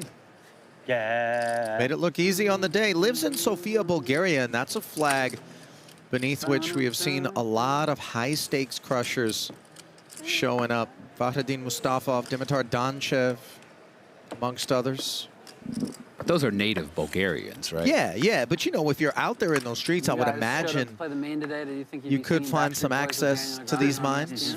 Oh, yeah, for sure. I did. I didn't sing any Backstreet Boys. Yeah, He didn't. He just had to endure it. Yeah. 9 deuce, too dusty to get Kobos involved. So it's my Suited turn king again here. to put 500? Okay. And staying I'll the do what I'm course of limping 500. Yes. is Negreanu. I like how he waited. You know, he sussed out his table for a few levels and realized he can limp and play these pots. That's right. You know, not all tables will allow you to do that. Some tables just have a bunch of animals, or as you call them, creatures, that will be attacking this limp relentlessly. So very nice for Daniel to be able to play the style of poker he wants and have 8 table mates that comply. A couple of offsuit queens. I don't mind being raised. It's a big jug of I water. don't mind being raised. Go ahead. It's fine. I think he already housed a full-size Fiji, too. I mean, this is a kid that likes to stay hydrated. Good on him. You can get wicked out pretty quick here in the desert. Check. And Daniel opts to skip the c-bet here. 4 on the turn, and Ben is out-kicked.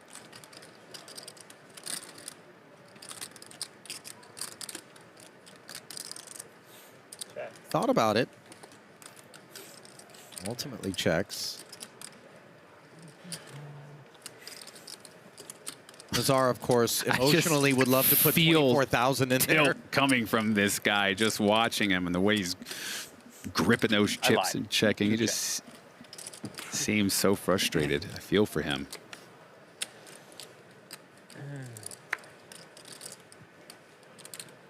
Seven of spades on the end, no changes to the running order.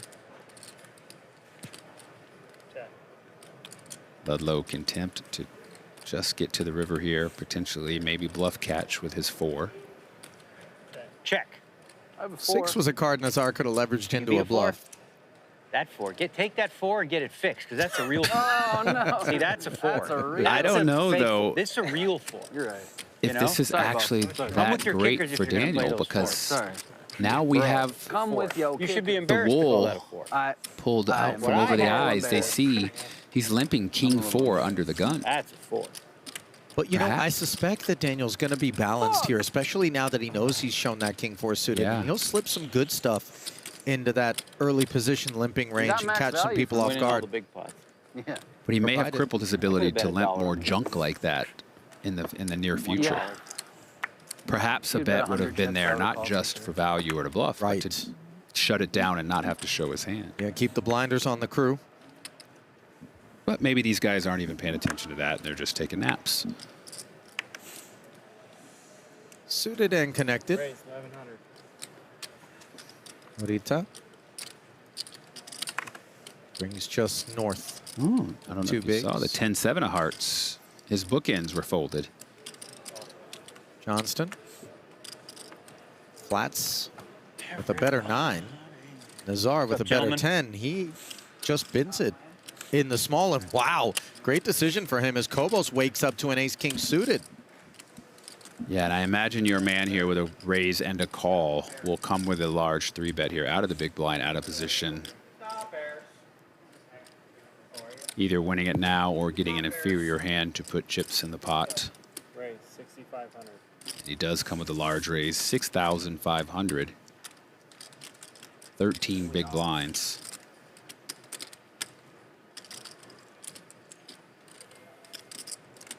Morita's been 3-bet a few times this past few orbits. He might be sick of it. Is that Jack Effel wearing a cowboy hat? No.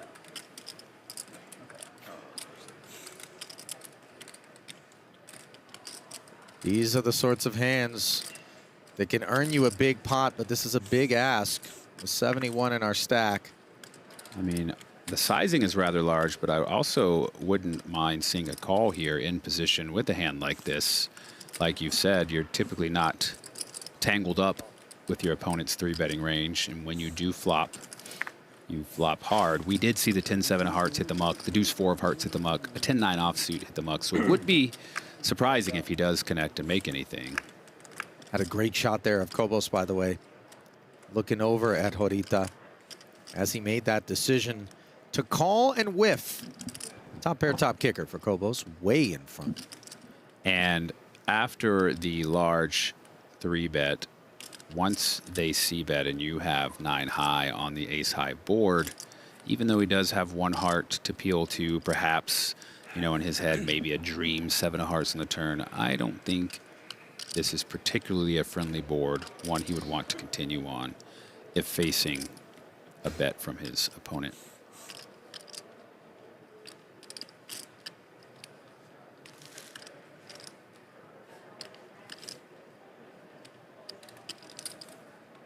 That's 4,500. Into 15, we bring south of 1/3 pot. Yeah, and quickly folds. Appreciate the lack of posturing.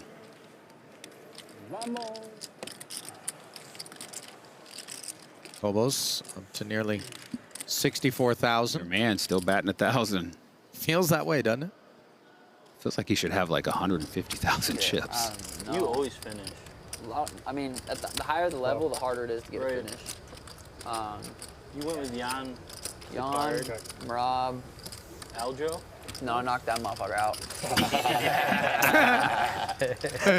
I know Jan went. You went to Blind versus blind. That was the one in Abu Dhabi. That was insane.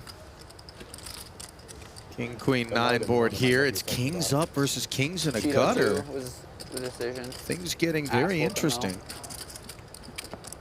Yeah, these blind on blind spots can be tricky. That's ideal. Ranges are so wide. Ideal. Yeah, that's why it's exciting. Yeah. Arnott led for 1,000. Mascareñas flatting. Ace on the turn. We're working together, buddy. We're good. In a limp pop pre, not the kind of card we expect to link up too much. Yeah, you don't really expect a lot of aces, but they are there. Everyone doesn't always raise their junky aces. 2-pair can feel a lot more comfortable, though. Oh my, the case king on the river here. After a round of knuckles, Arnott with trips. Rather filthy card. Boat, of course, for Mascareñas. The saving grace or benefit for Arnott here in this spot is the pot isn't very large, so it's unlikely to get stacks in. If anything, if he were to bet and get raised, he doesn't have a 3-bet. So it was King XX. the damage will be minimized. You fired 3 barrels. And then he gave us a loot. And he bets the pot here. If you've got King 9, you've got to feel like you've basically got the nuts. You're not really worried about sets making full houses, and you're not really worried about Ace King. King Queen not likely, so you've got to feel like King 9 here is an incredible hand, and he does come with a large raise to 10,500. Small blind, big blind. Really nasty spot here with 3 kings. If you discount all those hands I mentioned, there could be some raises from worse kings. Oh man, this is gonna be a boring fucking day. You are tying those anyways. I didn't know if you was gonna be like a superstar or like a normal guy. You know what I mean? Pays it off. Yeah, not much he could do there. Oh shit. Got nobody to talk to. Drago's got a fucking mask There are on. bluffs Over the table. from hands, something like the Jack of Hearts. I got him fucked up a little bit. Got him out of it. Gave him some of them. Yeah, the 10 on the turn was fucked up. You know what's interesting is the hand hadn't been mucked yet, and all of a sudden there was just the dealer, go ahead, give me the money, pays off the pot. I mean, you know, slow roll there would have been a little savage. Doesn't seem in range for Arnott. All in a call, I'm being told, over at table C. We got some folks on their feet. I see some microphones being taken off. And the reason being? I mean, that's like every out in the book. DaCosta with ace king. Hang on. We got the best hand here. Yes, a club would be a problem. So would a 7 or a 10. But an 8 is okay.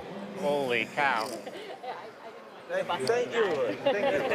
You're welcome. Grazie mille, says Da Costa. Can't even believe that. Like, how many outs? Yes. A lot better feeling than kings into aces.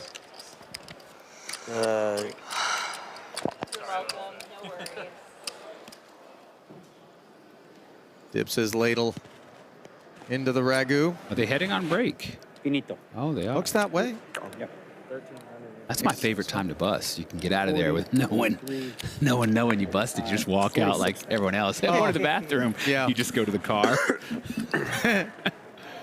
They think you're coming back with them. Yeah. Not the case. All right, another break. We're Da through Costa level 4, probably was secretly rooting to leave. That's This why. is he record. Oh, man. I really think in 30 Nobody years I've roots to never had bust the No, main. absolutely First 7 not. hours, I never made, first 7 hours, I never had, well, up to this now, I haven't had a jacks once, ace king once, never had ace queen, ace kings or queens. Well, as the players head to a I break, made trips on the so turn once too and do flopped we. 0 sets, made 2 pair once, took about 7 hours for that. After that, I made 1 7-hour straight, which was whatever, and no flushes, no full houses, no nothing. I'm trying to make things happen, adding a few limps here and there. We got Doing a little 46K, vlogging. that's the good news, but yeah, As really the slog not dealt in. through Hard day distribution 1D not gone my way. will But that's continue. We're fine. going to leave you with some day highlights one as isn't we about step winning aside. it. This break will be It's about about giving yourself opportunities. 15 I just haven't minutes been given it. Like I in said, length. on day one. Just enough the time to kinds go of hands grab I'm a trying to snack make and come are back specifically straight and round things out for the night here So at the I'm World trying to Series of make Poker Maine. work. See you in a few. I'm not holding central suited. Tice is a part of the proceedings here as well. A young phenom, I think it's fair to say, David, who's got quite a lot of poker power in his corner, supporting him through his run here as the support of a couple of kings pays a visit to the big blind of Kita-san. Yeah, and in the big blind facing an early raise and a call. I imagine we're going to see a nice size 3-bet here. 5,800 it looks like, pretty big. Should easily clear out the king 7. Kristen, but Riesman with ace-jack, I think, you know, you can fold it, but it is deep. Nope, he opts to give it up. I was going to say, wouldn't be surprised to see in position him to peel, but he opts. It's personal. That ace-jack always a little bit tricky, and you get your first glimpse at just some of what Japan has been doing to this World Series. Not going to have to do a lot of talking, as the ace-8 of Negreanu is going to be keen to do some talking here against Phil Botos. Wow, and as we get to the river here, we see Negreanu peeled the turn to make trips, and he's got the top pair of Botos in trouble. Negreanu made it 1K pre. Botos called, as did Roman from the big. It went 3 ways to the Jack-8 deuce flop, where Negreanu check called 1,200. Turn went check-check when Negreanu made the trips, and as such, Botos feeling a little bit more compelled. Last time you paid me off, you won. Yeah, So it's yeah, like fair. now You give me it's all back good. 5K. But this one was on the TV table, so. Well, I'll tell you, You're a step ahead of me now. earlier he did snap off a bluff, same spot. I bet the exact same 5K. Tried to do it the exact same way and say, please pay. Believe discussion centering around Erling Haaland He seems to of be a good Norway. side quest king, too. He's always doing fun whose stuff. Couple goals team dispatched Brazil in the World Cup. Kind of cool given how multinational the World Series of Poker is. People coming from all corners of the planet. But during the World Series years, they're all getting together, cheering. You're walking between Paris and Horseshoe. Everyone's stopped in the hallway at the old cantina, watching the screens. You'll hear big sighs and screams. You know, you think it's a bad beat. No, it's just a goal. Yeah, I hear a lot of chants. Mexico and who? Inglaterra. Mexico, England going to be in action. Inglaterra. Sí, sí. Roman Mexico y Inglaterra. rates to be in action as well with King Queen. Botos at it again with 6-4 suited. Based on what we've seen, Botos has been fairly active. He's been involved in every pot we've seen at this table. And Oh, we got a guy with the Mexico jersey. We're Roman good. comes with the 3-bet from the small. King, queen He's just not allowed to leave. can He's go gotta either go way. like this. Sometimes you can just call, but he does know his opposition has been pretty involved in pots. So the suited You know, one you gapper have, concedes. You have Adrian Mateos vibes. Do you watch him, and is that how you got your mannerisms and everything?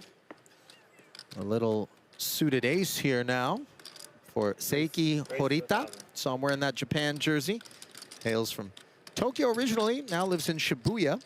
A comedian and content creator by trade is Horita.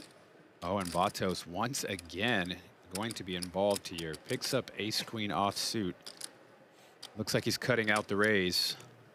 the 3-bet. And this is one of the first 3-bets we've seen that's actually in the smaller size. So far, we've seen some rather large 3-bets that have deterred post-flop play. This one here looks to keep in his opponent with the dominated ace. More inviting vibes than the forceful evictions that have preceded it.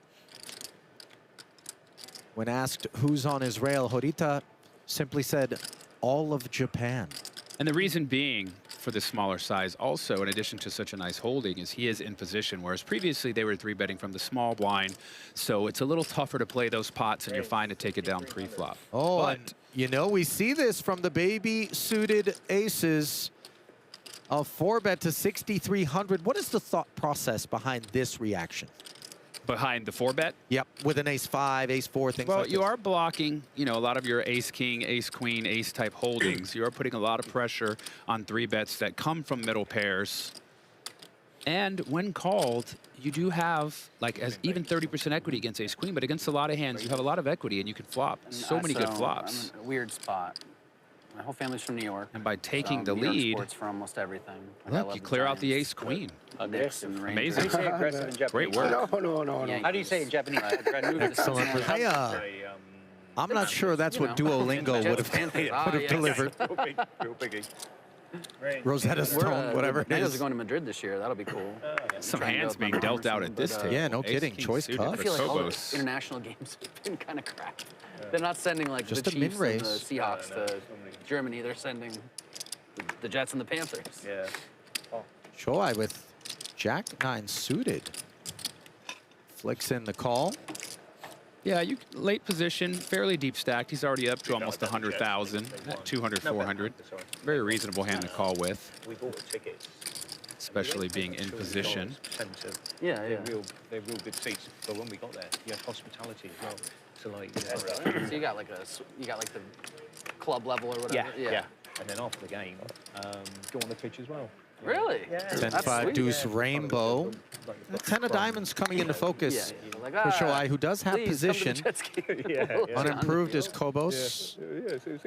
Yeah, and Kobos electing to slow it down on this flop. And if you're, oh, wow, I was going to say if you're Choi, you're happy to see a free turn, perhaps pick up some more equity. I haven't But been to a proper football match in England, but I went Ace to of Hearts. Real Madrid game. Free of charge arriving on this turn after the check back from Samuel Choi. Traveling together.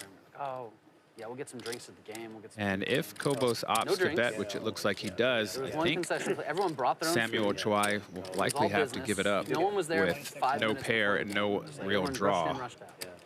Oh, yeah. In English, we've got to see. 2,600 and take it for Oscar, whose sheet has been clean on the day so far at the World Series, contributing to about $25,000 worth of that. Did play in Prague earlier this year. WSOP Europe. Yeah. Nice. I didn't get to make that trip. I really wanted to, but we had just had a new baby, and it was just too hard of a trip to take with the full family. It prevented you from traveling? It as in childbirth, not the baby. It as in the situation. Raise 1,000. Congrats, of course, to you and Zoran. Welcoming the new addition to the family as Nazar welcomes 2 aces to his button here. And Johnstone with 8s has taken it up to 1,000. Hugo's kind of been tossed around a little bit. Raise 3,000. I think he's going to appreciate the opportunity to throw his weight around. 3 scoops up to 3 dimes. Uh-oh, wow. queens for Horita in the big. Something about the main event feature tables. We seem to get a lot of these big pair collisions. Seems like it's more often than it normally is, even though I'm sure it's just the same. It just somehow the poker gods give us the action. And of that 75,000 in front of Horita comes 8,500. With the 8s begin to crumble? Yeah, with pocket 8s and that much heat behind you, you don't know for certain if Nazar is going to just call or raise again. So pretty difficult spot to play 8s here. He lets him go. Now the aces actually has a decision here. You can get tricky in position a lot of the times when you 5-bet, especially in the main, when people 5-bet. We saw yesterday someone, I believe, or maybe the day before, aces 5-bet and the queens released. You were on the call for that, Aliyah. I can't remember the players, but there was a 5-bet with aces and the queens let it go. So I think it was Baptiste and Gold, perhaps? Was that the one? No, it was a couple other gentlemen, but either way, that says a lot of the times when you 5-bet early, you give away the strength of your hand. So he could opt to just call here. There's not a lot of danger. You kind of know where your opponent's range is, and you can navigate those flops a lot easier in position with aces. So I wouldn't be shocked to see a call, but he opts with all of it. 46,000. Which is also a bit tricky because you don't expect aces to ship at all. You expect aces to maybe make it 17,000, some kind of milky bet. So to ship it all, you usually think maybe jacks, maybe ace king. Yeah. So we might see Horita step in it and opt to call with the queens, which would be catastrophic. By the way, I'm getting mild Bane vibes from Dark Knight, or what was the sequel to it? Yeah, yeah. I mean, if you're gonna wear a mask, maybe style it up, you know, get it painted and have some cool stuff on it. Nothing cool about this situation that Horita finds himself in. I mean, queens is so much hand, but the main event, when players are willing to stick all their chips in early, it's not likely they're messing around. But I think because ace, king, and jacks are likely in that range, he might lean towards a call. Wouldn't fault him for it. You just have to have the ability, though, even with the acceptance that you know you could be wrong with some frequency, to step away from some of these situations if you want to run deep in the main, David. Absolutely, absolutely. And like I said, we saw it yesterday. I think it was yesterday. It could have been day 1B, but we did see a 5-bet with aces, and the queens shut down very quickly, actually. I was very impressed. It was a quick fold. It looks like he's gearing up to throw them away. The beauty of having this happen at a TV table is, in addition to knowing your opponents are probably being a little more snug because they're on the TV table, is you do get to find out the answer eventually at some point in your life. Whether you look at the stream in a few hours or you go home at night and look it up, you will get to sleep well, even if you fold. Well, Horita giving this one a serious chew, both literally and proverbially. And note that the baseball cap appears to be tethered to the jaw. Let's go. Does find the muck. Good fold. It goes back to what I was saying. I would love to have seen it just call there on the button and really trap From you. Nazar. From Nazar. Just deuce. Call the 4-bet. Maybe. Come August, the final table will be on ESPN and the deuce. Now then, returning to more action here, we find an ace-jack suited, taking us to 1K, and a flat call from ace-king for Anthony Runza. Yeah, very sneaky here, but I like it in the main event, day 1. Keep the pot small. If you connect, you can try to get some value, and if you whiff, you can just let it go. Minimize the loss. Oh, and look what you've allowed to happen here. Questions being asked by Jody Sanders and his 8s. Back over to Richard Arnott. And Arnott with a very nice hand, suited ace-jack in position to the 3-better. Okay. Now this is where Runza could really get freaky. Come out with the large raise, and he does. And how awkward for the others for him to flat a raise and then bring the 4-bet. Massive strength being declared. And it's so unconventional. Like, you don't ever really see that play. So when you do see it, alarm bells go off, and you're wondering, is it strength? Is it someone just losing their mind because they're in the main event and they're trying to be fancy?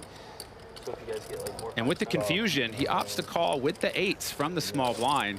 Kind of a hefty tax. Yeah, gonna be tricky to navigate. The ace-jack wisely gets out. It picks up on strength from one of these two players at a minimum, if not both.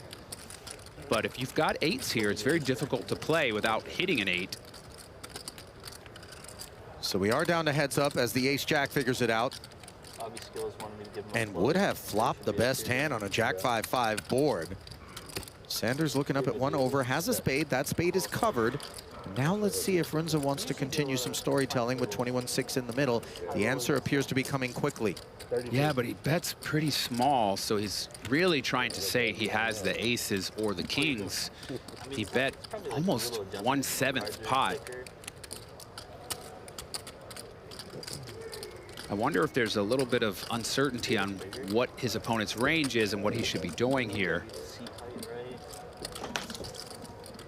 And if you're 2 8s here, I don't think you can really do much other than just call. No real reason to pump it up, because if you do run into the big overpair, you are in trouble, and perhaps you could hit an 8 for only 3,000. Blank deuce, not going to change much, but I imagine, yeah, he checks. Now, if you've got the ace-king, now is the time to continue the story and fire a large bet here and win this.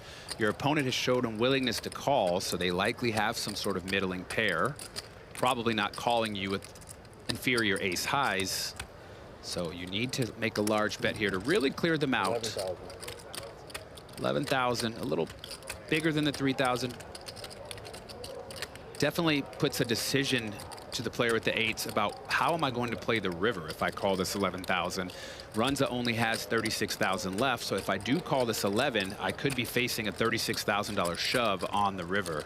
And that does govern our decision-making here at this fork in the road. Runza's really telling the story. I've got aces. I've got kings. I'm not afraid. And by the way, often when the action is not on us, we don't look over at our opponent, but rather kind of look away and allow them to look at us. Not the case with Runza. Eyes trained very keenly on Sanders. Yeah, and I wonder if that's because he's also worried that, okay, the strength of his opponent's hand and how he was going to play the river, but. Yeah, you heard him say flop bet was crazy. Very nicely played by Runza. What's up, buddy? Or debt, not, yeah. And by they, I mean the Helmet family. Yes, correct, correct. You have the biggest balance. First peek fighting words. at involvement here from Halegua. Jamie Halegua, to be exact. Picked up Kristen Foxen's 10-8 suited from the big. She's got backdoor spades and a gutter against second pair. Halegua following through. Halegua with the small C-bet here with the gut shot and the backdoor spades. I imagine Kristen will want to call and see a turn. Also the added benefit, her opponent may shut down depending on some scary turn cards, allowing her some river play.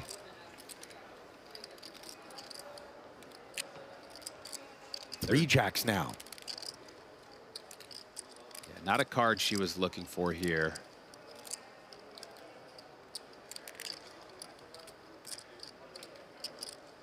Wonder if she's considering leading and representing what Halegua has. A lot of the times when you see that second card pair, you can lead out and represent it because that is a hand you might have just check called with, just a jack.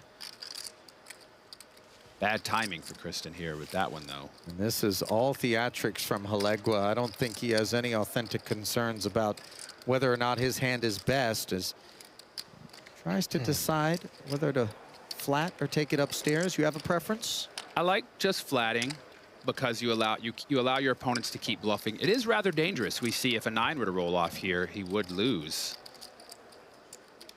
Instead, it's an ace, but it is a club.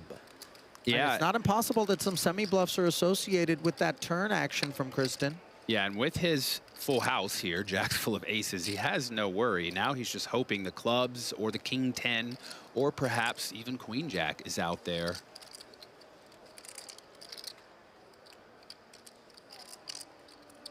Yeah, wholly unconcerned about being beaten is Halegua, as Foxen, sensing that this card could be one that could send him for the exit, but of course. And this is what I was alluding to before we went to the break about the tough players continuing the story, putting you to the test on the river. If her opponent's hand wasn't as strong as it was in a full house, this would be a pretty tough bet to call with something like just a queen or even just an ace with no kicker. With a full house, though, not a problem. Raise. Words you hate to hear when you're bluffing. The decision, of course, will be quite easy.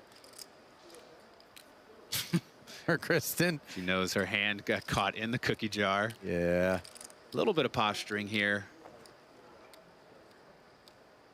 No, not thinking of a call with 10 high, but That is a good hand. Not quite aces, but it is full. Nice hand. Now As that just keeps. coffers are mildly emptied. Now you'll see it afterwards. All right.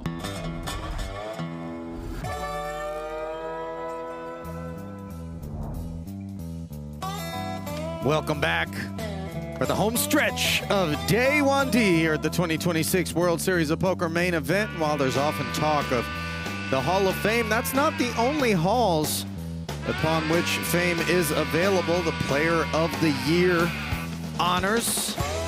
Back in 2018, going to Sean Deeb. He's jockeying for those honors here today, and he's worked his way to a featured table. There is Sean. He might be multi-tabling, by the way, with that phone out. You know you're not allowed to have devices unless, of course, you're playing another World Series event. One of the few people ever to live multi-event. 40 years old now, 9 WSOP bracelets. His main event finish has yet to crack the top 100, but in 2018 he was knocking on that door. He is so dedicated to the task, is Sean Deeb. Hell of a player, by the way, too, in the mixed games in particular. Has laid claim, David, to 9 bracelets. dethroning Phil Hellmuth when it's all said and done, the two of them good buddies. Yeah, I mean, I think it's inevitable, but I don't know if it will be Sean or if it'll be Benny Glaser. The grinder. I mean, Benny's my pick because the guy's not even 40 yet. It's pretty wild. Meanwhile, sticks for Johnston have issues here against Pablo Roman. Roman made it 1,300 to go pre. Johnston flatted. Barros was a part of the procedures until that King 5-6 board. Brought 1,500 off of Roman's stack. Johnston peeling here. Didn't find any of that straight equity or a 7. Roman, however, checking, and it is Johnston who is betting D-dubs. Yeah, very nice check by Roman. Better to allow inferior holdings to seek value from you.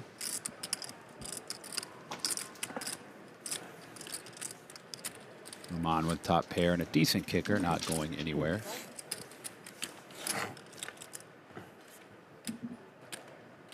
Now an ace on the river.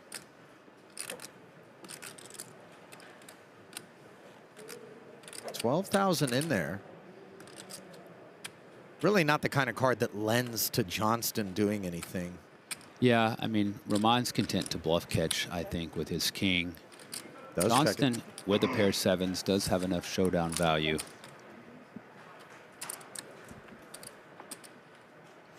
Ace may have saved him from doing something a little crazy.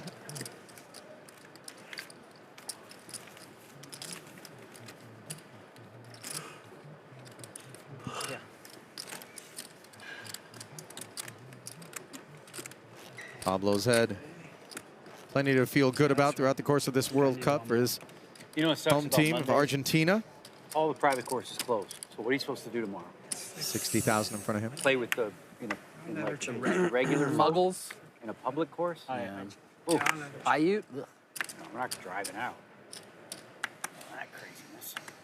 Maybe Southern Play Highland. Reflection. I could, but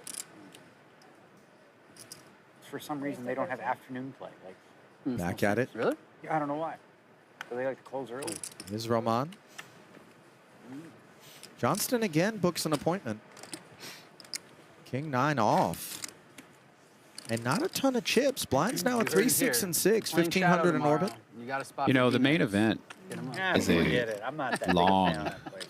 I don't want to drive anymore. strenuous affair, and you often see people later in the day start to break down, particularly people of the older age. See some meltdowns here and there, and we might be witnessing one right here. I think it's a little bit early to describe it as something like that, but I do certainly not disagree I mean, this is the last level, so they've played through 4 2-hour levels already, plus breaks. You imagine he's an early riser. He might be getting a little tired. Well, he's risen courtesy of this pre-flop check from Roman with 6s. And the 9 that has outflopped the ace high.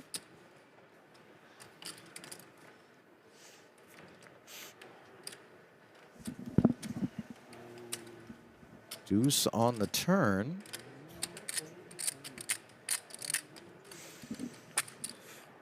Same 2 opponents from the last hand.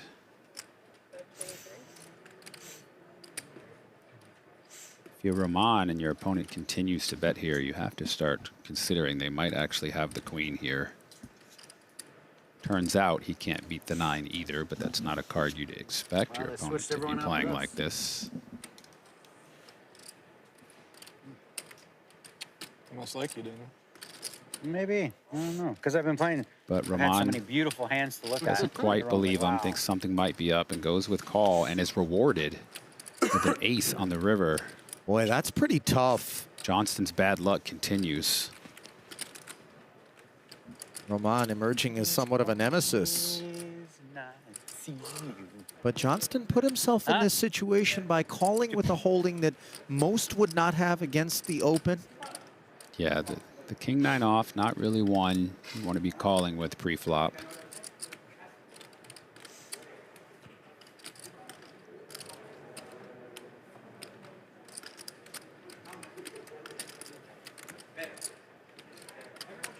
Roman has yet to act. Of course, Johnston not going to be keen to see the opponent reach for chips. Yeah, the ace is likely a card to not.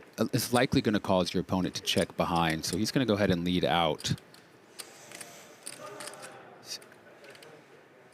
Your opponent's not going to put money in the pot for you when you have a strong hand. You have to do it yourself sometimes. Johnston doesn't have enough to call, though. Well, nice to see that he's able to find the fold if he's not able to do so pre-flop, at least in that particular spot. As we find our way back over to Lon McCarron and Norman Chad for another edition of Inside the World Series of Poker.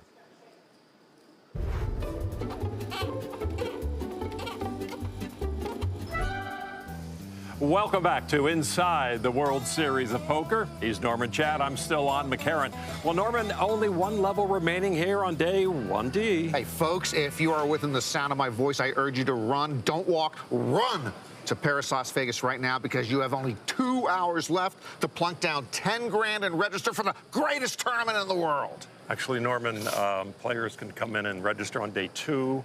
In fact, on either day 2A or B, they can register until the second level of the day is done. This can't be. This shouldn't be. It can be, and it is. This is the World Championship. Yeah. It's a long haul. It should be a level playing field. It's not fair that most players slog through day 1 and a chosen few avoid the wear and tear of day 1 and hop in better rest to start day 2. Nothing in life is fair, and anyone can opt to jump in a day late. I mean, if I started my previous marriages in year 3, I would have had a better chance to get to, say, year 5. I doubt it. As the hours of day 1D get short, let's look at the entry numbers, Norman. The trend is pretty clear. Players do flock to the later starting days. Yeah, it always starts slow. You know, if we had 26 day 1s, Day 1Z would fill the Grand Canyon. Might do that. All right, let's take a look back now to an era in which everything was simpler, your kind of world, and all 75 entrants showed up on time for the big one back in 1981. Yes, main event memories, 1981. Stu Unger went back-to-back 45 years ago. In 1997, he then won a record 3rd main event title. Perry Green, a runner-up in 1981, is still playing, 90 years old, and he made a World Series final table this year in Omaha 8. I love it. Okay, that's it for us today. Norman, let's draw the high card for the last word. Well, here is our oversized deck. It looks great on camera, but it's impossible to shuffle. I will go first, please, sir. I want right there. Oh, Queen of Spades. Spades. That's going to be tough. I can beat this Queen of Spades. 7 of hearts. No. The floor is yours, sir. All righty. Well, I'm quoting New York poker pro Brandon Sunshine. Sorry, Brandon, playing in today's field. He says, everyone's always talking about running good or running bad. The key is to never stop running. See you tomorrow. Enjoy the beer level. Thanks, Lon and Norm. And you know, the beer level has lacked beers, and maybe it's not so much a day one practice as it is when you get down later into day 3 and beyond. Minimum. I just think the trends are showing alcohol's falling out of favor. That is true. Numbers are down. People aren't drinking as much. You're not drinking, right? I don't drink it. I've never done it. I mean, you know, done it, but not in any measure of regularity. I'll have a glass of wine here and there with dinner, but it's still few and far between. Right. Kobos with a glass of top pair here and an open ender on the turn. Your man still batting 1,000, always has it. This is something to see.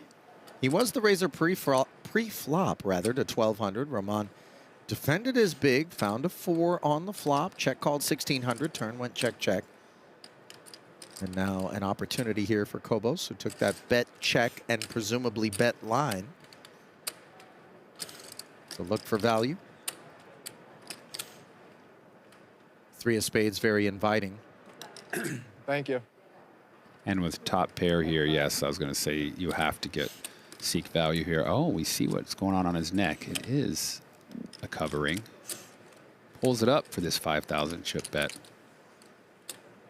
Roman's not even looking at him. He could care less about his neck.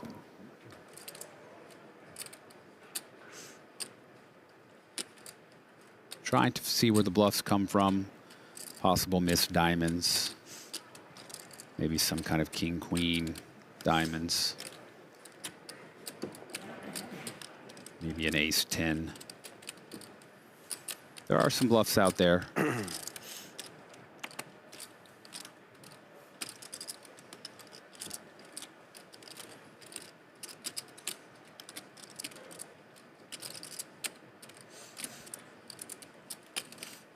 Chewed on it pretty hard, but spit it out in the end, did Roman. And Kobos certainly at some point you would think is going to lose a pot. We don't wish such things upon him, but this is an extraordinary run of W's he has strung together. And yet he only has 66 dimes. But when we did start, he was sub 40, I think, 39.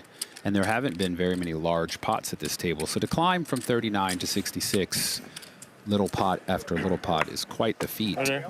This is the cobbler. What's up? How are you? Good, how are you? Could I please have a Diet Pepsi? Let's see if we get any alcohol ordered. Get Nazar a drink. Give him a stiff one. Double whiskey on the rocks. 2 waters, please. Ooh. Thanks. Come on, someone order a sex on the beach. Daniel's going to have to get his Z-Biotics going before he gets a drink. Is that the thing that keeps you from having a hangover? That's what he says. That's what he claims. Right. Photos. He swears by it. He does. 13? He is also in a sponsorship deal with them, so. Okay, so. Chicken or the egg situation there. Which, you know, is that why he's sponsored by them, or is that why he's touting it? Who knows? Botas, no chicken. As it looks like Johnstone has turned to the banana for sustenance. I don't know what it is. It's something about eating bananas on camera at the table. It just can't. It's tough to look.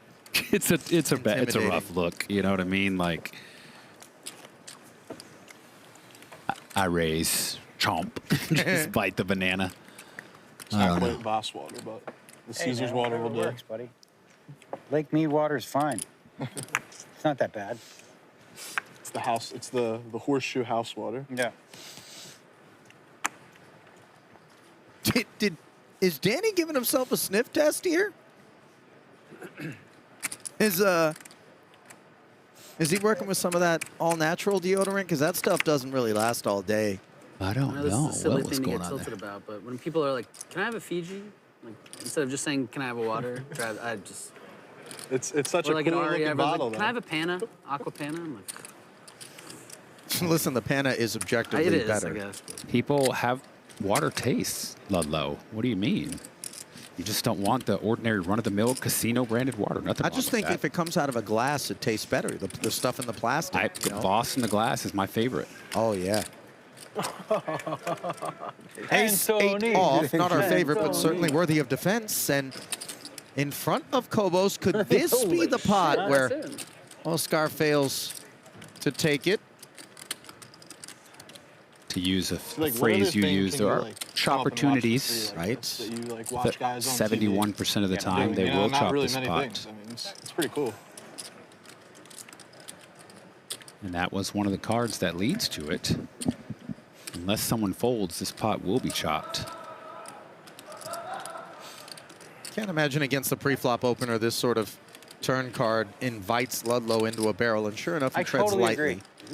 Yeah, I mean, I'm In aligned. particular yeah, I think against so a man too. who can't lose a pot, it would seem, on the day. Right? Yeah. I'm just being honest. I mean, I'm just, and yeah, both I mean, players I don't know, I could decided be to wrong, check it but down, that's so my this view. river is relatively small. An inconsequential 8 See, great. She's a Ludlow. smart woman. Fortunately for him, does not Except help for his that hand. part. Everyone has their weakness. No one's perfect. And this pot is almost certainly chopped. If either player bets, the other one is just going to call, I'd imagine.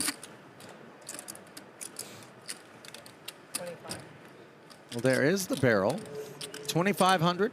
It would be quite the play if Kobos decided to turn his hand into a bluff and raised him, but an ace is enough to show down. 3 pair.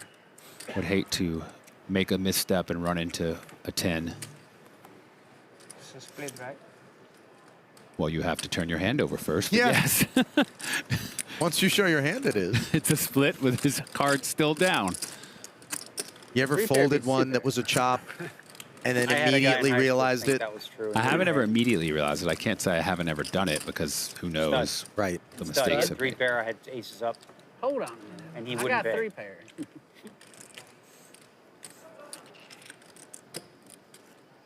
Oh, wow. Look at this for the viewers in the crowd. Jimmy D'Ambrosio. Listen, if you don't know who the Midnight Mayor is, Jimmy D. I actually tangled with Jimmy D back in the early 2000s in the cash game streets. Talk to me. He was just a character that would show up and hop in the No Limit game Gabe Thaler was having back at the Venetian in the back room. And he was quite the character, but he wasn't as large a character as he has become now on the poker streams. 1400? But it's nice to see Yeah, him that fair? kind of come Been into good, I've been his nice. personality, as you could say. 14? That ain't limp. That ain't pimping. No, I know, but I I've been really nice. enjoy Yeah, but watching him. sometimes I So mix it when up. we I do got go all to that kinds of table, gears. I imagine Low, it'll be high, you know, entertaining. Gear 3, gear 7. I randomize with my brain. Yeah.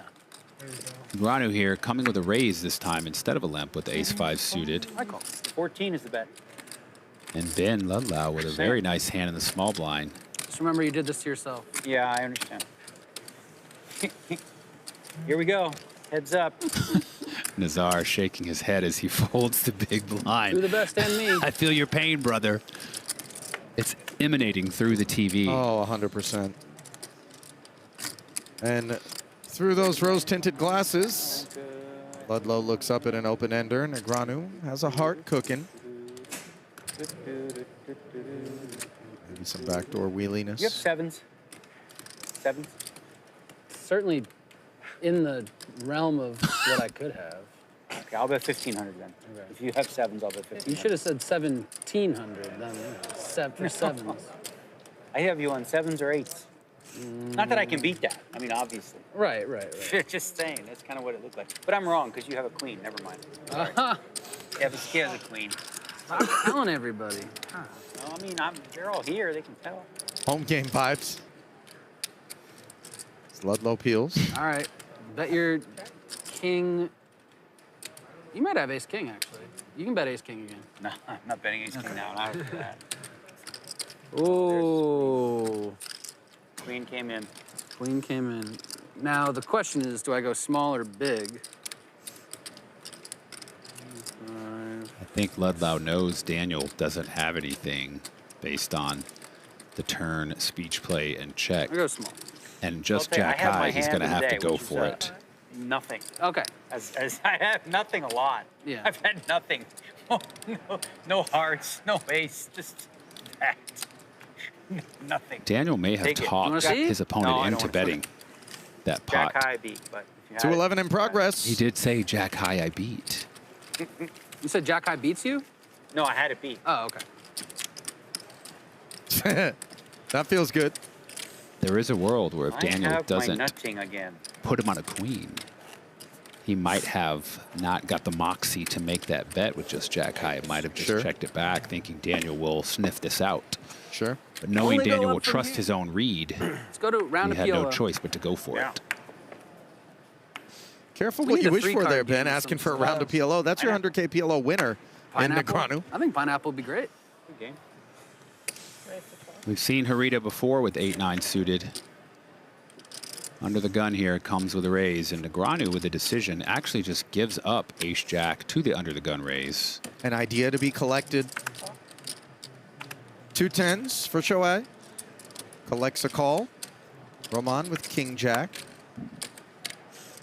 Could be a spot where he goes for the squeeze, but no, he opts to fold. Yeah, felt a little intrusive. Johnston, a click north with king-queen. Does hang in.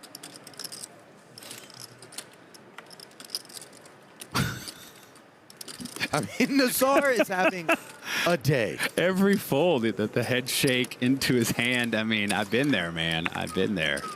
It's been card dead, pot dead.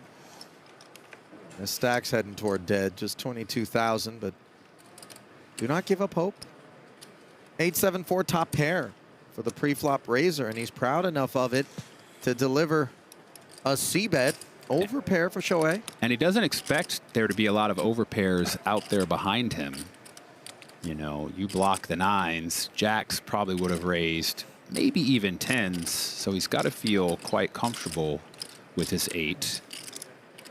Now, when he is called, likely hands your opponent could have include some diamond draws.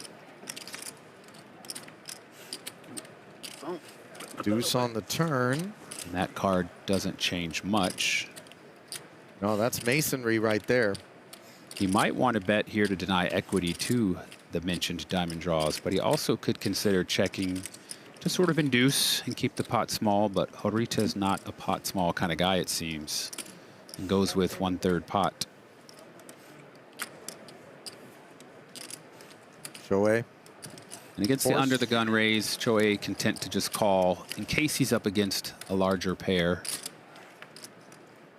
You also disguise your hand.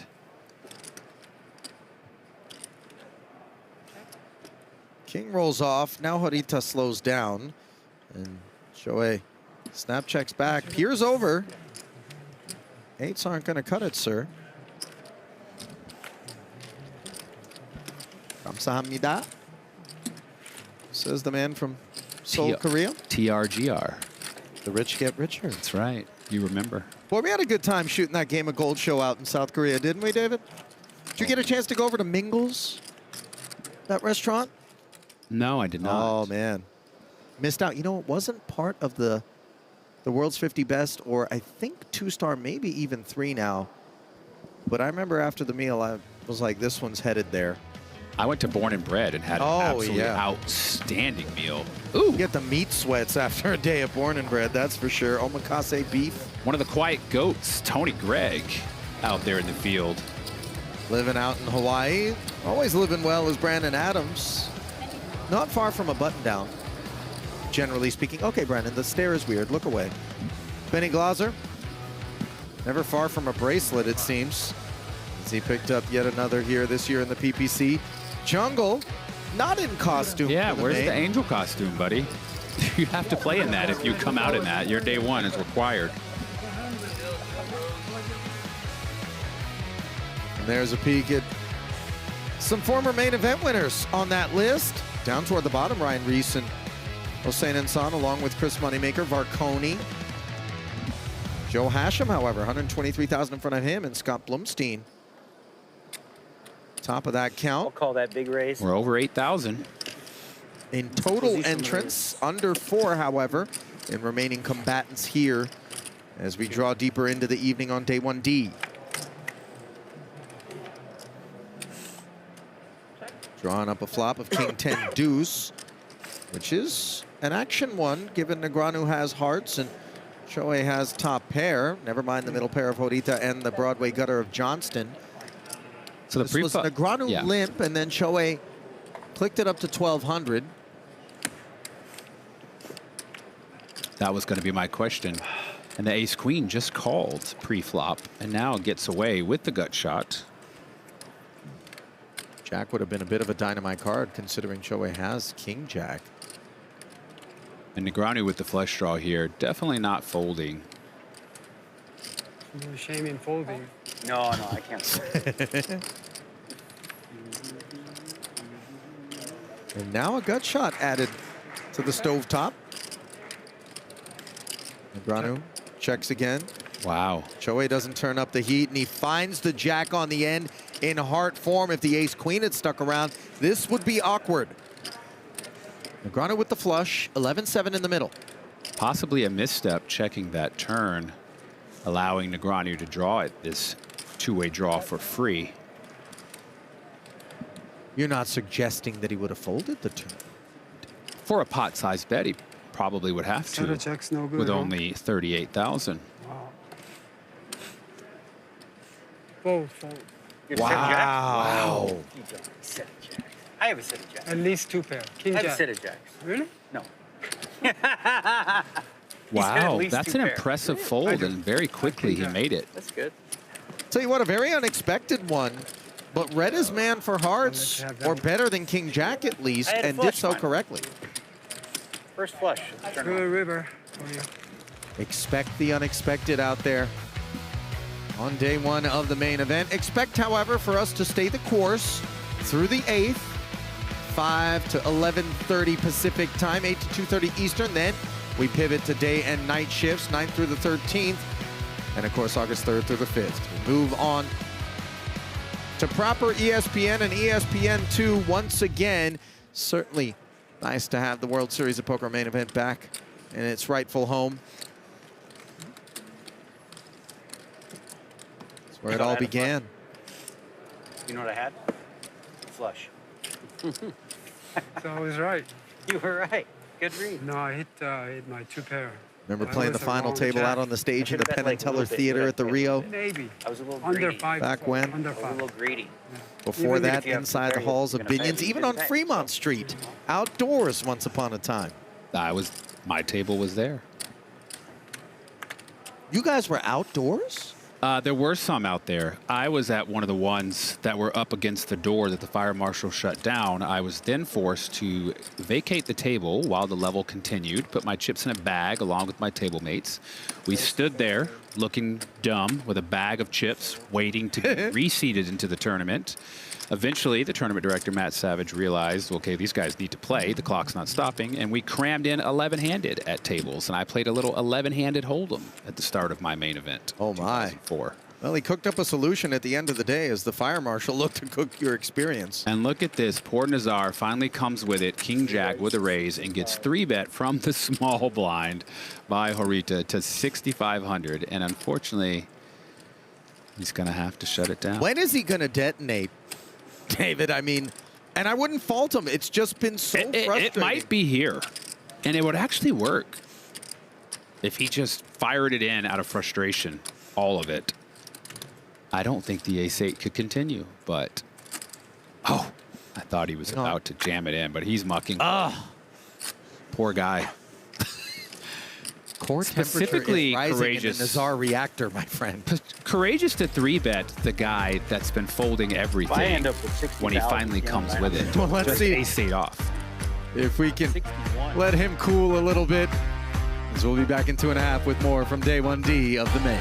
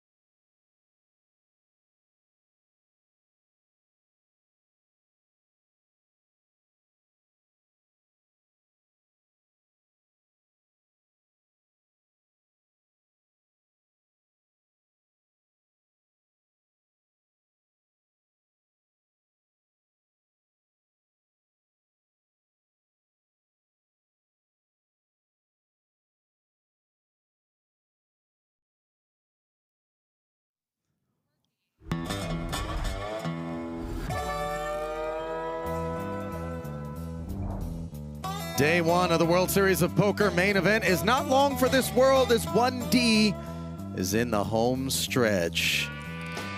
Keeping it right here with Daniel Negreanu and their crew. Ali Nejad and David Williams back with you. Jeff Platt, Natalie Bodie on the sidelines. This one's in progress. Kobos with King Queen flopped himself top pair, which is still good despite the arrival of the ace. He made it 1,200 to go pre. Got called in a couple of spots. Round of knuckles on flop and turn. Now a 10 of spades on the end. Still best is Oscar. He still hasn't lost a pot, right? And he's not going to lose this one. I do wonder if he checks to Daniel, is Daniel going to finally activate and try to just take this down knowing 7-high can't win it? Or will he show some restraint and just surrender this one? All that's moot if Kobos decides to bet, which it looks like he's going to.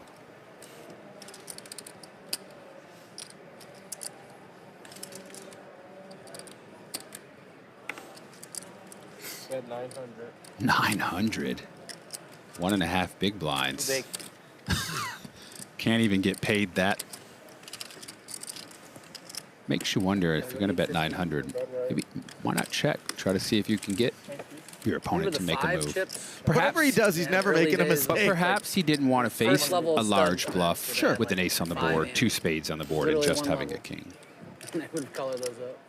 Interfering with giving Daniel an opportunity there. Flipping over to table B. What do we have here? First peek at a new collection of characters here. Mr. Bartha.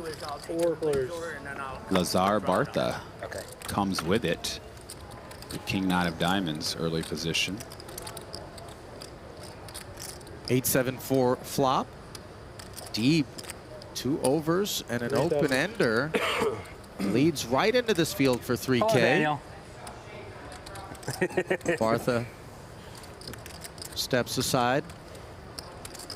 Jack 10 with no heart on board, a gutter and 2 overs. It too walks away, but of course the set of 7s for Mr. Kawar will not be vacated. And the Wadi 7s Kawar. here, it's going to go ahead and raise. There are 2 clubs out there, and you want to protect against hands like 9-10. The club draws things like 7-6, 8-6.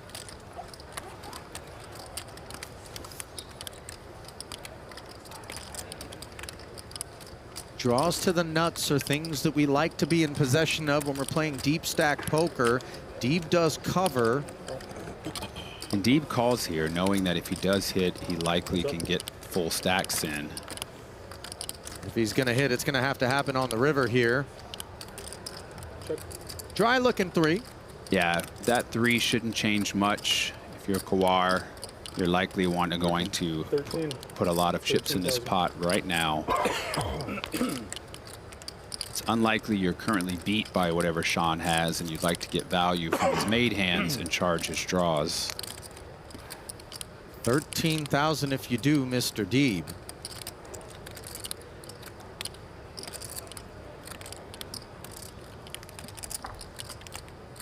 Tough spot for Deeb here, because if you do make your straight, you want to ensure you get the max from it.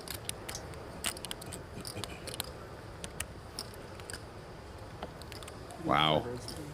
Willing to put 13 of 57 out there. Perhaps he thinks that a 9 or a 10 might also be good. Not impossible that he tries to bluff on the river unimproved. Let's see. A club. A club is a card he could try to represent. Both players, very similar stacks, a little less than the pot. He could go for a shove here.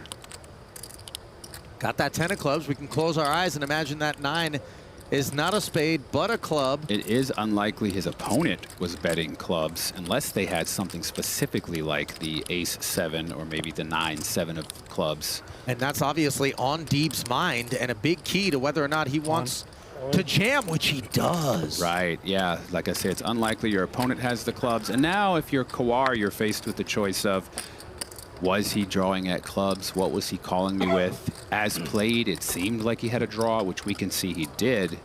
It wasn't this draw, but it's definitely on his mind. It is hard to bust in the main event. People don't like to call it off. But a set is quite a hand. Doesn't feel like it right now, does it? Very tough spot. Very well played by Sean here. Yeah, it wasn't simply the pursuit of the 6 or the jack, but also other opportunities to try to snatch this one. Courageous jam. Let's see if Kawada can find it.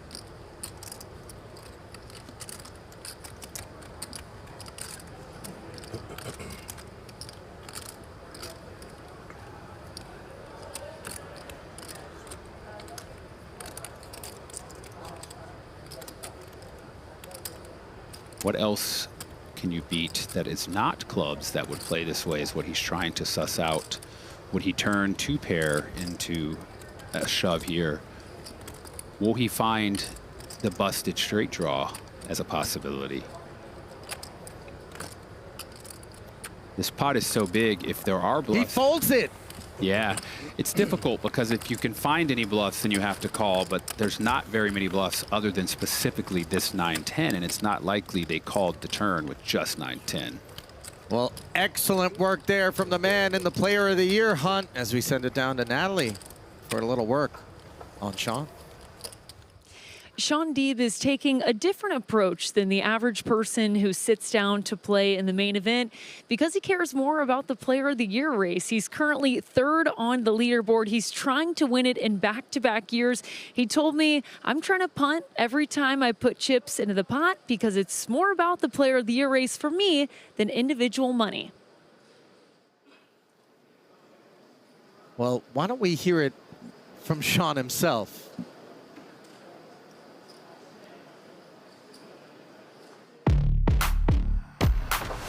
I come every World Series trying to win Player of the Year. That is my #1 goal. I always cared about leaderboards a lot, and I kind of made a conscious effort, said, like, I'm going to go for Player of the Year. 2018, I ended up winning it. And then last year, you know, I had a great year of a lot of deep runs. This year, I really want to go back-to-back. I think that'll be something that will never be done by anyone besides me.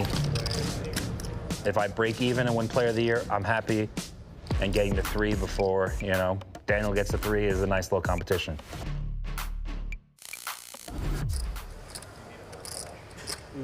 Aces here for Bello. Is it is worth noting that plays like the one that we just saw are the kinds of things that you have to be capable of if you want to produce the sorts of results that Sean Deeb does. There's a fearlessness in that man, Dave. Well, there's actually another element to that that you may not have caught in what he said about trying to punt every hand I play. And what he means by that is busting out of the main event is actually better for his Player of the Year opportunities. Because this is a 13-day tournament. If he's in this and then bust in like 100th place on day 6, he misses 20-some-odd tournaments, 18 tournaments that he has a good shot to win to increase his Player of the Year standing. But then wouldn't that suggest that he wouldn't even bother playing the main event and just stick to all those other events? I believe Scott Sievers did that last year, skipped it for that reason, to pursue, right?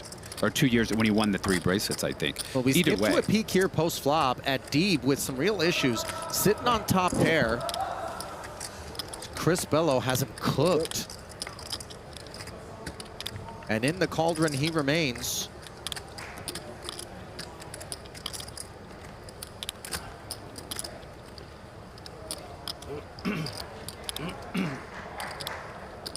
But to answer your question, it's still the main.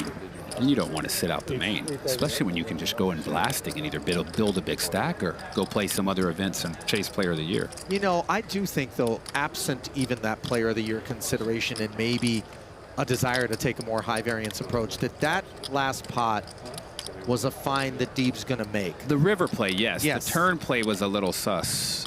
And I believe that's because of the added benefit of, hey, if this goes wrong, I got other things I need to be doing.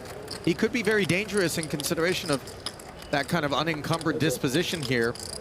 But the danger lurks across the way for this King 10 as a second 5 and a third club roll off.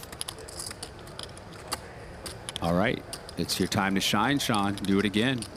Represent those clubs. I don't know if it'll work here. Certainly feels like it'd be a lot tougher to evict aces than it was to evict the set of sevens as it came down in this one. I mean, if he shoved right here, it probably works on top of this $17,000 chip bet. Excuse me. Wow.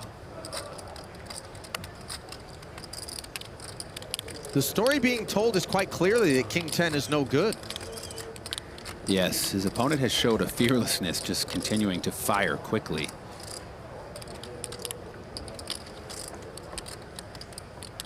Deep can afford to get this one wrong for 17-5 and fight on comfortably, but he's not in the business of making wrong decisions all that often. Pays it off. And Chris Bello relieved to see Sean Deeb find the muck, and a healthy pot find its way over to him.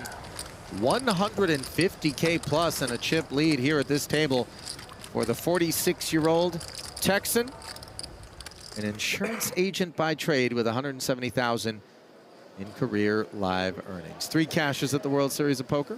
I think that right there still illustrates the point that I saw him making. I think he might look for that fold. Really? Well, we look for Jimmy D'Ambrosio, and once we find him, David, you and I don't need to do a lot of work. 3 and 6 still? I have no clocks around here, huh? Jimmy up to 180, a triple stack. Michael Jordan. Nice. Jack Deuce of Hearts You know takes who us that guy up. is or no? What's your name? Hey, Eden, I'm Jimmy. I said, we'll do it like this, so it's, yeah.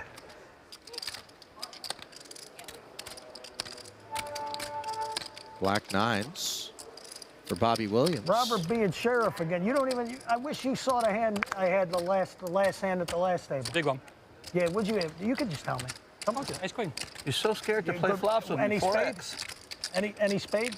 Unsuited, long time ago now. Yeah, scared is the word that comes to mind. That's I look something. in the mirror. It's something. Oh, come on. Some stacks Scared. at this table. All right. Can we get drinks? And once it's an hour in, you guys want to do shots for the last round? The two biggest involved in this one is Jimmy is always trying to work some shots into the process. You guys want to do shots. Yeah, beer Free level bills. being converted into hard liquor level as the 6-3 deuce again. all spades, and Jimmy D with nothing more than deuces. And Williams with the black nines. Trivial call, but Garza, no spade in sight, can easily get away. What was the turn card? Marcus Garza, Oh, there it is. by the way. What Robert, was you're the making turn me card do it. before it Last. Go, comes go over? back. I'll put the hat on. Well, especially with the lights. All right. The 3-ball. What'd you start the hand with? Just so I get an idea. 130, 140? Okay, 180 for me. Thought that was the bet. Yeah, me too.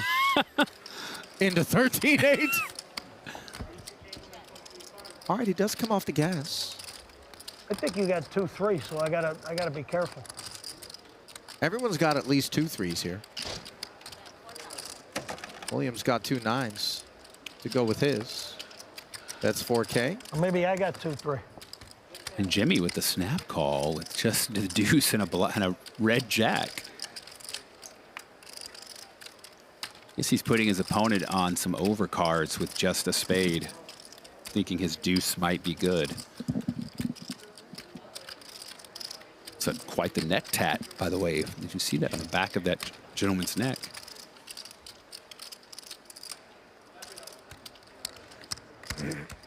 Yeah. Wow. You had me in jail. Nice hand. We might do well to leave that one You alone. got the last hand over there and the first hand over here.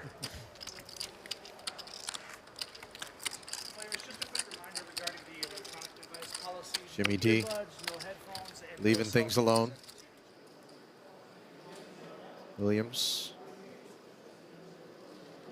picking up a small package.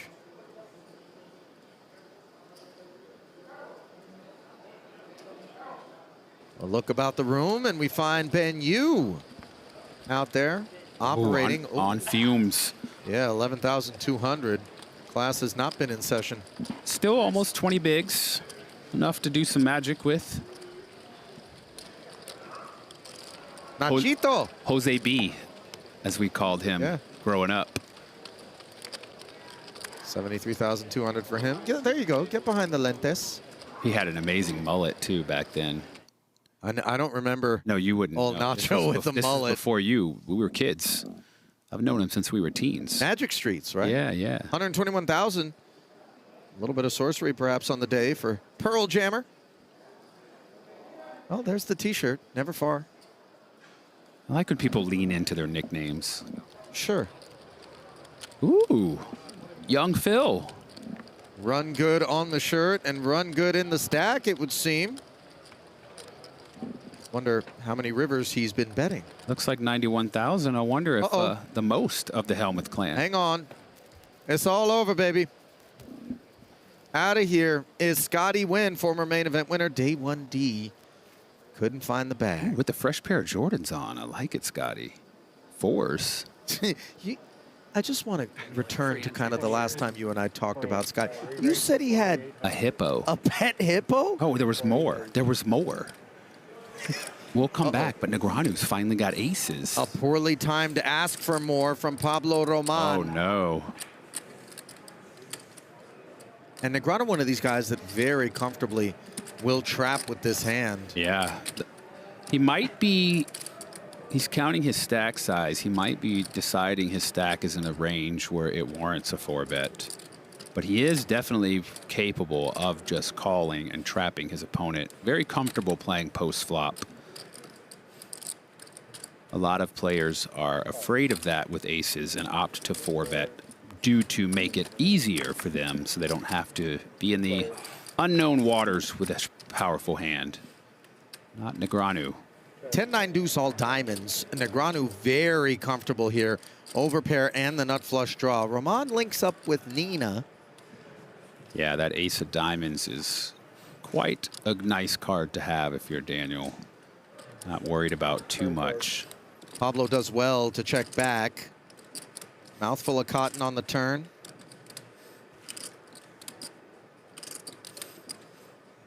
Daniel's going to go ahead and try to put money in the pot himself. 42.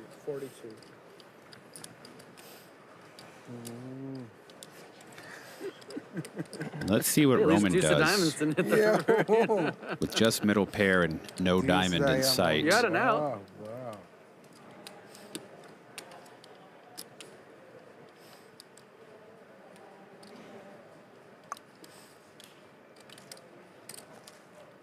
What kind of hands does Daniel raise and call Everyone on your the 3-bet broadcast with and then wanted decide to mayhem, lead we this didn't give turn? it to him.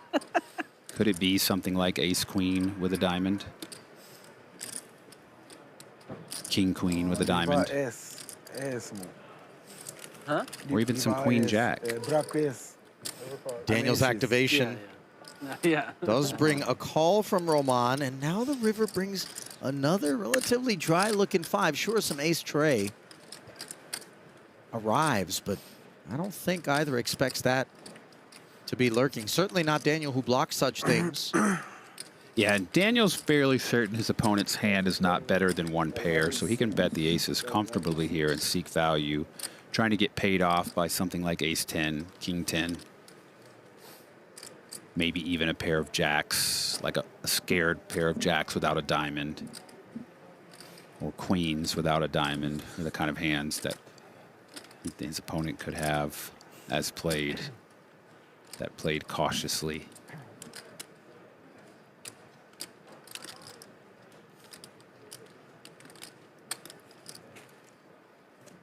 Roman again just trying to think of the bluffs if Daniel has them and if he makes them. Daniel has been fairly straightforward at this table. We haven't seen him really getting at a line bluffing.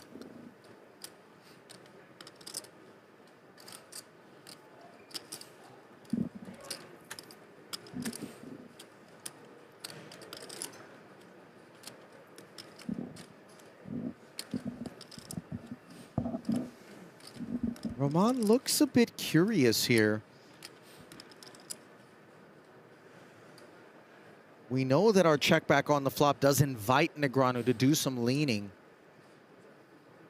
after we 3-bet pre.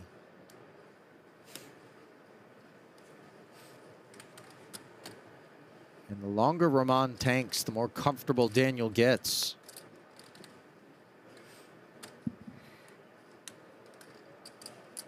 This pot will put Daniel back over the starting stack, regardless of the decision.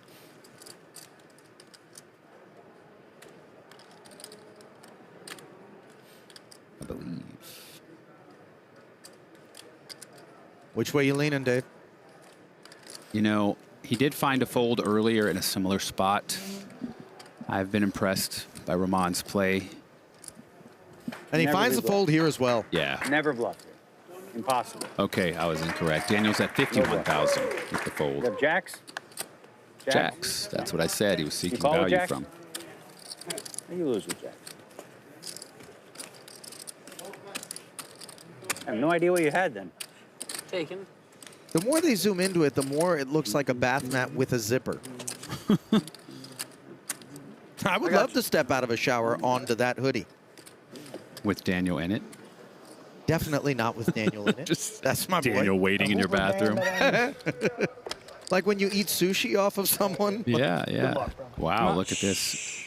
Giacomo with the nut straight and the queen of hearts. Give it to Dino. Sure, I'm done. I'm sure I'm done. Straight.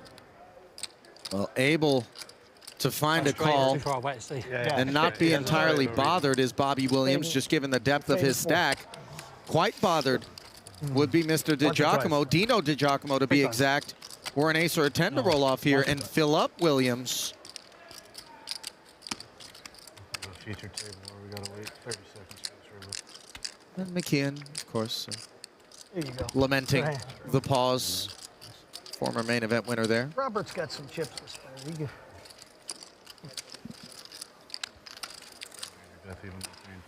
Yeah.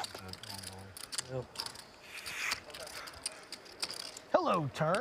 Hello. Dino DiGiacomo of Youngstown, Ohio, 60 years young, construction worker by trade, building his stack.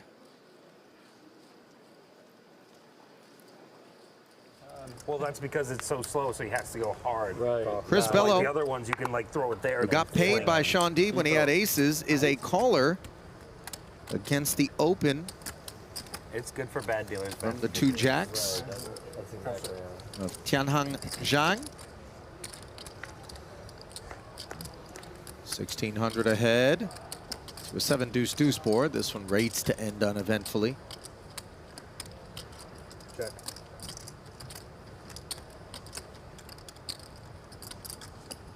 Two.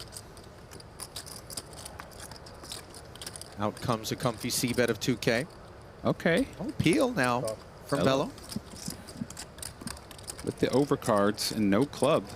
So when you often make your pair, you might complete the flush. Something to consider when you make that peel. Yeah. Tracking back to the notion of clean outs.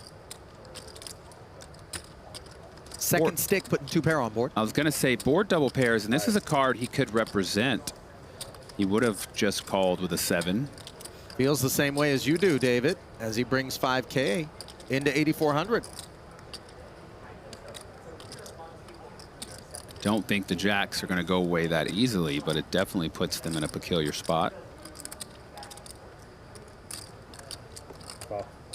This is a spot where there's no reason to raise. If your opponent's bluffing, you want them to keep bluffing. 10, unproblematic for jacks. And will Bello continue with his story that he has a 7? He'll likely have to make a meaty bet here, but what is he trying to get to fold? I guess other ace highs that are beating his king high. Would be ambitious to try to get a pair of jacks to fold, but it looks like he's going to go for it. 13. 13,000 qualify is chunky enough. And it's a chunky bet. I don't think it's going to work. Jacks is just such a big hand here. But it is kind of interesting, like your opponent called you on the flop and leads when the 7 pairs. He is saying he has a full house here.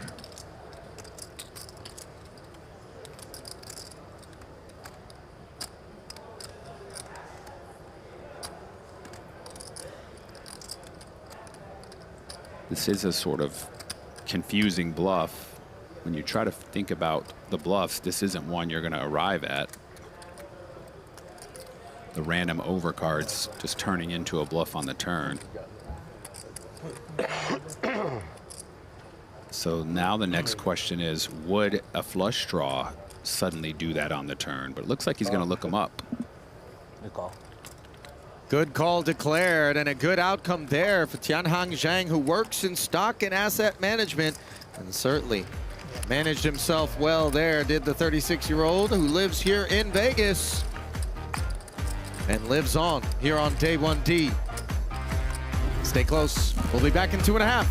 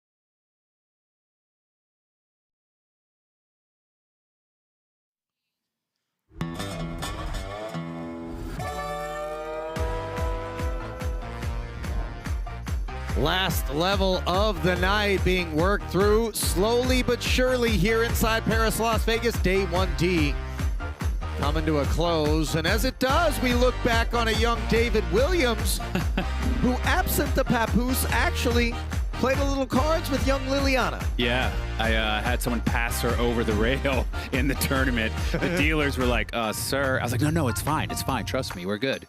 Got the photo, quickly raised someone. They were like, well, this guy can't be bluffing. He's got a baby in his lap. And they folded. I was bluffing. And then passed the baby right back off to mom and kept going. Got the photo. You didn't use her as a card protector, did you? I mean, kind of. Just right? put her on your hand. I had her in my lap and bluffed someone's pants off.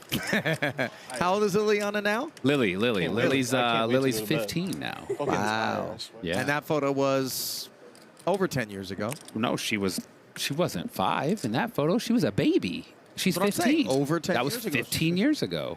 She was 1? Not even. Did you not look at the baby in no. the photo? That was a baby. I'm a bad, Come on, bro. I don't know. That was a baby. I'm bad at this stuff. That was a dude. goo I goo don't have gaga. those That was things, like you know? 4 months old or whatever. That was a baby. I'm bad at these things. That was a 7-year-old. I wasn't wrong. Over 10 years ago, right? I mean, how old is she? 15. Oh, how long ago was that? I wasn't wrong. Over 10 years ago. Come on. Queen 3 deuce. Sixes are over threes. I think it might happen here. Your guy might lose one, but it's not over yet. You're right about that. Kobos was the pre-flop raiser to 1,200. We saw the 3-bet to 3,600 from Horita, and now 2,700. He might choose to continue putting his opponent on some ace-X, such as ace-king, ace-jack type hands. Also knowing that if he is beat and he peels and hits a 5 or a 3, he can draw out. A 4 would give him a straight draw that could set up the ace being a dangerous card for his opponent because he's not supposed to have a lot of 5s. He does choose to go with it. Your man's not out yet. Well, he doesn't find any improvement on an 8 of spades turn. Gonna take some work to win this one. If you're Horita, you don't really expect your opponent to have a lot of 3s and 2s and have been calling you, so you do have to have some concern about the possibility of a queen, but it looks like he's not concerned. And he bets 11,000 with just the 6s. And that's gonna do it. 99-1. Man's record now. It does feel that way.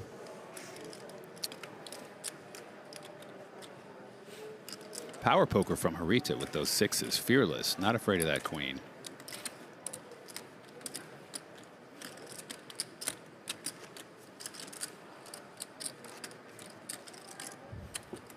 Nazar hanging around 18-6. I did get a message from a friend of mine, Krista Macy. He said right on cue as you were talking about old men late in the day blasting it off, I bluffed it all off here in the main as you were saying it. How old's Chris? He's my age, mid-40s. That's not old, man. Well, he feels old, and I get it. I feel that way too.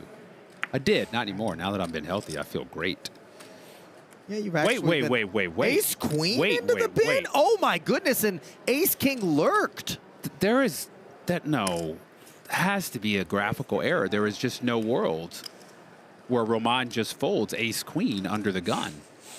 What is happening? That's I'm not. I mean, obviously, neither of us feel as though that's what he mucked. We've seen him raise king 9 offsuit.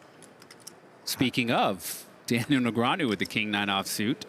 After a Kobos queen 9 suited call, you know, who knows, David? I want to find this gentleman and talk to him tonight. Late day 1D, this is where the wild things are.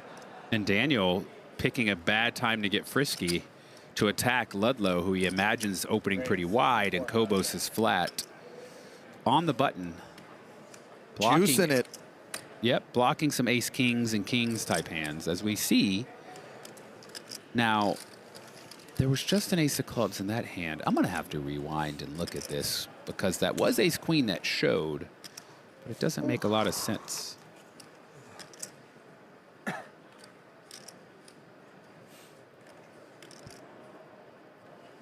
We've got the truck working on verification, because it really does seem sus that he binned ace queen. And here goes Ludlow with the 4-bet. Juanda was really good at this Excuse me, thing. Ludlow. I'm the worst. Ludlow. I always do it at the wrong time. Juanda does it always right. I always do it wrong. Every time. They 4-bet me. Well, if you Just saw... nothing. Yeah, the nothing hand. Ace king, yeah, that was ahead of me. Badly. I mean, Juanda's dust. We saw him walking away. Yeah, he couldn't have done it at the right time. They were here in this clapping at main. my amazing fold. Oh, okay.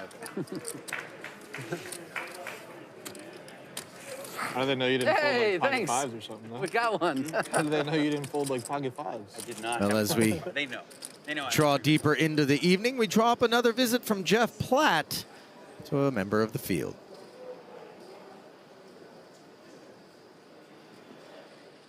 Back out in the field and always looking to check in with our first-time main eventers, and we find one in Alex Lovelace. Alex, stand up for me, please.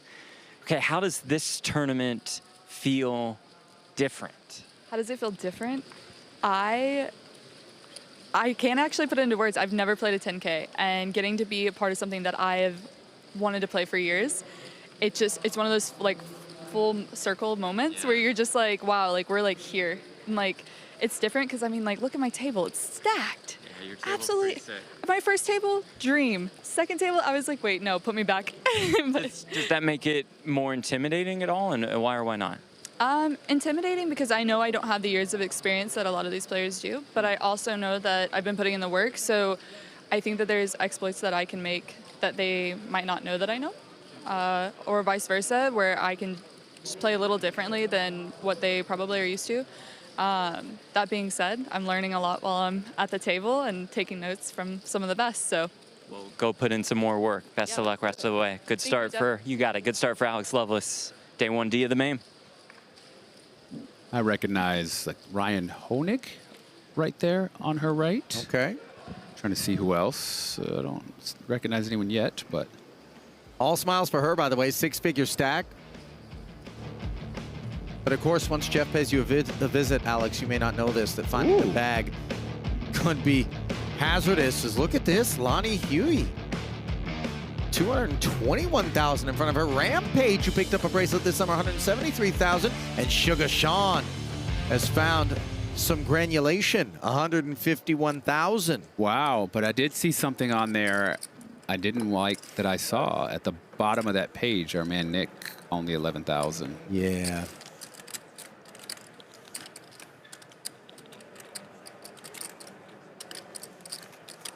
There's a look at the Players of the Year. Trying to defend the title from last year is Sean D. I think, but what, so like Daniel won it in nobody's 04 and 2013. His buddy Josh Aryeh back in 21. Ever. Seaver in 24. Matenkis, by the way, 23. Hell of a player. Small ball. That's So did you want to, Dan Zach. Jackie? This is So that might not have been an ace-queen muck under the gun. Might have been another player's hand passing by. You know what that was like? You know how DNA evidence has exonerated incarcerated individuals? Yeah. Roman was definitely going to have some questions asked of him. I tried a big ball. Yeah. But it looks like we did run a lab kit, and he was not the perpetrator of an ace-queen fold. Okay, okay. You know, it's dicey getting out there and asking questions of our RFID, but you were right on that occasion as Hugo Nazar, let's see. ace-10 offsuit. Surely aces and ace-king are somewhere in this pot. Can our man just finally win the blinds? I'm pulling for him. It's been a rough go. It's been insane. Well, the good news is he didn't get 3-bet off his hand here from Botos with king-queen suited. I think we have collectively explored every permutation of Botos. But I can't even... Botos? No, listen, Botos. I have it here. I know how we're supposed to say it. Botos. Botos. There it is. Botos. Oh my, happy day for our man Nazar. Top pair, top kicker. Gotta feel good. Sigh of relief. David, what have you done? I'm riding the broom pretty hard on my man. Absolute broom riding Jack of right hearts now. coming right on the turn. Here it goes. Jack of hearts. And then an ace on the river just for max pain. Oh my God.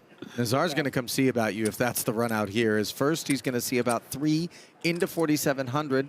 And Botos has enough to just pay 3 to peel with 2 overs and 3 to a straight, 3 to a flush, but he chooses not to. Can we get a... Our man gets pot A. Congratulations, sir. Take a bow, Hugo. You know, we're not laughing at you, brother. No. We're laughing with you because it's just we've all been there. Yes, we have. Rough outing. We are pulling for you, to be honest. Most def.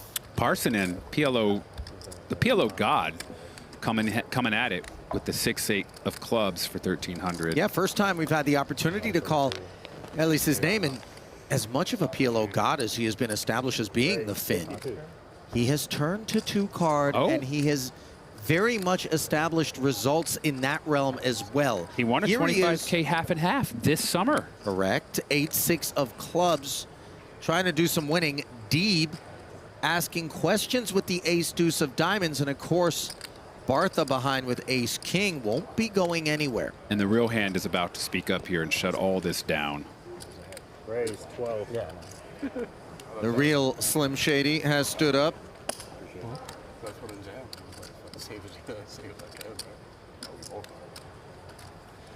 thought that because I had to check block there. I had a hard check. Well, that's what I thought why you put it. Being advised that it's actually Tudor Bartha Lazar. So Lazar is the last name. We'll work to get that fixed as Deeb's ace deuce needs repairs, and yet. See, this is what I was talking about. Deeb said, I'm going to be punting. He said, basically, he's splashing around because he's either going to accumulate chips or go play. Wow. Oh, my play goodness. Some Player of the Year tournaments, but look at this flop. Deuces in the nut flush draw way in front of ace king. 91% and crushing the ace of Bartha. Bartha needs specifically a non-diamond king to even take the lead in this pot.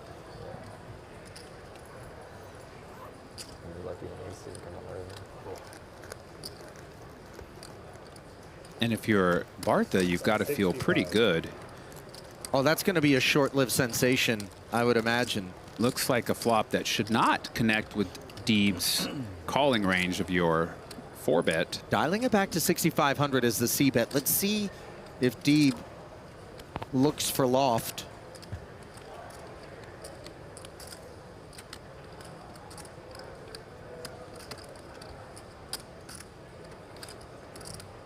Deeb knows, barring his opponent having a set, which is not pretty much possible, 7s, 6s, and 2s aren't really there, he's never really a dog to any hand.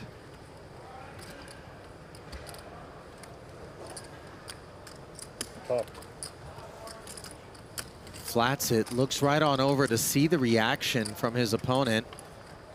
And he finds trip deuces on the turn. This is unfair. Yeah. The only thing that could make this sweeter for Sean is if the river is a king. Or an ace. Or an ace. Check. Lazar does well to check back. 3 of spades, not supposed to be associated with Deeb's holding, given 3-bet pre and call 4-bet.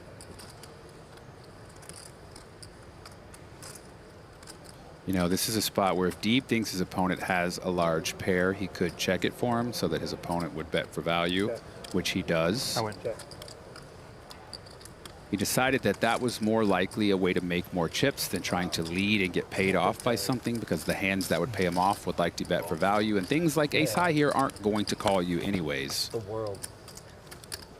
Pretty gross one there for ace king, but the damages were minimized.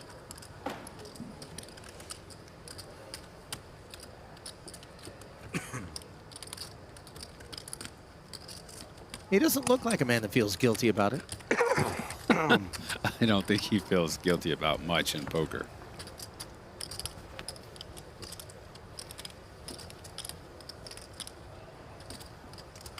Certainly rendered the verdict on that ace king. Scotty showed me a video. Scotty win?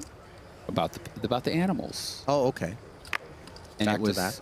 his young son, maybe somewhere between 5 and 7 years old, shirtless, hanging out in bed with like a black panther or cheetah, some kind of giant feline. Yeah. They were like pawing at each other. And he's A like, big "You cat? like, that's my cat, baby." And I was like, I don't remember what it was. And he's like, my boy, and my cat. And I'm like, that thing, it could kill your kid. Yeah. And he's like, oh, and then he showed me a picture of another giant cat that looked like a leopard or something on a leash. You sure it wasn't an ocelot? Nah, man. Because then that's when it bridged into, oh, you want to see my hippo? 48. And the hippo in the kiddie pool in the backyard. And the monkeys. I got monkeys. And he showed me a cage with monkeys. I'm like, you have a damn zoo. What is happening here? Was this sanctioned? Is this a licensed operation? No, man. No, he just I asked him actually a little later. I'm like, what happened to the hippo? He's like, we had to give it away. We had to the sanctuary. I was like, I don't know about that. Throw an apple in that thing's mouth. I'm like, man, you drop it in the luau spit. Gonna kill your family. Like, get that hippo out of there. Dude, yeah, the hippo's the most dangerous thing. Meanwhile, Parsonen asking questions of the Bello Open. 9s. Feel durable enough to carry on. Seatmates. They are deep enough. And nines is quite the hand. I don't think he's going anywhere.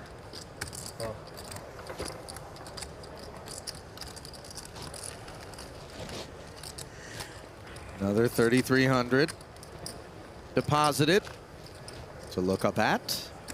Queen 6 tray. Still in front is Bello, the covering stack. Inflation came courtesy of Parson and Pre.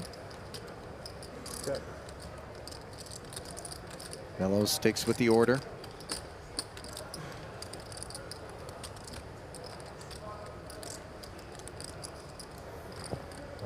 Three.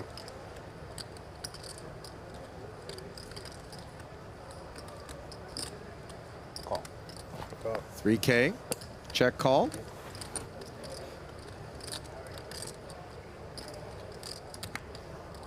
Broadway gutter acquired on the turn here by the ace-10. And Parsonen also knows that some of Bello's calling range here do contain a jack. And with the added equity to the gut shot to Broadway, we might see a check here. Nope, he's going to go for it and continue to bet a little larger here. Put pressure on those jacks, represent that he has a queen or an overpair. Also does things like puts pressure on hands like the one Bello has, like nines, small pocket pairs.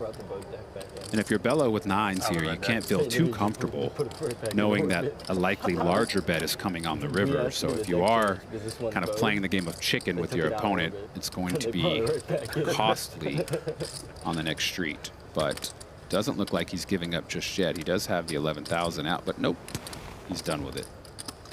Well done by Parsonen. Good things happen when you're betting.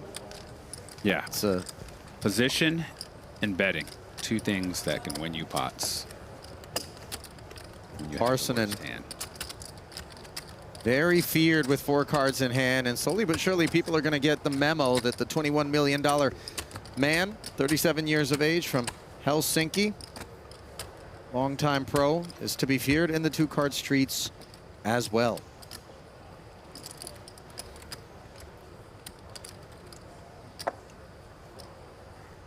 It's got 8 final tables at the World Series of Poker, does Ellis. Awesome guy, by the way. Beast on the golf course, I understand. I was actually about to say the same. Perhaps he and Negreanu can book a trip. Tomorrow, maybe even. Well, they've got the day off, right? Yeah. Here goes Deeb with the 3-deuce offsuit, coming in with the nut low. The diaper. Ace-10 now being considered. Oh. This by Derek St. Louis. Pottstown, Pennsylvania, his hometown. Now lives in Atlanta, Georgia. Went to Penn State for industrial engineering, but put that degree to the side and decided to become a professional poker player.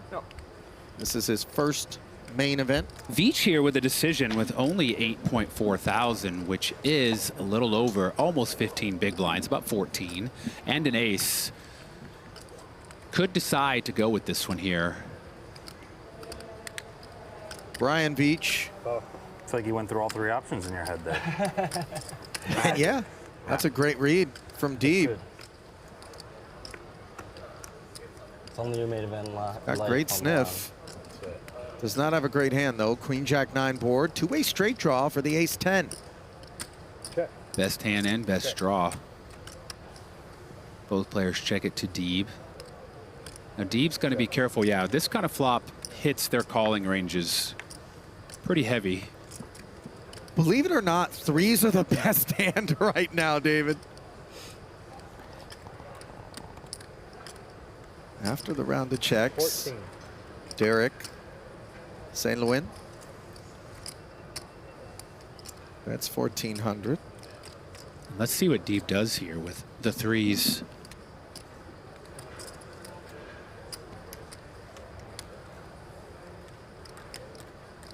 It is the case where some 10s can be bluffing, as we see. Deeb knows that. His threes very well could be the best hand. This is surreal. Trip threes, runner, runner. And it isn't as though Derek is going to have designs on calling a raise if one is brought. He does have designs on trying to bluff his way through this 7,600. 2,300 the number, and that is not going to be static. Yeah, a little ambitious here off 27,000.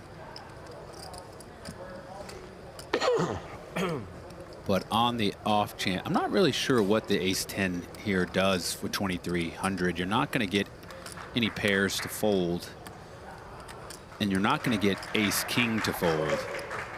So I'm not sure what the 2,300 actually does.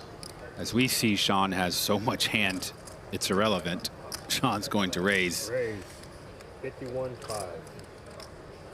Now it's 51.5, but it's actually only 27.4, just the all-in for Derek's St. Louis. And we see there's no way he can call here with just ace high. Zero. I like those shades though. It's kind of clean. Kind of dirty. Is more apropos of the image on our screen there is the deuce 3. Somewhere, main event legend Nicholas Rigby always smiles when he sees such things. I would have folded break.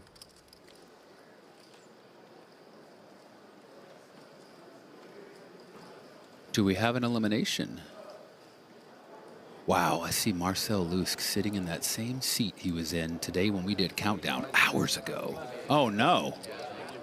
How is this possible? We last looked up at 150,000 in front of Sugar Sean. Is there something cold? That had to be a mistake because when he left us, he was trending downward into the 30s. We never saw the 150, and then now he's gone. Maybe he... I just don't want to imagine a world where he got up to 150 and blew it. But I'm hearing it Jackie happened. confirming that is okay. Well, I don't want to listen. Don't say blow it. I was going to say I'm changing my words. I don't want to get beat up. I don't know. He didn't blow it. Okay. It was incredibly unlucky. Whatever happened, I'm sure. You played it great, Sean. You might end up unlucky. And I'm very sorry that happened to you. I'm sure we'll have an update somewhere, perhaps the written variety. Shout out, by the way, to all of the crews who have descended upon this main event from all corners of the globe, documenting things in all languages, tracking players of note from their corners. Various crews. Yes, and I was not a shot at them. I was just shocked that the man somehow pumped it up so quickly to 150 something, and then we see him exiting. Live by the sword, die by the sword. Or by the fist. Yeah, as many have.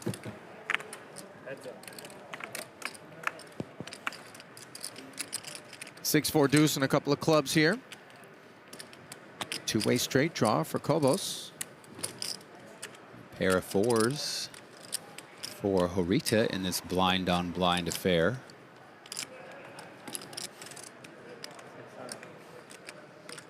Snap call. That's just 600. Backdoor hearts available as well. Ace on the turn.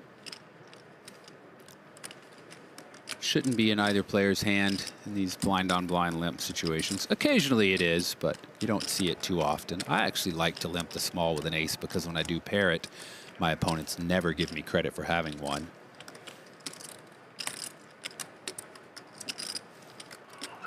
$15.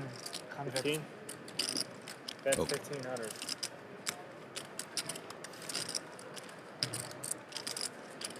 Let's see how much Horita likes his fours.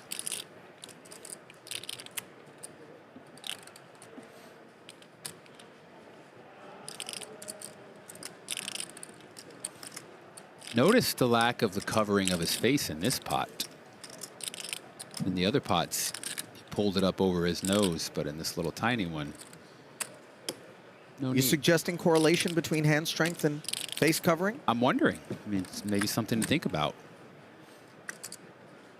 And it comes in right. Binky. Right in No justice for guts. Harita, by the way, who called flop and turn correctly. But now his fours have been rinsed with 6K in the middle. And barring an 8-5, which we see he does have, this card shouldn't change much unless your opponent had something like 7-8. 5-7, they did pair up now to beat your 4. So perhaps that will lead to him finding a fold.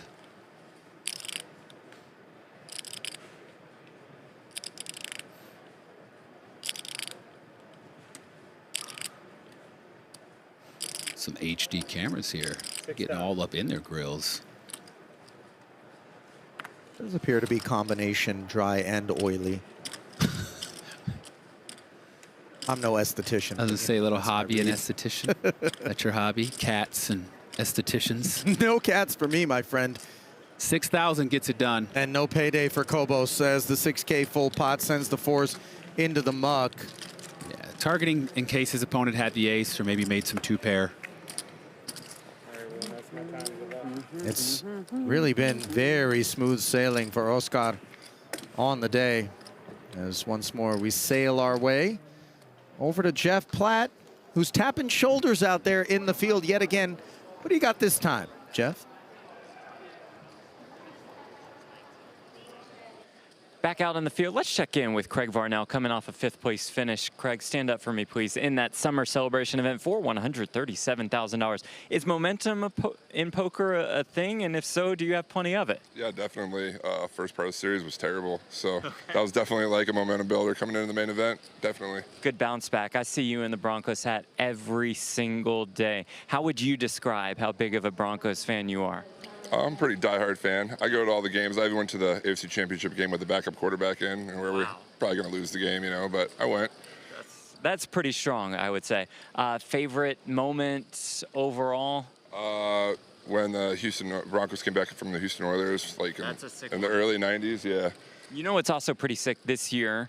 We're back on ESPN. Yeah. We're run by Omaha Productions. Okay. You know who runs Omaha Productions? I do not. You do not. Does the name Peyton Manning ring a bell? Yeah, it does actually, yeah. I actually have a surprise for you from him. Why don't you open this up and read what this has to say? For being a fan of the... Peyton, you got to work on your handwriting, man. What is that? Thanks for being a fan of the Broncos. Okay, all right. Get lunch in the main event. It doesn't say get lunch in the main event. It says good luck in the main event this year. That's on you, Peyton. Hey, Peyton, I'm a big fan, but your writing's worse than a doctor.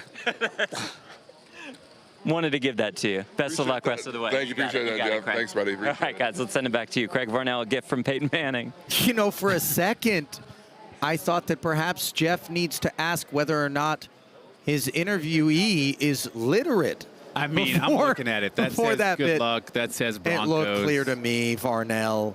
What are we doing, bud? Peyton, your handwriting was great. I think so. Certainly his passing was great throughout the course of his illustrious career.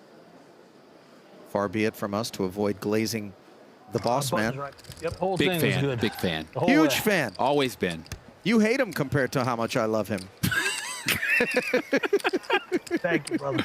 When you What's get a this? sec to here we go. Wow, a fistful of tips. By the way, are we working with Tequila Sunrise with screwdrivers? What do we? You got one? Are we doing this right now? I like how the dealer's pausing, isn't he? No. Jimmy, He might have ordered one for the dealer, bro. Oh, good. Then 2 for you. That's a healthy. Is that a shot, David? It looks like Those look like triples. like a Who's got the cocktail. other one? This is a heavy He's pour. passing him out. He's going to miss his hand. They're going to kill his hand. Did you get your guys' cards? That no one's going to kill the Midnight Mare. By the way, what do you think the line is on Joe McKeon getting in on this fun? Oh, zero. Stone zero. Or any fun for that matter. Oh, sorry. Bacardi, who's got Red Bull? Bacardi Red Bull? They didn't kill his hand. Okay, that's nice. Oh, thank you. By the way, they're looking to kill us with this last Did you hand. see the dealer waited? Because here's your last card. Held the deck. Love that. That little fist pound there. Class act. Thank you. Thank you. You take a swing at this Jack 9 suited surname here. David, go ahead. Yeah. Maybe a Tito's Go one, Damn no, it. You almost had All right, I was actually practicing that. How about this one? Coelho Jimmy, thank you, brother. Coelho Ledesma. Wow. Coelho Ledesma. 1400. McKeon looks like he's in his own personal hell. Bunch of guys celebrating, having I want to get to drinks. 300 He's the next getting half 8-3 hour. off, having to fold. I really did. I'd like you to double me. He looks absolutely miserable. I mean, There dude, could be a lot of pats. what's wrong? It's Carl again. He is the antithesis Carl. of Jimmy D. Jimmy D is his nightmare. They could not be further apart. Nope. You look like you've been. And Jimmy down a D's dark got alley all the with chips. You've been outnumbered It's got to 3-1, even and I inside think him you even came out more. He's breathless. Yes or no? Where was you? Yeah, that's dude. I got a read on you already. What's going on? I seen the tattoo on there. I seen the neck tattoo kind of start bulging out a little. I said, I got a full. I got king queen suited, but I don't like it right. You're gonna get Doug on speaker dial if you get there. What's that? You're gonna get Doug on speaker dial if you get there. Let's just stay at this table To let him know, for the end of the night. This is great. To let them know that to pay the bank. That's right. Yes, I'll let them know, and if I lose it. Nope, you got the wrong guy. Nope, wrong guy. How close are you? No, I'm just kidding. No, we got a ways to go. Yeah, you got 2? Yeah, but I got to get to 3. The bet was 3. The bet was he didn't think I could make it to 300. Remember he said 301 and you lose. Yeah, so he was doing a little move. Is that what he said? Yeah, so Joe will like it. He was doing a little move. No, he didn't try to make a move. But no, I made it clear. Jimmy D is a national treasure. I love this guy. He is so much We fun. established what it is. It's 299.9. He wins. You think that's 300 Joe's take? Or more, I win. Very simple. He's looking, get me out of here. Get me out of here. Calgon, take me away. DiGiacomo. 16er. I'm going to probably have to raise you Got just himself. to get to the 3. It's not personal. All in and found the double, and D'Ambrosio declaring the 3-bet. Well, have you been listening? He has a bet to finish over 300,000. He has to finish with 301. So he just said, I'm probably going to have to raise you to get to the 3. He knows he's got to pump these pots up if he wants to win his bet and get to 300,000. Sure. So with that being said, 4K is the bet. Spark plug. Oh, they didn't have the spark plug. Is that yours? And or mine? DiGiacomo playing off 42,000. Quite the decision. Beautiful hand, but doesn't usually bode well against hands that 3-bet you. Although, I'm sure the Midnight Mayor has been 3-betting quite a bit. Who raised? You or me? Or you raise and then I raise? Flop's the best hand, and he's playing off of not just 202K, but somewhere between .06 and .08 blood alcohol at a minimum. I like it. He asked, who raised? You raised and I raised? Okay.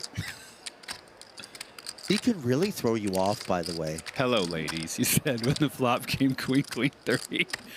I've never actually heard that one at the... Hello, ladies. He's night shift approved. Oh, yeah. Look at this shot.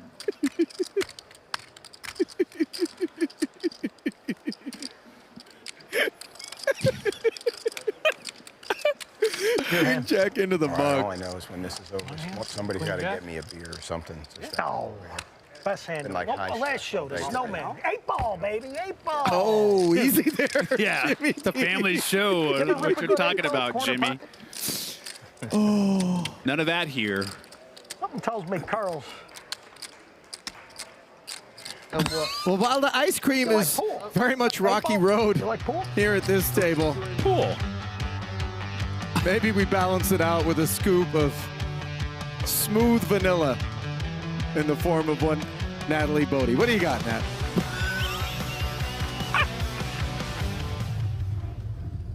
Jimmy D was not originally going to come out and play in the main event this year, but all it took was him turning on the TV and tuning into some day one coverage when he said he got the itch and he decided to come out. He is mainly a cash game player, but he said he's battling for chips, and like anyone else, the dream is to make a run. He has cashed this event in 2018 and then again in 2024, but the hope is alive that this year the best is yet to come.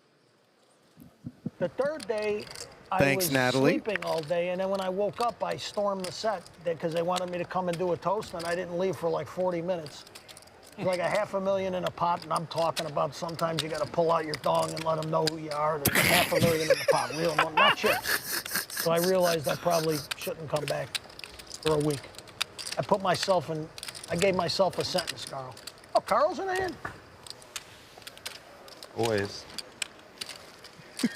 McKeon with the open king-9 suited, called by Goea Ledesma in the small blind and the big blind with 8-6 off. Word has come down that we can abbreviate to Coelho. Coelho, nice. That takes a load off of us for sure. Queen 9-7 as he loads up with top pair here against middle pair for McKeon. Open ender for Shaw, not to be overlooked. Everybody with some equity here. Round of knuckles. 10 makes two players' hand. Great point. Instead, it's a 3 of It's kind of hearts, which fun. I got gives 50 McKeon minutes a to flush get to draw. 300K. How much you got? Less. That's 200. 205, 210, 213. And with that 87. That's added nothing. equity, Joe is going to I finally just bet need here. one non-believer like I had. But all I need is one non-believer. 9 might be the best hand. The Also problem increased is equity I really with the don't want flush to bust draw. any of these. I'd rather just go And 10, 10, get 10, some 10, money 10, in the 10, pot 10, for get when you the- do make that I get the flush. 306, I'll fold every hand. For just That's my word to you 2.5, guys. Shaw's going to draw it this If straight. I get the 306 and I calculate that I could fold every hand and end above 300, I'll fold every hand, I'll just drink, Ooh. I'll walk around the And table. it comes in just for the nuts. tell 6-8. stories. Oh, really? So basically the same thing you're doing right the now. look of an offsuit No, but I'll 5. actually walk around. If I get the 306, A card I that quit seems for fairly this. innocent. Fist bump. Hey, Yeah, why not? Why not? Double. Here we go. Let's go. it's about 75. I checked for it. Man, we had a lot of fun early on, man, but it was And Shaw still with a stressful, decision too. to make. It was a lot of To fun. try to bet it himself. You're not- See you if he don't can look like count you're on ever Joe to stressed. maybe I don't continue think betting that's- again. I don't think that's your problem. I was having fun the whole He time. opts for the former Now let me ask you something. and just Chase. shoves. What was the table like 23,000 into before 12. Pre 2x Jimmy pot. and post Jimmy. I feel like I opened everybody. You only up. missed like 5 hands or 6 hands or something. Wait, all those hands were before I got all there? action, dude. It Dude, was it's sets crazy. over sets and. So ironically, Top I pair. came and I killed the action, but we took Wow, the and Joe board. calls with just a 9. All those hands you guys talked First about 3 hands. That's going to leave Coelho a lot less interested in paying off with the queen, and Joe kind of did his man a favor here. First hand of the night. Big pickup late in the evening for Carl Shaw, the 33-year-old from Wolverhampton, England, nicknamed Chunks. And doubles almost back to starting stack. He flopped a set of 4s against my kings. $4 million plus in career tournament earnings. The 10th hand. For Shaw. Yeah, a decent amount of that spent at the tattoo parlor from the looks of it. Professional poker player by trade, as evidenced, of course, by that tally.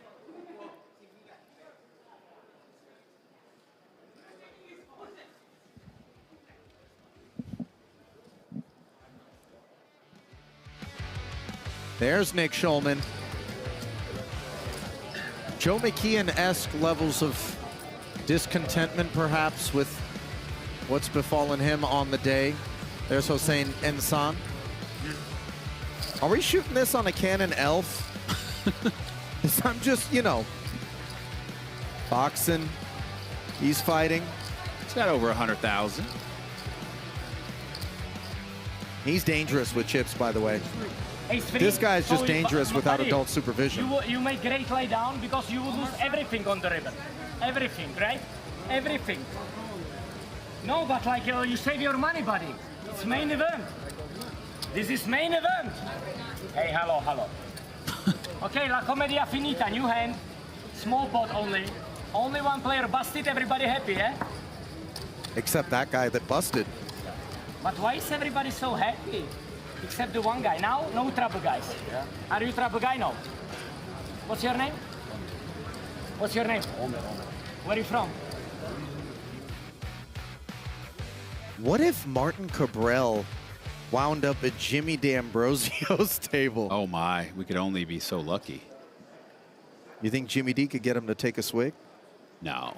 No shot. No shot. Unnecessary, by the way. That sort of lubricant. Blumstein, lube and oil 221 in front of him. Lonis is beating his chest to 174. Sheena got some nice sheen on her stack. 156. Jade Tilla, a 6-figure stack for her. Varconi and Moneymaker. Main event champs. E-Dog, Big Hooney, Kristen Foxen, all lurking. Looks like they should be able to find the bag. Raise to 1300. Finding a raise is King Jack here for Chris Bello. As we step away from Jimmy D and Co. Parson in with designs of something diabolical on the button here. Goes with just call with the Jack-8 offsuit. Thought we were going to see another 3-bet, but sometimes you 3-bet the same person enough and you know they're going to get fed up, so you mix it up and just give them a call. Thank you. 3 players. 3 ways. Nope, never. To a 10-9-4 2-heart board here. Flush draw for Zhang. Check. 2 overs in the gutty for Bello, who comes off the throttle, and for Parson and an open ender and an opportunity with 4,800 in the middle. And he could go to try to win this pot now, which it looks like he will with a bet on the button. Doesn't want to see a queen. And I don't think either of these players are going to go anywhere. Sure enough, has to be expected. Zhang. 2 overs and the gut shot. Playing some deep stack poker. Can't imagine Bello going anywhere either.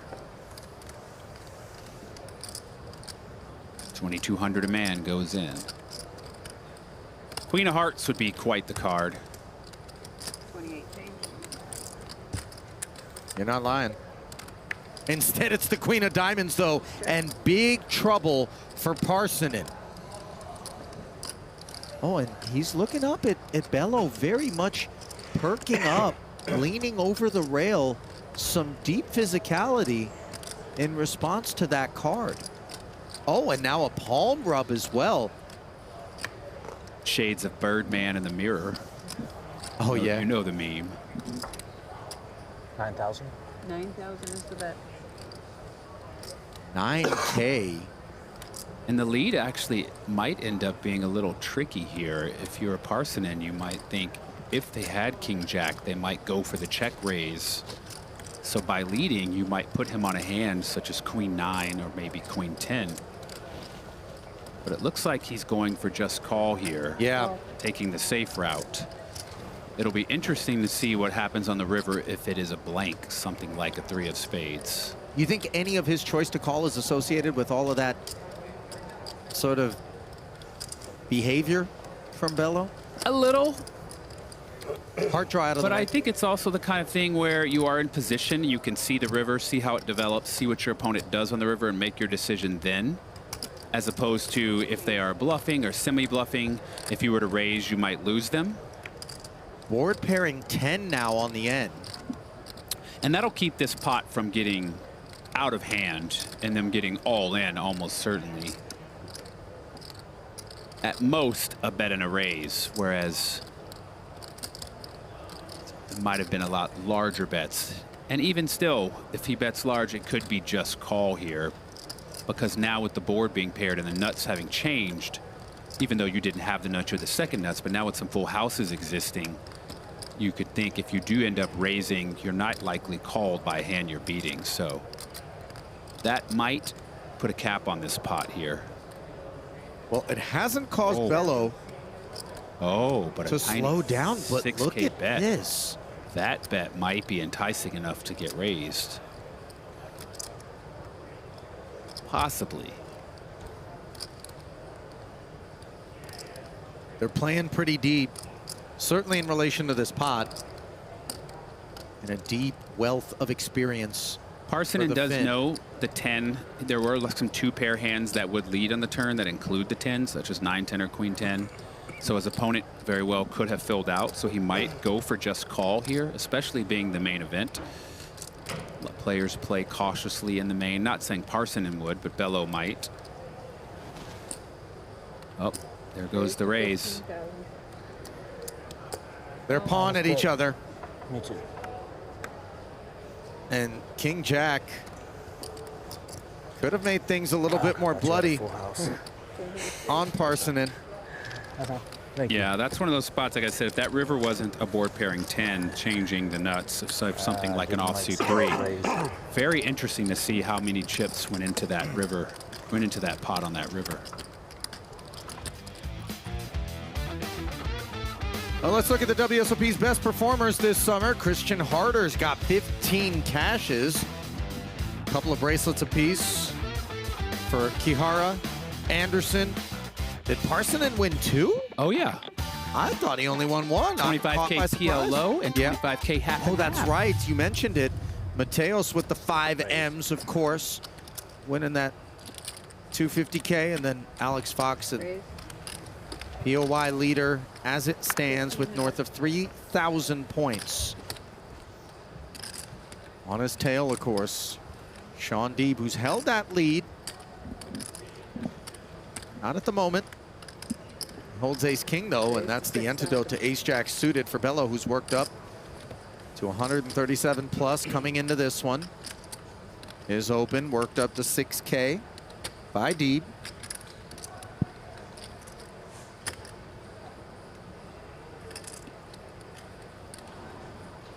Ace-jack suited. Very nice hand.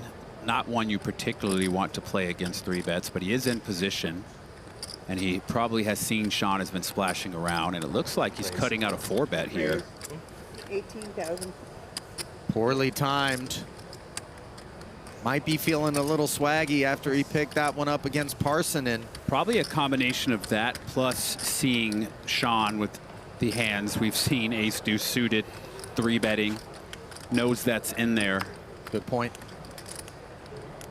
That's the beauty of being Sean Deeb and showing down some hands like that. People don't give you credit when you do have it right now. So I imagine Sean's going to want to, with a hand like ace king, go ahead and 5-bet this here, possibly shove. Maybe raise to something like 30, but with only 76,000, looks like he's cutting out.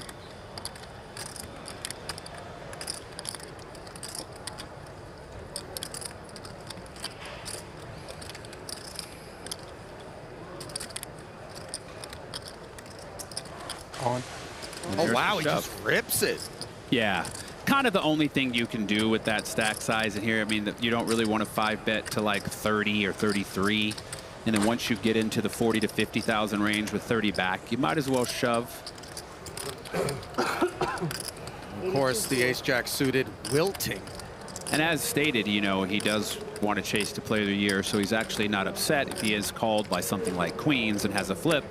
Gladly will take a flip for 180,000 in chips. Yeah, and you know, I go back to that notion that he's playing a style of poker that is conveniently unencumbered, and a bust out always comes with the silver lining of those POY pursuits. And Bello not folding just yet. He's actually considering it. And I think Sean probably told the table at some point, look, I'm here to play fast and loose, guys, and either get to the player of the year chase or double up. So I think that's probably in their minds also. Nevertheless, Chris. Yeah, ace-jack just not enough hand for 80,000 each or 100,000 each. Finds the fold. Sends a little package Sean's way.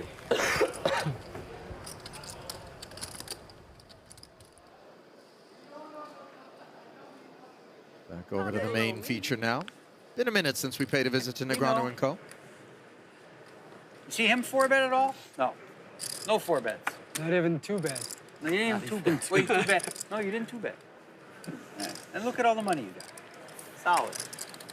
All right, this guy I know freaking watched for 2,500. That's what he did last time. 4x from the small. Like, doesn't give a shit that he doesn't. He's laughing because he's going to do it. He doesn't care at all. Oh, you yeah. just call? All right. Oh, it's fine. You're allowed. Daniel talked him into the limp. Check.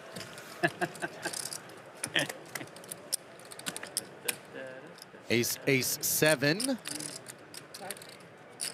Who wants it? Nobody for the time being.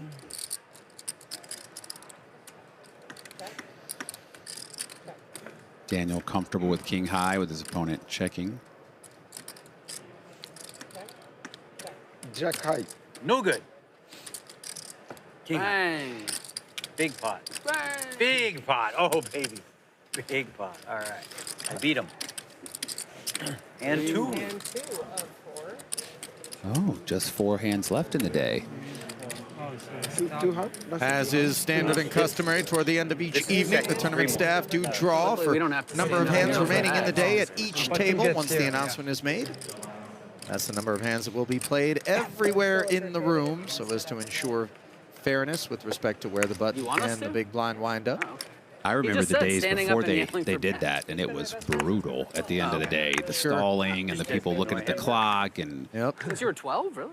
Every little advantage being sought. I thought I was your best friend. There's a big advantage pre here for Pablo Roman against average starting hands with red jacks, 1,300 to skate. As Daniel said, I'm tier none. Tier none. Tier none. I guess these players are wanting to just go home because Harita with the ace-3 of clubs. Okay, he did call. It didn't have the action. I was like, wow, interesting fold by him. And rewarded with the call, flopping a flush draw, but he is up against top set. This pot has the potential to be enormous. Yeah. We're playing with matches near an open gas can.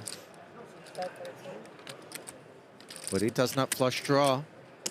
In position here, flatting the 1,300 from top set. Not finding that club on the turn and not finding any reason to slow down. I would imagine these jacks.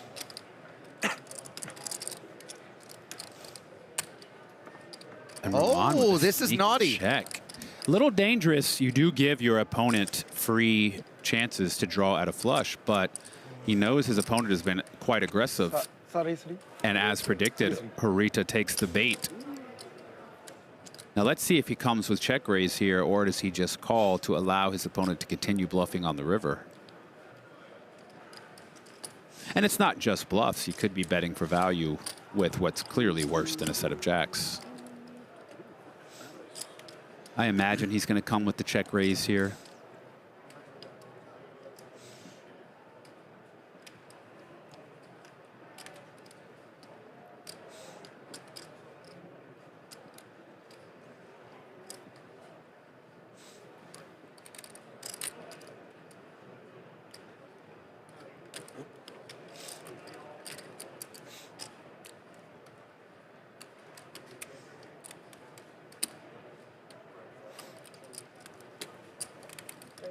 And he does over 10,000, 2 red chips.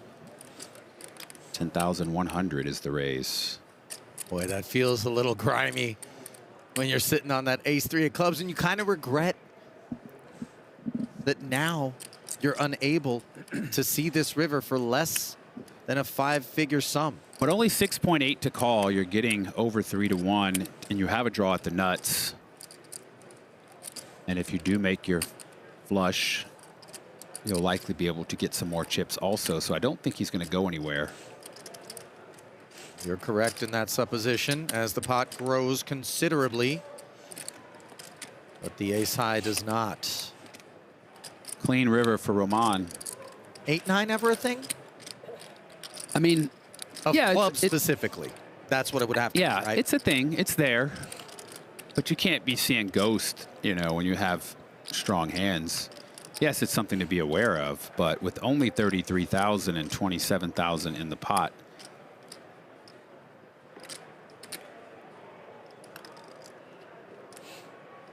he could do something creative and make a tiny bet to induce his opponent to do something crazy. But instead he opts to shove, and his opponent with just ace high isn't going to be able to double him up.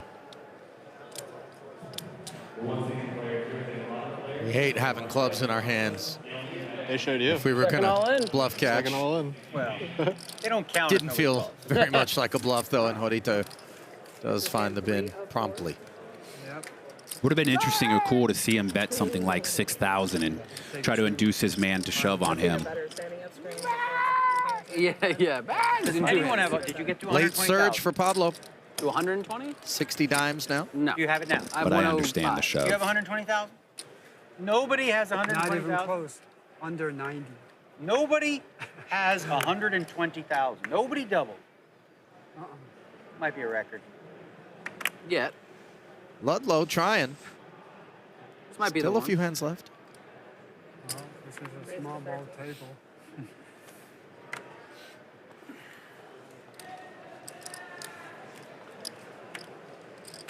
Oh, y'all had a nice time. Roman back in the mix. Oh, man.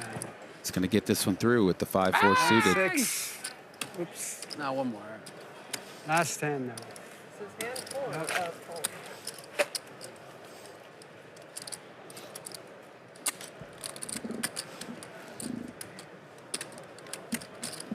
That pot considerably smaller.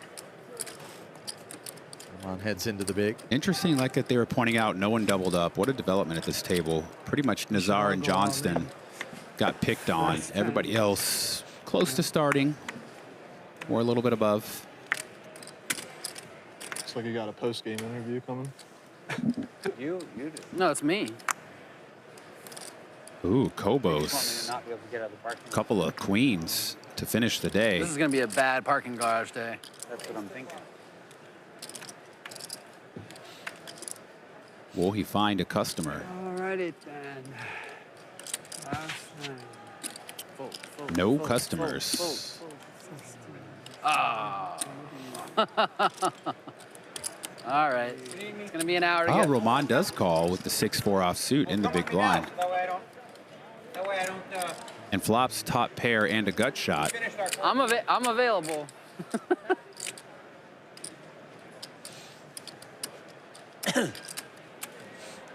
Kobo's looking for a little late night pickup on the way out. Checks it back. Ace on the turn.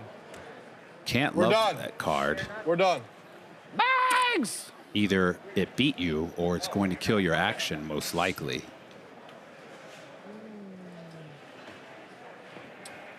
Ooh, he finally cracks this. Yeah. A little break there. Have a good evening, sir. Not tomorrow. The next day. Yeah. No betting on flop or turn. Made some friends. Let's get out of here, shall we? Get the heck out of here. The day seemed like a grind, I would say, but you can sum it up for us. This was world record breaking card dead. I mean, our whole table, not one person went broke. Nobody doubled. I think the chip leader has 105,000. There's people with 800K. It was no all in and call. It was very like, for me, it was card dead, but I guess the whole table, we didn't have a lot of confrontations. For you, because you were so card dead, are you like okay with ending just, you know, a little under starting I'm stack? ecstatic to have 54K. I'm like, oh my God, if I run like that and just never have anything and only lost 6K, that's considered a win. Are you going to actually have a day off tomorrow at the World Series of Poker? You know what's really frustrating about the day off? Is my golf course closes on Mondays. Oh, come on. So I don't know what to do with my life. I'll figure it out, though. You'll fit maybe some couch time with the pups? I'm not playing the 600. No, we're going to take a day off. Okay, a day off for Daniel Negreanu. And then day 2, we just grind and grind and grind. That's the story of the What choice main. do I have here? Yeah, I guess so. We're just going to grind. That's how we do. Okay. All right. I appreciate the time. I'll get you out of here. Thank you, Daniel Negreanu. Platt chaperoning Daniel out of there, as it does appear that those queens chaperoned a pot their way to end the evening there for Pablo Roman. Not quite done over at this B table. Sean Deeb involved in one with ace queen against king queen. Zhang flop top pair and has held the lead since. 18,000 in this pot here. D with just ace high, facing a bet of 8,000. Is he thinking of doing something freaky and trying to take this pot away? Does have that queen of spades. just pays it with ace high. Kings and fours. So Zhang gonna end his evening on a positive note. Steve not particularly thrilled with the outcome, of course.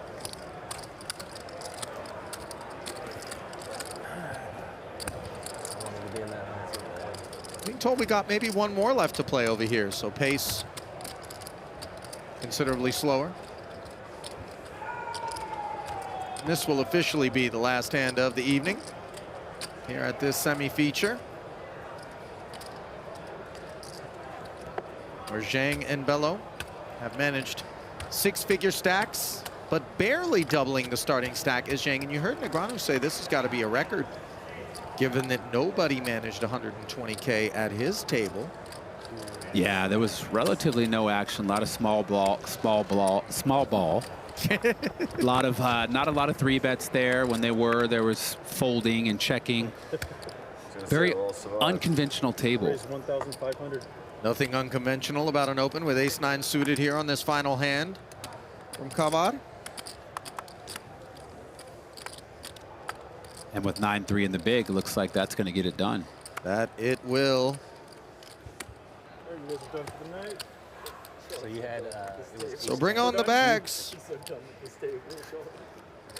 Here at this B feature. They bag for us, or we got a bag? High note. I think they bagged for us has been called. Wow. No, they that's not how it goes, buddy. Wadi Kawar, by the way, from Dallas. 44 years of age, professional poker player with near $500,000 in career tournament earnings. He'll be finding day 2.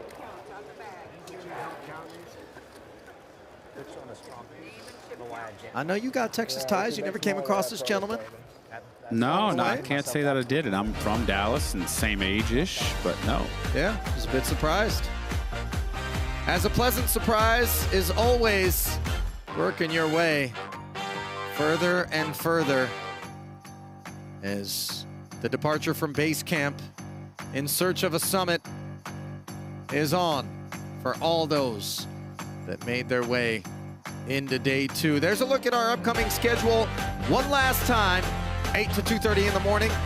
Tomorrow and beyond, 9th through 13th, we break it up. And then, of course, over to the Deuce and ESPN for our final table in August. And that's all the time we've got.